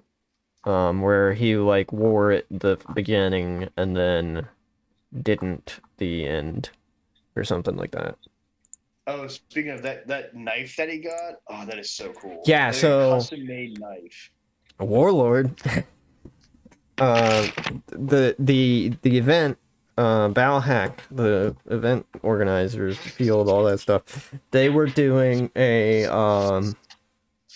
they were gonna, like, give this custom knife out that had, like, engraved on it, like, the Fertile Crescent symbol and stuff, as part of a reward for, like, something specific. Like, they were gonna be like, yeah, so you're gonna have to do such and such to get this thing. But they decided, we're gonna change our minds, and instead, basically give it out to whoever has the coolest looking outfit out there. Yeah. And Hands down. obviously, Warlord was the one. And that is the picture I used for the background a while back in one of the episodes where he's on the motorcycle is that event. And he's got the war armor on, and he has the knife in his belt, and you can see it. It's not a great picture, but you can kind of see it kind of in his belt. And he's borrowing Guardian's AK for the picture, because he put a sniper rifle away. Yeah. So, yeah, like, they were like, yeah, so we were thinking about making people do a bunch of stuff to get this knife, but then we saw that this guy here has, like, this badass armor and he did all this badass stuff with his bike, so we're just gonna give it to him. And everyone's like, yeah, that makes sense. Yeah. Yeah, there's no fussing about that. Everyone was in firm agreement, because it does look really fucking cool. Oh, He yeah. did a really good job on it. But now he's kind of going away from the more theatrical stuff and going kind of a more of a practical side. Yeah. He's not getting rid of the armor. But It's just become unruly. Yeah, because even he says it's football pad, like the full pads, and then on top of that, saw blades. Mm-hmm. So and of course his loadout being a sniper, you want to kind of be a little more agile. So that's why he's kind of dialing it back. So his outfit kind of goes along more with what his weapon is, as well as what his job is, being kind of the scavenger. Yeah. Although he is working on something. it's true. Apparently there's something very extravagant that even I don't know about. I know. A little bit more than you. Please tell me. No. Shit. We need a better picture. And I'm gonna pull up another picture of the dude with the armor that we met at the con. Or the kit that we met at the con, so... And because he interacted with Plague Doctor a lot. And for the love of God, I cannot remember Plague Doctor's actual name, even though he's part of the group. Well, not really much anymore. I don't know what happened there. If something happened. I mean, I'll tell you off stream. Okay. Yeah. But yeah, so here's the picture with the other dude. Because he's like buying something from plague. And for NekoCon, he pretty much stayed in character like the whole time. Yeah. Again, because I don't know what his face looks like. I don't know if he switched out to a different outfit, but I can't imagine carrying around that backpack all week. Oh god, yeah. All 3 days. It's like, oh damn. But okay, so Rev. I mean, I can't really think of anything specific about Rev 8 other than the whole bunker thing, at least for the two of us. The shitty weather. And the shitty Rev 8's weather. Rev 8 is the second day is when we did the Merchant Guild and we ended up storming the town. Yeah. That's when Psycho was with us. So yeah, we had Psycho husbanding, or I guess wifing. I don't know how it works. It just works. Merchant's roommate. In the words of our Lord and Savior Todd. That's when I executed a guy. That's when the zombie. I also basically executed a zombie. Yeah, because day 2 I think there were zombies as well. Again, my memory's a little hazy. Yeah. But there were a lot less of them because they all got mad because they were getting lit up. But yeah, we had established at the LZ for Rev 8, and then we went to the bunker. We're like, fuck no, baby. Yeah. It was all mud. I ended up walking down there one time, and it was just all mud. Oh yeah. So, Prophet, did you have anything else to say about Rev 8? Just to roll it back towards that, and then we'll start really going into earnest with the 9 stories. Is he back? I don't know. You're making noise. I'm playing with Legos. You're making a lot of noise doing it. Sorry. Well, I mean, I guess we could go into 9. Prophet, if you can hear us, you are muted for some reason. Or just not present. Or just not present. So we love you, but we're going to move on to the next subject. Yeah. By the way, that motorcycle picture, I don't remember which one it was from. It's from a Fertile. It might be Fertile 3. Because he did not have that armor Fertile 1. No. Like, in any capacity. I think that's when he had the armor. He was Fertile 1 and 2. I don't think he had it because he was working on it. And that's what he had for what we've been using for the Wasteland 3 photo of him. Oh, where he's like, looks like he's eastbound and down to go kill somebody. Yeah. Like he's halfway between the current kit. Like his current kit and like a bare bones kit.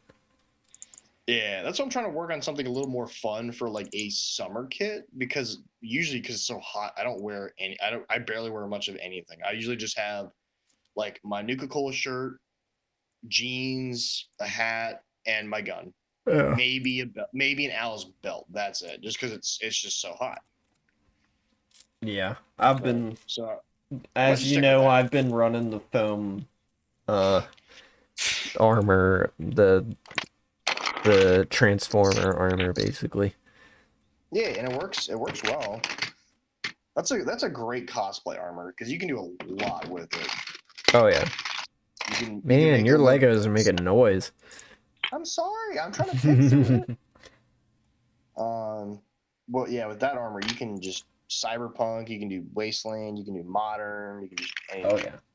Yeah, that's the one I'm using for the profile picture in the corner. That one's from Fertile. Or not from Fertile, that one's from Omega. Yeah. The one with you in the red t-shirt? No, wrong one. The other one. Yeah. The one where I still have the jacket on. It's the same event as the one with me in the red t-shirt, though. It's just earlier on, before I, like, got so miserable that I took off the jacket. And then I'll put the red t-shirt one up. What did Where? you wear for Fertile 1? I know we're going back. Fertile one? I wore my Rev kit. Oh, okay. Remember the picture I showed earlier? I can bring it up again. Where I've got like the G36. It was the last time I used, or was it the last time I used that for Fertile? I don't know. Here's the Perdition picture though. Let me check it out. I just put that up on the stream. What?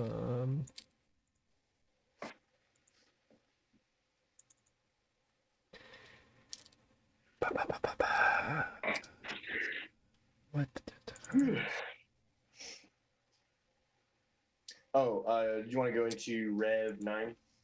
Yeah, sure. We've got stories to tell about 9, and especially 10. Let me quickly. Well, I mean, we got think pictures to reference, so. That's true. Rev 9. Yeah, I've got the photo album here. Yeah, that's one where I guess it just downpoured late in the day. So Yeah, the second day was the rainy day. What was the objective for that one? That was one of the things the events that just kind of went by for me kind of quick. Other than the rain, that sucked. Fuck, I can't remember. Yeah, let me look up a quick video. I think it's the one that Desert Fox was at. And he bought the spring? Or was No, never mind. That's 7. Never mind. Because he also came to Fertile as well, I think. Mm-hmm. All right, so Rev 9 I think was with the missiles, where you could either blow stuff. Here's my Fertile 1 picture, by the way. I just put it up on the stream. Let's pop over. It's the one with the G36. Oh, there you go.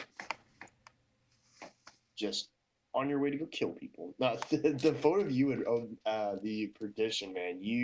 Now, granted, we got our crap kicked in. Oh, but I you found. definitely look like. I found early Warlord's War Armor kit. Ooh. The one that we used for Wasteland. Oh, yeah, that's the It's one. the saw blade on one side and stuff. Yeah, I guess that was early because that was super early on. That was before he created the war armor. Yeah, because now it's both sets and it's a little more stable from what he said. Still heavy. Let me see. What's the objection? It kind of all flows together for some of these events. Hey, there we are. I actually had a carpet for that one because I found it in a dumpster before I left. You gotta love dumpster diving. Only you. I don't remember. I think for Rev 9 or 10, there was someone threw out a cabinet. Or it was like a cabinet and a shower organizer. And I picked it up and just. I've got another Perdition. The shower organizer works really well because it's light and you can hang on it can hang on the 2x4. And it's just like a quick shelf. Yeah. Oh wait, I think this was damn. Was this the quest? I think there was one quest where like someone took down my advertisements and I was mad.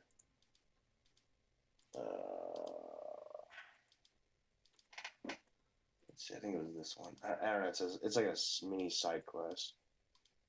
So okay, are you looking at 9? Yeah, I'm looking. I'm trying to remember what the Rev 9 objective was. Was Rev 9 when Hijack joined us, or did he join us more at Perdition and then Rev? I think Perdition. Oh, I remember what it was now. They took down my sign because they needed the cardboard for another quest. The sign for the tower. They took the one from that was at the very beginning of the town. Unfortunately, I was like, Okay. "God." I mean, we had more up, but it's just. Well, It's we hard to- we have physical like wooden signs now. You probably Yeah, have and I seen wonder- that picture. Like, there's an official sign. Like, that ain't getting touched. Oh, that's right for Rev 10, which I was super happy about. They actually made a sign for us, and then the guy made us a metal sign, Yeah. which I have. They put it back up. Okay, I'm not as mad now. Oh wait, never So, mind. Update. Rev 9 day 1. We camped out at the LZ. That's when all the wild stories and stuff happened in the night, if I remember correctly. And we have recordings of the owner of the field, Chris, saying things that aren't getting out. Yeah, the best joke I can't repeat, and like future plans that he has. Yeah. Yeah, so I have an actual recording of what was said. But I'm just kind of keeping it amongst the group. Sorry. I will not say it either because the joke is not safe for work, and I don't want to incriminate Chris because he's a really nice guy. B, Christopher. there's some cool. Now the events he did talk about in a live stream, so we could go into that, but that's non-rev related. Yeah. I'm tempted to go to that event though, once they post the details, but I have to look. It depends what it is and depends what the actual details are because it's an all. Was it Rev 9 that I had my duel with Phoenix, or was that a different one? It could have been a Fertile. I think it was a Fertile. I think it's Rev 9 because Rev 10 we were busy. No, I think it was Rev Fertile because I was hot, and I was wearing the Perdition. The armor that I wore for Perdition. Pretty sure. Yeah, I think it was. Because I went. It was like the last Fertile. It was Fertile 4. Yeah. It's the one in. It might. Or did they have a Fertile 5, or is that the one we missed? I think they had Fertile 5. Shit, did they? I don't know how many patches I have. Let's find out. Let's see. I think Fertile 6 one got canceled. Yeah, Fertile 5 happened. Okay, so yeah, Fertile 5, I was wearing that armor. And I dueled Echo, and then I dueled Phoenix, and we were hot. It was a super hot event. So, yeah, I have 5 patches. Yeah, I wonder what the 6th patch is. Green, orange, red, brown, blue. I wonder what they're gonna do for Rev 6, or what color they're gonna use. Maybe it's gonna be a black. For Fertile 6? I'm sorry, Fertile 6. I really wish they would have put numerals inside one of the leaves. Yeah, because we can't even tell. Because we all get confused by the colors. Because I know green's the first one. Green, orange, red, brown, blue. That's the order. Okay. I really like the look of the blue one. I do too. I like that they used a different material for the outline. It's got the gray outline. Yeah. Instead of the black. But I'm gonna have to watch one of Chris's videos because the videos I was watching were not from him. So it's I don't know what the objective is. Yeah. One day I might set up my camera so that I can just show what's on my table. And then I'll just throw up the patch book and be like, hey, this is what I got. Oh, here we go. What was? Oh wait, Rev 9 was. What is it? Because it's got the main guy with the. What are you talking about? So the patch? With the objective. No, I think it was Rev 9 was the one where the patch is the bomb. Yeah, that wasn't what the. Okay, that makes sense now because I think and the then objective for that Rev 10 was the bomb exploding. Yeah, Rev 9 was your objective was to either disarm the bombs or arm them. And I think from what I remember, they actually ended up. Yeah, from what I remember, they actually ended up blowing everything up. Yeah. Because you had to be in a bunker. You had to actually be in like an actual. Where like, did at we least- end up? I forget how we did that. I think it was one of the few events we actually died. Oh yeah, and we just decided like we don't care. Yeah, we said, okay, sure. Everyone's I gonna think we still ended up getting the reward or whatever though. Did we not? I'm trying to remember. I forget what the coin was for that one. Yeah, because there's I've got there's, the Fertile 5 coin. I've got all the Fertile 10 coins. I have the other Fertile coins, 3 and 1. 4, 3, and 1. Because I didn't go to 2. Oh, wait. And then I have, the Perdition one. I remember. So I remember what happened. So instead of for the first day, they said they lit up they fired one of the ICBMs, but it didn't hit Ballard. Yeah. It hit Richmond or something like that. And then Yeah, they were like, it hit Richmond, and he had the dumb video of, Yeah, like, the video- Richmond, like, announcing that they've rebuilt civilization, and then, like, they blow up. Yeah, they said they had to do it kind of quick, so I mean, I'll give them props for that, but still just kind of like, Yeah, okay. Now for the second day, it was corny as hell. I'd have to look and see what they have for the videos for the second day. It was It the may have rain been- day. Yeah, I think that one we may have just said we fled the area so we didn't die or something like that. 'Cause Yeah. Yeah, here we go. So Rev, let me see if I can watch the most recent one. Rev, let's see, chapter 4. Or did we get in a bunker that one too? I know 8 was the one where we did the whole bunker thing. Yeah, Rev 8, we Like, legit survived. yeah. With the bunker car. And that rained the entire event. No, Or the no, first day. it rained the first day, yeah. Yeah, and then the second day it was okay. I think it rained Friday night too. Yeah. The middle of the night. And then Friday night. okay, so then Rev 9 it was nice out the first day, but then it was shit the next. Yeah. Okay. So it's just flipped. I think at the end of the first day, I know it rained, but the second day, I'm looking up and seeing. I think it did. I think Rev started to 9 rain. definitely rained the second day. Oh yeah. I think Rev 9 might have been when I was with Echo towards the end with some of his friends, and we jumped in the deuce and a half for a while to get out of the rain.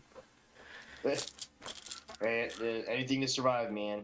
Either that or it was 8, and then I left and met up with you, and then we decided to do the bunker thing. Oh, there's Phoenix, but no, Rev. I'm watching the video now. Rev 9, our COV compound area is packed with people. Oh, yeah. Just kind of like chilling and like. Oh, that's when the minigun guy was with us, too. Yeah. The dual miniguns and all that shit, yeah. Rev 9, man. Like, some wild shit going on. Yeah. We tried to do the quest, or at least I did. I just don't remember if we, like, really did much, though. That might have been one of this honestly might have been one of those events where it kind of went by, and we were like, what just happened? Yeah, I think Rev 9 was one of those just kind of like. Because okay, we kind of just did whatever was going on at the given time. Yeah, I don't think we really. Yeah, I don't think we actually did the objective. Yeah.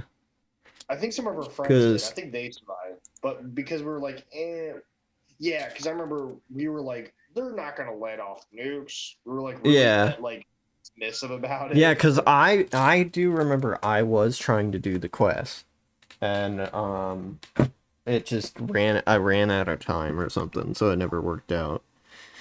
Yeah. Was it it was Fertile 5 that had the weird time travel stuff, right? Yeah, it was the Fertile Crescent one. That one was like bonkers. Yeah, we survived that because I did the quests to get the secondary win objective. So instead of doing the weird time travel stuff, we did the like the cure vial thing. Yeah, it is funny because usually the next year people will sell me the stuff that was the objective of the previous year. Mm-hmm. And it's like because someone sold me the gold scarab the year after that. Oh, I got one from Phoenix. Yeah. I was like, I can't do anything with this, but Yeah, they okay. can't do anything. But I remember, when that event was there, people were killing each other for this plastic beetle. Mm-hmm. And now I just bought it for 5 caps or something.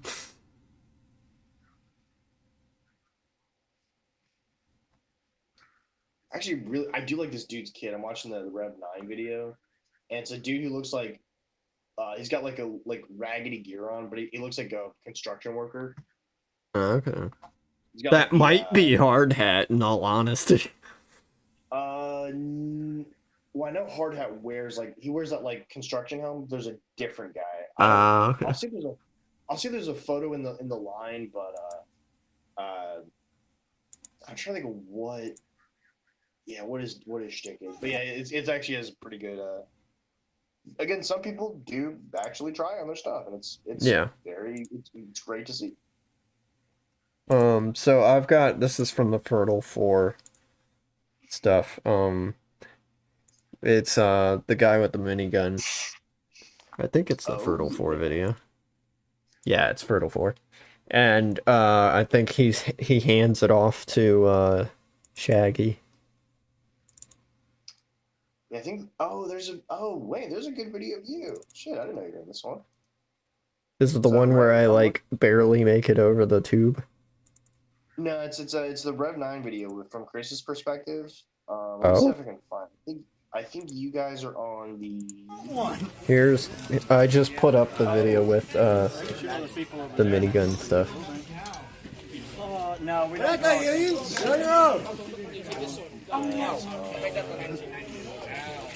Kind of hot. I gotta skip. Yeah,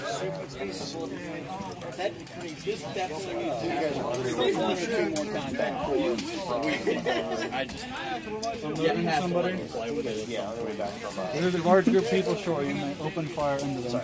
Yes, that's what I like to hear. Let me see. Where was it? There was a video of you and Hillary and everyone. Oh, is that the one where?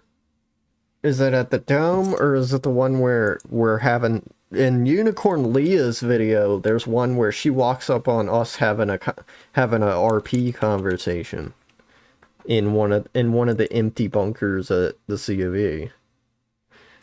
Oh, here we go. I think it's... Oh, wait. Yeah, here we go. It's all you guys. It's Hillary, you, not Roadkill. Is it... Roadkill, and then Scotty and all of them on your you go in the back way, I guess, to the. Is it on somebody else's YouTube? It's on Chris's. I'll post in the video and I'll give you a timestamp. Because I don't know if I can do that. I'll put it in. Well, now you probably won't be able to do it for afterwards. So there's the. I can link it probably, but yeah. And then let me get you a timestamp from when you first. Okay, here we go. So, because I don't know if I can share this on YouTube. I don't know what I don't know how that works, and I don't want to get Chris mad at me. Yeah, that's where you show up, and it also answers the question too that Highway was at Rev 8 because there's a photo of Nash shooting at him. Oh, that's funny. He's across the pond. At the Deuce and a Half. Oh, okay. Gotcha. Yeah, because Highway ended up joining COV by the time Rev 9 rolled around. Yeah. He's got some cool stuff. Oh, yeah. Especially he does cyberpunk stuff, too. So he's been doing this kind of thing for a while. He used to make suits as his full-time job. Yep. He's an actual like suit maker. We met him at I think it was it was at the fire pit. I think it may be Rev 9 the night before. something like that. And then he was at Perdition. Yeah, he was at Perdition. I think he's also at the photo shoot. I can't remember if he was at Perdition because we invited him or he just happened to be going as well. Yeah, I think he just happened to be going. He's And at we're the like- Wild too as the Undertaker. Huh? He was at the Wild as well as the Undertaker. Yeah. I didn't do that one. Because I wasn't Oh, that's ready right. in time. Honestly, if I didn't have the guns already, I probably wouldn't have gone. Yeah. But I had a good time. It was kind of because it was small. There wasn't a whole lot to like really, really do. Mm-hmm. But it was kind of fun just kind of hanging out. Because growing up, I went to some of those old Western towns, Yeah. and I'm like, man, it'd be so cool to like be in costume and have a revolver. I'm like, that'd be awesome. So when this event rolled around, I'm like, yeah, I'll do it. And plus, it was on the tail end of Red Dead 2 coming out. So Yeah. I was like, yeah, I'll go to that. I'm down. Yeah. So, Rev... Yeah. Yeah, It's- Rev 9 was day 2 they needed to be in the bunk. Well, I think both days, but day 2, because I'm watching the video, Yeah. they had to be in the bunkers. And I just think we never participated, or we cheated it, or something. I don't know. I don't have any, like, victory coin, so... Yeah, here we go. I've got the quick video that they did. Yeah. So did they give out a victory coin for that or something? I don't think they did. They may have done quest specific coins, but they didn't have an actual. I don't think they had a victory coin. Okay. I think the challenge coins you get from the quest you could turn in. Yeah, I think you would have to get all those coins and then you could survive and get out of the bunker or whatever. Oh, okay. Oh yeah, you had to turn them in for that one because Rev 10 they were like, yeah, we're gonna, because people were like disappointed that you had to turn in the coins. We'll let you keep them, but we just have to mark them so you don't like try to use them for your friend. Yeah. Yeah. Because I kept some. Yeah, I kept the challenge coins from them because again, they came across, someone had extra and they sold them to me. I was Okay. like, yeah, I'll buy them up because I'll take it for like a you didn't have.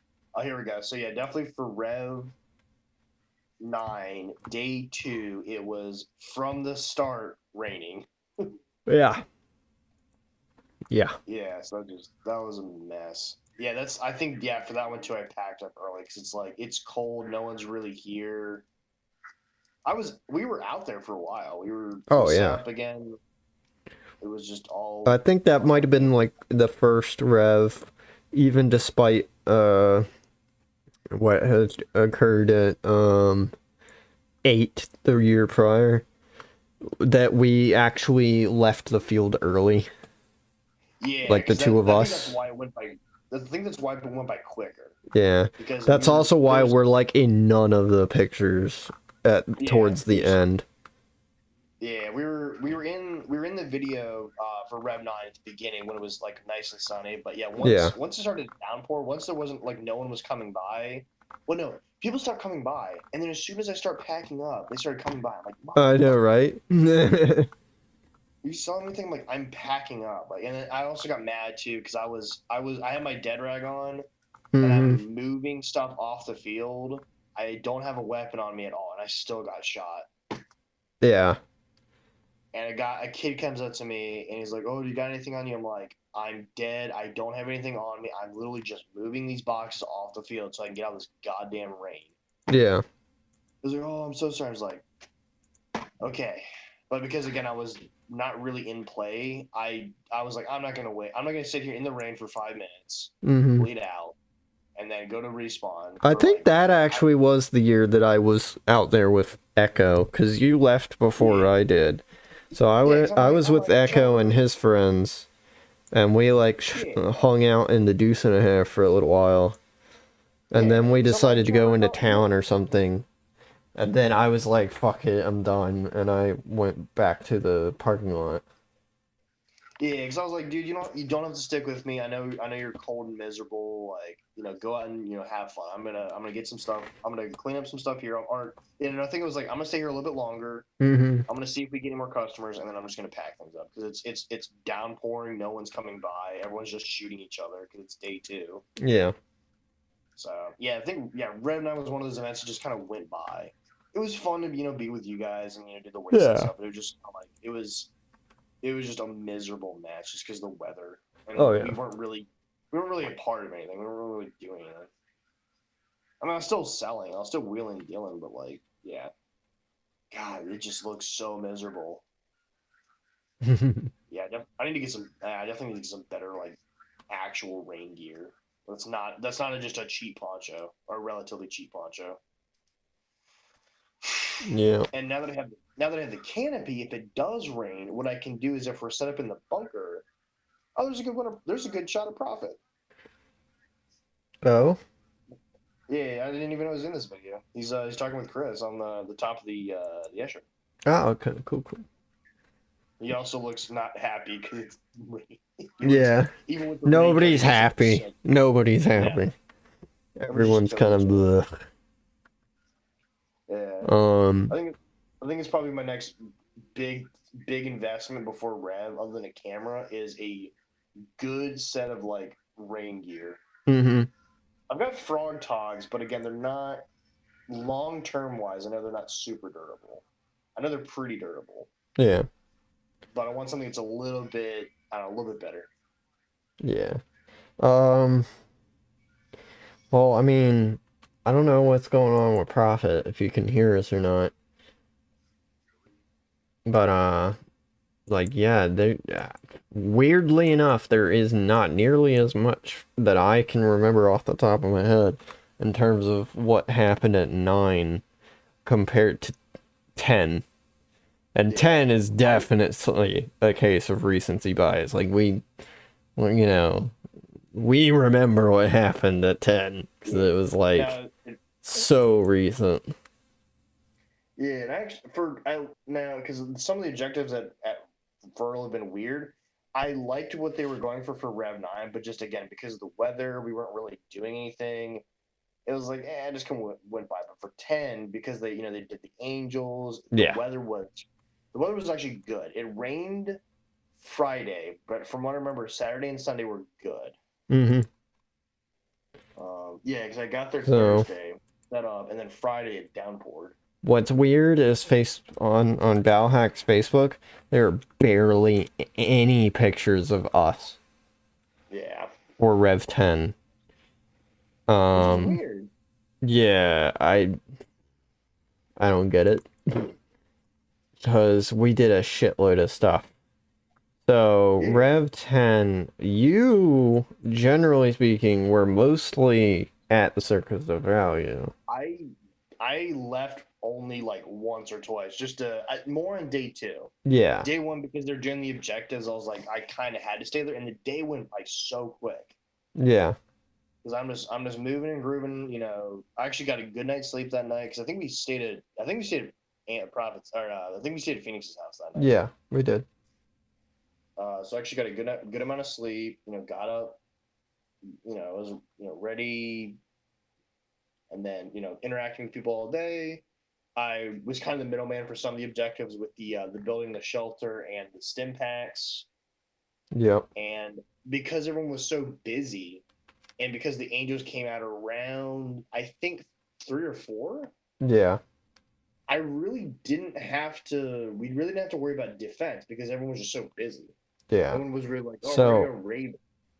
So the first day, myself, Phoenix, and Prophet, and if he can hear me at all, he was free to chime in. If I remember, he was with us. We went on the questing. We went and did all the quests because we were like, we're gonna get this metal challenge coin because they had these these limited time, metal challenge coins, Rev 10 challenge coins. So we were like, we gotta get these things and we gotta get them I think today. there's only 100 of them. Yeah, and that's why we're like, we gotta get them now. So we teamed up and went off and did all the quests. Another friend, another guy I know at least, joined us, Hampton, at one point, and he helped us out with one of the missions. In fact, it was the mission where normally we would have had to like build a shelter and like do a bunch of nonsense to like have it approved and stuff by the quest giver. But instead, we negotiated our way into giving an item that Hampton had in exchange for the challenge coins for everybody. Wait, So we wasn't never it the actually had to Nintendo build the cartridge? shelter. Huh? Wasn't it the Nintendo cartridge? No, it was he had like two of these like necklaces with the little crystals that like had a light on the inside that he bought from Etsy. Oh, that's right. And he like said And built he- this whole shield that he made him himself. Yeah, he like totally lied through his teeth and said he made them and everything. And the guy was convinced, so we traded the item for the coins.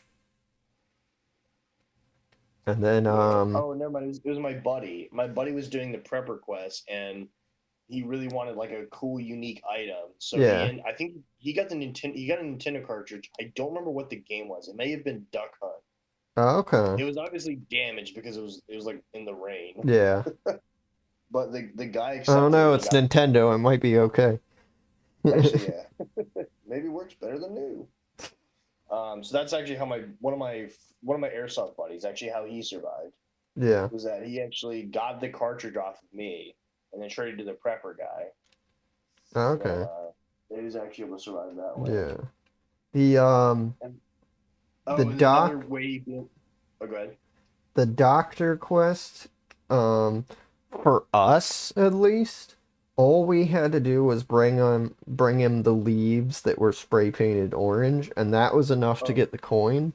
But he The ones that we helped later, set up? huh? The ones that we helped set up? What do you mean? Oh, I don't know. Maybe you weren't there for that. We were. Oh, maybe because it was on Thursday. So we were out, out the field, getting stuff ready, and then Yeah. Chris was like, "Hey, we're running out of time. Can you do us a huge favor? Can you go out to these specific areas with spray paint and just Okay. spray the grass?" Yeah, I wasn't there. Okay, so I guess I know Phoenix was with her. I'm not sure who. No, I think I know who else was with me, but I'm not going to name names. Okay. So yeah, they wanted us to set that up, and I wish I'd known that because we would just grab handfuls of grass and just like give it to you guys. Yeah. So the I know it looks but weird. that mission changed on the second day when I was trying to help Warlord and Scotty do it, where he required the lava lamp, and we did not know anything about where it was. I had no idea either. And that's I why had we no idea. ultimately failed, because we did all the other quests except for that one, and we ran out of time. Yeah, with that grass, there was a lot of it until like 1,000 people try to pick it up. Yeah. But with lava lamps, yeah, I don't even remember seeing any. I know, exactly. After that, well, I'm not even doing this in a particular order, to be honest, but we also did the Skittles water reservoir quest, where you had to like activate the bunker for the water and take pictures and find all the little water tubes. I think Christopher Swamp Sniper has his Rev 10 videos. A lot of it is him focusing on trying to do that quest for Skittles and trying to find all the water reservoirs and stuff. And we ended up running into an issue where the scanners for our phones, the QR readers, didn't work. But Skittles did us a solid because, we are all friends. And he was like, you know what, it's fine. I am like, I trust you guys that y'all have done this. And Yeah, you tried to. Yeah. You went out there. You went to the site. yeah, I think we even showed him at one point, and he was like, "Yeah, just don't worry about it. Here, have the coin." Yeah, So there was a couple people having issues with that, so eventually they just kind of let it slide. yeah, you just had to prove that it was happening, basically. Yeah. Because one of us took a picture of the QR, and then another one of us scanned that QR, and it still wouldn't come up. So he's like, "Okay, yeah, just I like with that, I can give you the coin in good conscience." He also gave us his custom royal blue trading company coins that he and his friends 3D printed. Oh yeah, the blue ones. yeah. I think I have one. I think you or somebody had the big one too. I've got the leather one. I want to figure out who did those. Yeah, I think those were 'Cause I his love it. friends. I would love to get a COV one of that. Oh, totally. And then the art gallery one. Oh yeah. That was What'd you funny. do for that one? I don't remember exactly what we did. I think Phoenix and Prophet would be able to tell that story better. I do remember the banana though. I thought that was actually funny. I thought that was actually if you know art history. Yeah. The whole like this is not a pipe, this is not a banana. Yeah. I thought that was actually pretty funny. But actually, I did like that quest line because people actually had to get creative. Yeah. I That's- think that- we that's right, that's we right. I was on had video something, but I selling just don't remember what it the- was. That's right. On the Rev 10 video, that's where I traded the what is it called? The Yoda? Yeah, or not the Yoda. It's E.T.. the alien from ET. Yeah, I traded ET. Yeah. With them, and they made something out of that. I thought that was funny. Yeah. No, with an ET, you're gonna have to do something more than a joke. Yeah. I can't remember exactly what we gave her. And honestly, maybe next time we stream, we'll focus specifically on the Fertles and Rev 10, just because there's so much more to talk about. And we still have to go into the Omega events. And it's almost like, it's like 2:30 right now. So, like, this is gonna carry over into another stream. And we'll probably reiterate some of the stuff from Rev 10. And maybe get Prophet's end of things from Rev 9 if he had anything. And then once we're done with that, we'll go into Fertile, and then we'll go into Perdition. And then that should finish it up. So, be ready for a part 2, everybody. But real quick, just because I want to get it out of the way. So after doing the art thing, we did the Angels of Death, and that was the last thing we did. And the Angels of Death quest was you go up to the northmost area on the field, and you go talk to this like hillbilly dude living in a tent, and he takes you over to this other tent that's like cordoned off with like some fencing, like plastic fencing and stuff. And he's like, yeah, so there's we got an angel captured inside this tent thing here in this cave, and one of my friends was gonna try to go get the data from it, but the angel killed him, and I've got a busted leg, so I need somebody to go in and get this data. And here's a prod to, like, because they don't like light, they don't like electricity, so use this prod when it tries to snatch you so it'll go away. So he gives us a prod, and we go in there. First time we go in there, actually no, this is on the second day, never mind. The second day story of it I'll tell next time, but I just want to get the first one through. And Prophet and Phoenix could tell more about the first one too, because I don't remember exactly what happened compared to the second day. But the first day, we did it pretty much quick and clean as far as I'm aware. I think I managed the door both times. And then, like, the angel tried to get us and stuff like that. And the first day, we had never really seen the angels face to face. Even then, we never really did. So we never really knew what they looked like, and that's why they were scary. Yeah. It was the whole fear of the unknown thing. And That's like, what got fun for me on yeah. day one when they came out. Because that's when we hid in the nunnery. Yeah, and I definitely want to tell that story next time. The nunnery, Okay. hiding in the nunnery. But after we did that quest, we had to hunt down Paul Ward, the guy who did the challenge coins, and find him to get a coin, and he didn't have them on him at first.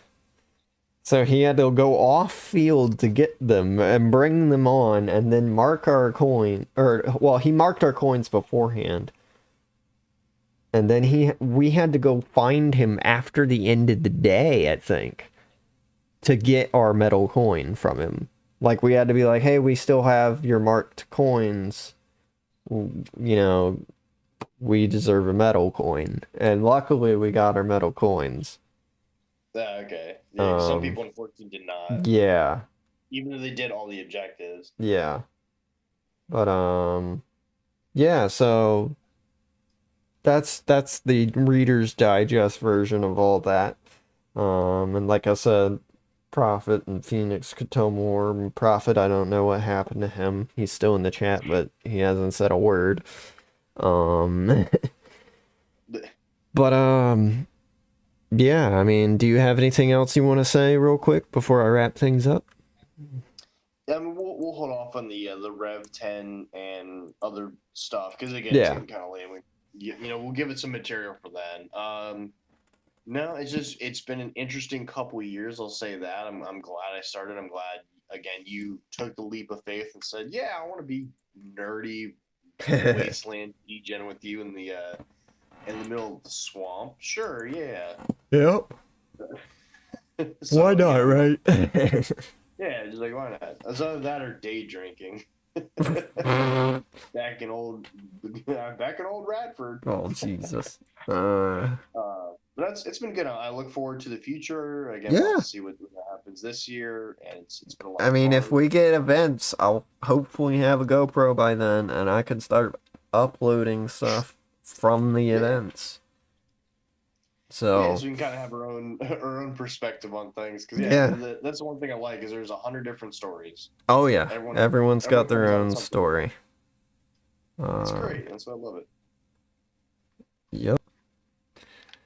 And we gotta share our stories. And that's what we've been doing tonight. When we're not deviating entirely. when we're not being degens, yeah.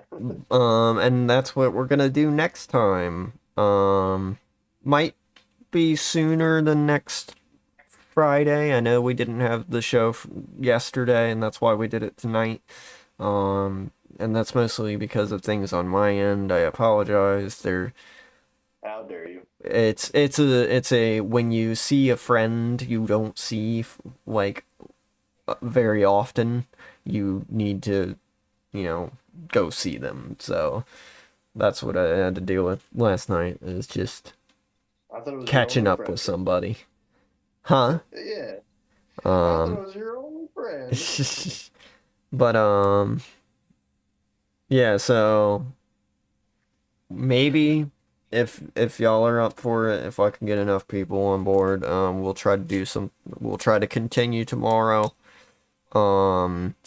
If not, we'll probably see you guys on Friday for the regularly scheduled Fall of Man Radio, where we continue our stories from the Wasteland. And tell the story of Rev 10, all the Fertles, and Perdition and Desolation. And y'all will have some stories that I can't tell because I wasn't there with Desolation. Yeah. So that'll be Those interesting ones to are pretty learn. easy. Yeah, those ones are pretty easy because it's not complex time traveling stuff. It's like just don't die. Yeah. Over the weekend. We did have some fun then, and we'll go into it. Yep. So, that's all for tonight, Wastelanders. we hope you enjoyed your stay. As you might have noticed, I've been ever so slowly uploading bits and pieces of previous episodes. Well, it's mostly I'm breaking them down into 10-minute parts. So I am still on episode 1. It's going to be a while. It's 4 hours worth of content, and every single one of these is about 4 hours worth of content. In fact, this one is coming on 5. So it's going to be a while, but eventually all of this will come out in more digestible, smaller portion sizes. So keep your eyes open for that. If I could get an editor to do it for me, I would, but I can't pay anybody, so... I'll pay you an exposure. Yeah, basically. But, yeah, it's good to see you all Wastelanders. Good to see you, Merchant, and Good to see Prophet, you wherever too. you may have gone. And Dead One, I know you didn't rejoin, but it was good to have you on for a little while. I missed that one. Yeah, he he left right before the stream actually started. Okay. So... I know he's busy. maybe next time get his end of things. And yeah, so please do all the YouTube and Twitch things, likes, subscribes, follows, comments, shares, Smash all that like nonsense. Yep, smash that like button, hit the bell after the subscribe, so make sure you get those notifications, and I will see you next time, Wastelanders. Overseer out.